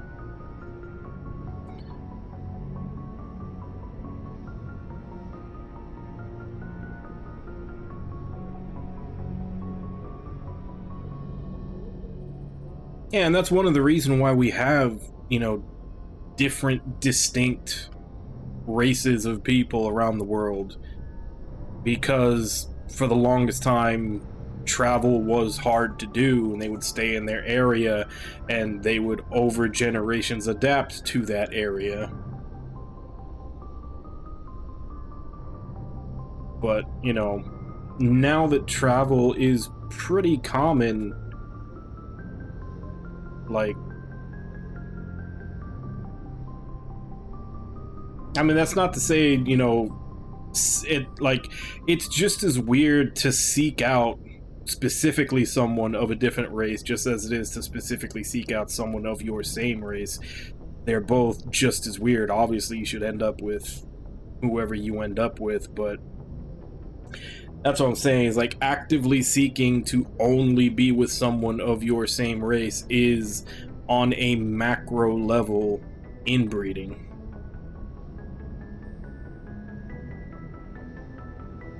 I think so. Which is one of the reasons why, like, you know, blonde hair and blue eyes are less common. It's because it was originally a mutation that spread slowly. I don't know if it's I don't even know if it's a dominant or a recessive gene. Which would probably make it even more rare if it was recessive.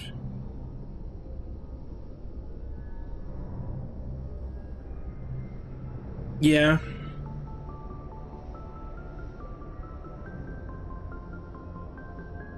But honestly, in the next few generations, that's probably not going to be that that's probably not going to be as prevalent. I'm not going to say it won't be, but it's not going to be as prevalent just for the fact that, you know, I mean, I'm in America, Wabon's in Sweden, War Panda's in Australia. Like, we're all being connected across the world for practically everything we do now. Like, culture is going to, over the next few generations, slowly become kind of mixed in to the point where it's just shared. Unless there's a huge backlash against it. Which there could be.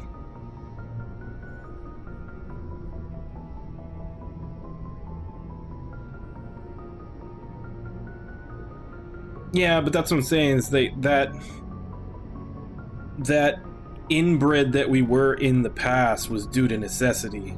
You know, like Wabon said, it was very hard for people to travel all the way to where a different culture or race was. It didn't happen all that often.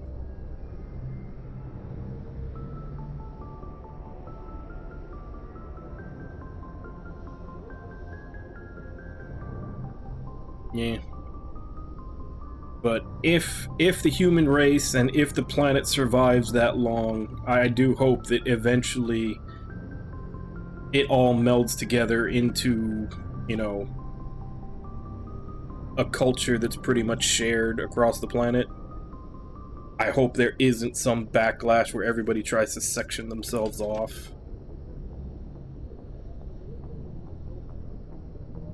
I should go. Goodbye, Shepard.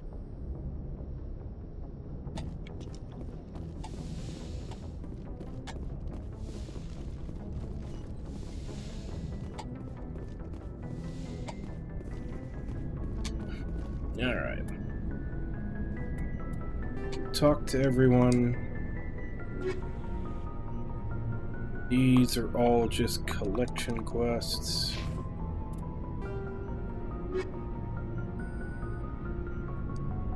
So basically we just have these two now. Only have about 15 minutes, but I guess we could start on one of them.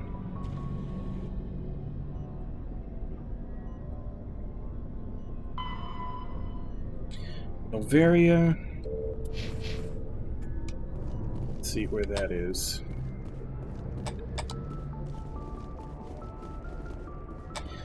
Yeah, my knee-jerk reaction is usually to be a pessimist, but I try to, like, second-guess myself and hope for optimism.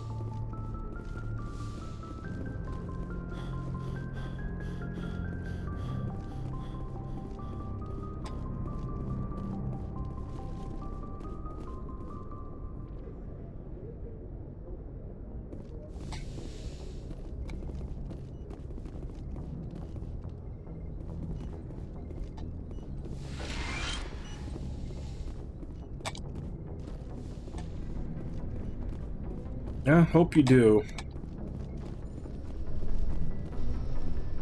Personally, I don't even know how I'm gonna make it the next 20 years to, like, retirement.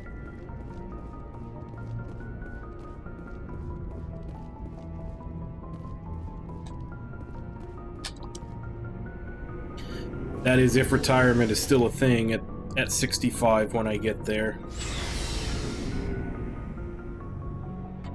And that's what I'm saying, like, I'm essentially a pessimist, and then half of my brain is, like, trying to talk myself down to try to find the silver lining.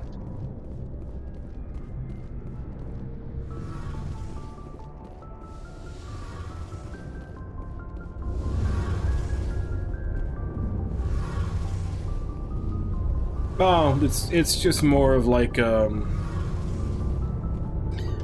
a general trend in my life that everything is slowly getting worse. Hence the, I don't know how I'm gonna make it to 65. As for the actual, is retirement even gonna be a thing, that's more just paying attention to the political here. Like, there's already people in the Republican Party that are trying to talk about either extending the age or just trying to get rid of Social Security altogether. And it basically just comes down to the question of, in the next 20 years, are those people going to get elected enough to where they'll actually be able to do it? And I can't reasonably say that that's not something that'll happen in the next 20 years before I reach retirement age, if they're already planning to try to do it now. I don't think they can be held off for 20 years.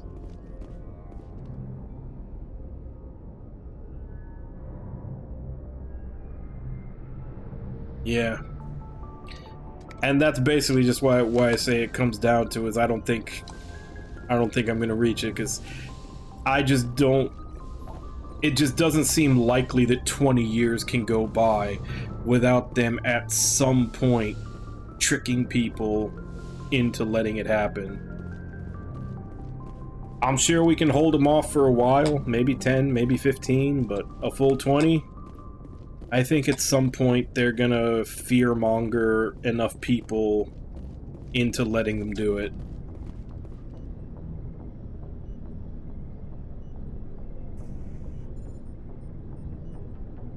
Yep.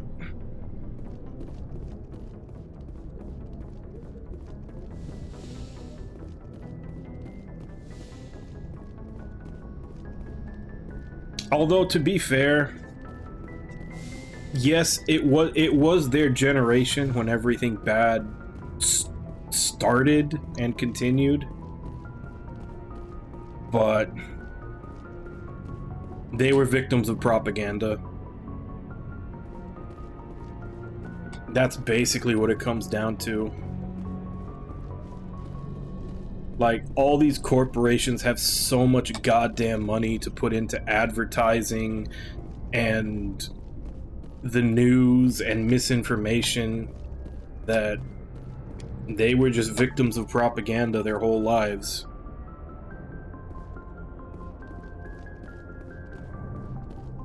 Like, it wasn't even until maybe even the early 2000s that when the internet actually took off enough to where you could fact check a lot of this stuff that was getting fed to them. And by that point, most of them were already too old to really adapt to it. Like, some of them are still too old to adapt to that. They'd rather just, like, they're just so used to sitting back and having everybody tell them what they need to know, as they say.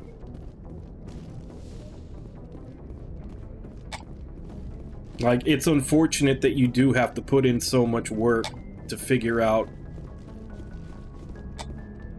all the lies that you're being told, because you're being lied to pretty much all the damn time.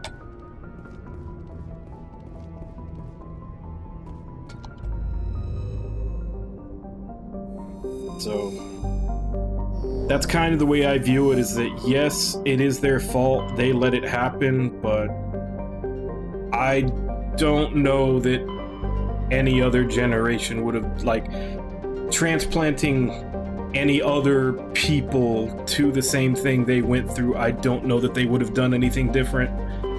I think they would have fallen for it just as much. Like, it's easy to look back at everything they let happen with the tools that we have now, but they didn't have them.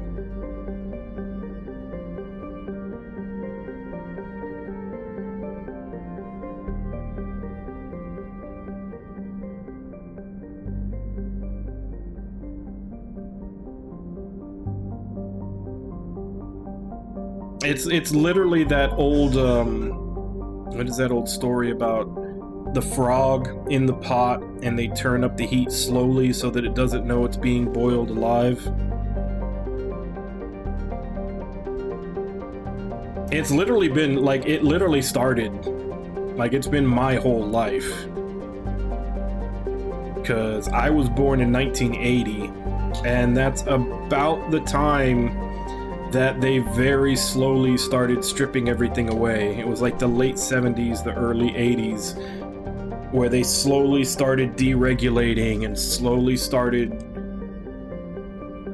like, it's been a 40 to 50 year process of them doing all this. It happened so gradually that no one noticed until we're already at the shitty point that we are now. No, maybe not the point that we are now. People noticed, you know, we're starting to notice like about 10 years ago.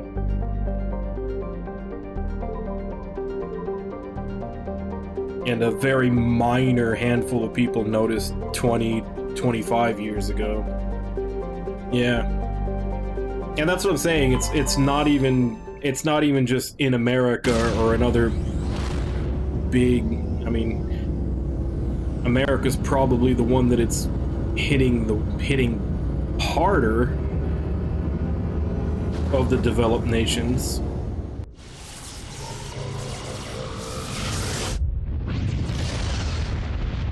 Like, you can't point that out any easier than how they constantly convince people that universal health care is bad for them because insurance companies and pharmaceutical companies want to make so much money that they lobby and put crap on the air and misinformation out there that they have people convinced that universal health care would be bad for them. Every other developed country in the world has it and is fine with it, but apparently that's the devil. And the whole country would fall apart if we got rid of our fucking evil ass insurance companies. So when I say it's probably not the worst, but it's probably worse here than most other places, it's because of shit like that. Like, they're just, it seems that they're so much more capable of convincing people to vote against their best interests here.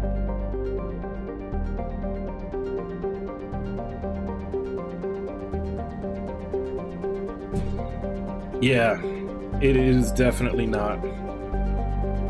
And that is the worst part, though, is that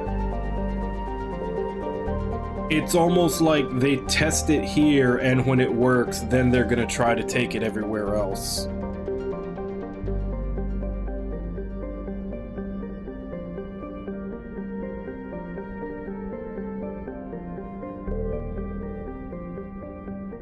Because it's the same companies. Like, these companies aren't just in the US, these companies are global. So if they can find some way to, like I said, get people to vote against their own interest, and it works, they're gonna try it else. They're gonna try it somewhere else.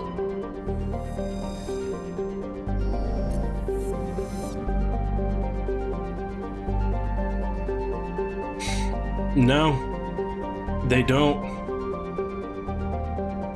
Like, you can look up stories of people, because even with private insurance, they're like, there'll always be the tiers. Like, are you gold tier? Are you silver tier? Are you bronze tier? You know, are you super platinum plus diamond tier? Like, they're insurance companies. Their entire reason for being is to take your money and then find a way to weasel their way out of paying you when it's their turn, when it's time to put up their end of the bargain. Yeah. There's 1,000,000,001 different reasons that they find not to cover you. Like, that was actually the whole thing with Obamacare.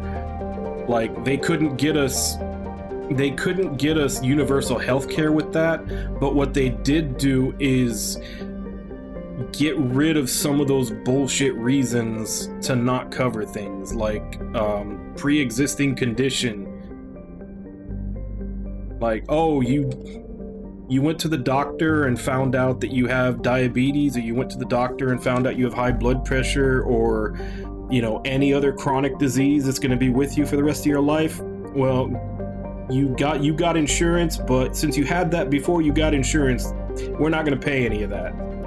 That was one of the things that Obamacare got rid of, is that they can't block you for pre-existing conditions. But that's what I'm saying. Like, the entirety of this multi-billion-dollar industry is finding reasons not to do what you pay them every month to do. They're trying to. They're slowly phasing it out. It's still technically here, but they're slowly crippling it, and that's the problem. Is that, like I said before, it's the frog boiling in water thing. They do everything slowly, but they eventually get what they want. Which is why I say I don't think Social Security is going to be around when I turn 65, because that's the plan that they've done, and it's been working for them. So I feel like they'll do the same thing there, and they'll just slowly strip it away. And by the time I'm ready to get it, I'm old enough to get it, it won't be there anymore.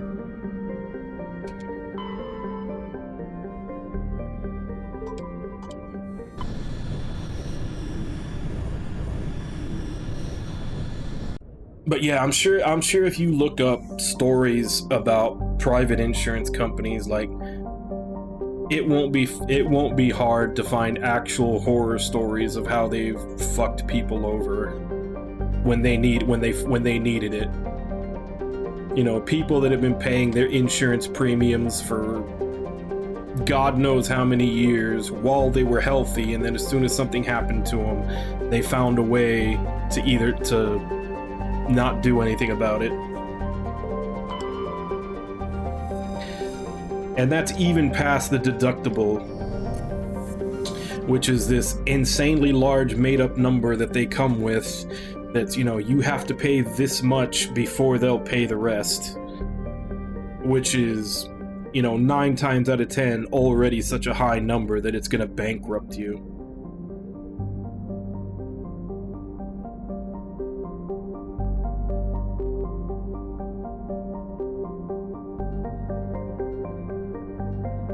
Yeah, it's like a quote that people that, you know, I can't remember which comedian said it, but they were essentially talking about, like, labor unions and how all these, I think it might have been Bill Burr, but they were essentially talking about, like, labor unions and all these unions that are trying to come back now, and how, you know, all the rich, like the corporations and the rich people and everybody are still trying to squash them so they can't strike or anything. And the comedian's response was basically is like, you do remember that labor unions was the compromise so that people didn't just break into your house and murder you, right? It's like, so that the angry workers wouldn't just break into your house and murder you, you decided to make labor unions to negotiate.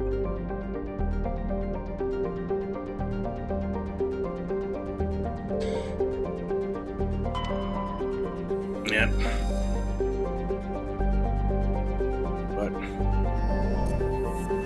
well, I went off on a political rant, and the time is up. I guess we'll go ahead and save and end here. But yeah, this is one of the reasons why I don't like to talk about politics, is because it does always end up depressing me, because like I said, I am first and foremost a pessimist, and I have to try to talk myself out of my initial reaction, which is to be a pessimist, to try to find a silver lining somewhere. That's, like I said, that's one of the reasons why I don't like to talk politics, because it always depresses me. But I guess it's good every once in a while to get it out. God damn it, how do I close you? Oh, fuck off, EA. Go away. It's gotta have like 2 different EA apps running just to play this game. God knows what they're doing to my computer.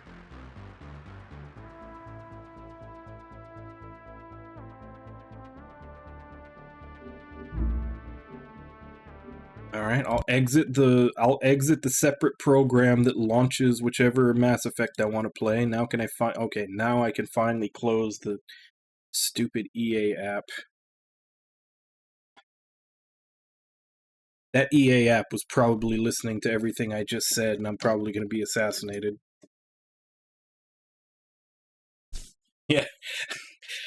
I think I said that right as you just typed it. But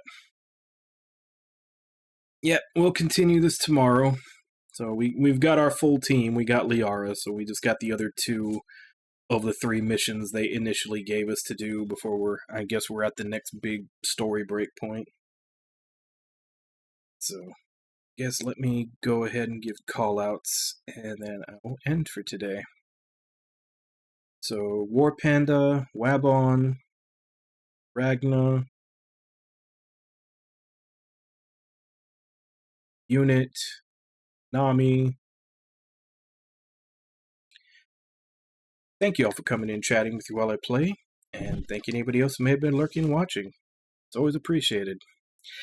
And if you were lurking and watching, sorry about the political rant. I try not to do it too often, but yeah, like I said, every once in a while, it just kind of got to get it out. Definitely not something that we usually do. It was a rarity. So, as I said, I will continue this tomorrow, and as for right now, let me see if I can find someone to raid.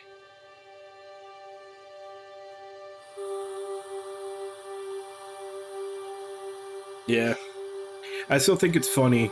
I kind of agree with EA that a couple of years ago when they got voted, you know, the worst company of all time. They're probably the worst video game company, but yeah, they should not even be in the running for worst company of all time.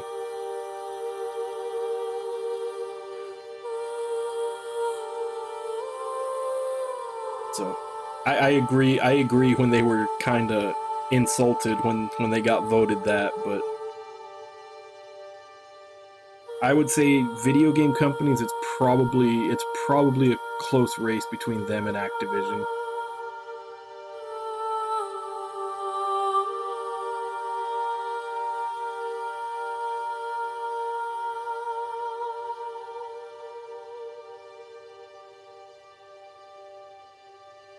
Alright, who's on?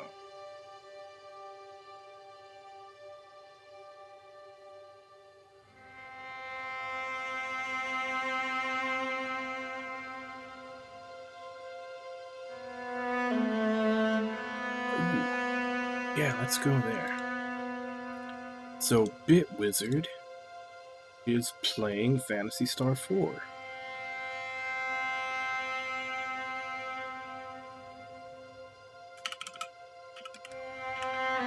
Which is... I mean, obviously a big part of that is nostalgia, but one of my favorite games.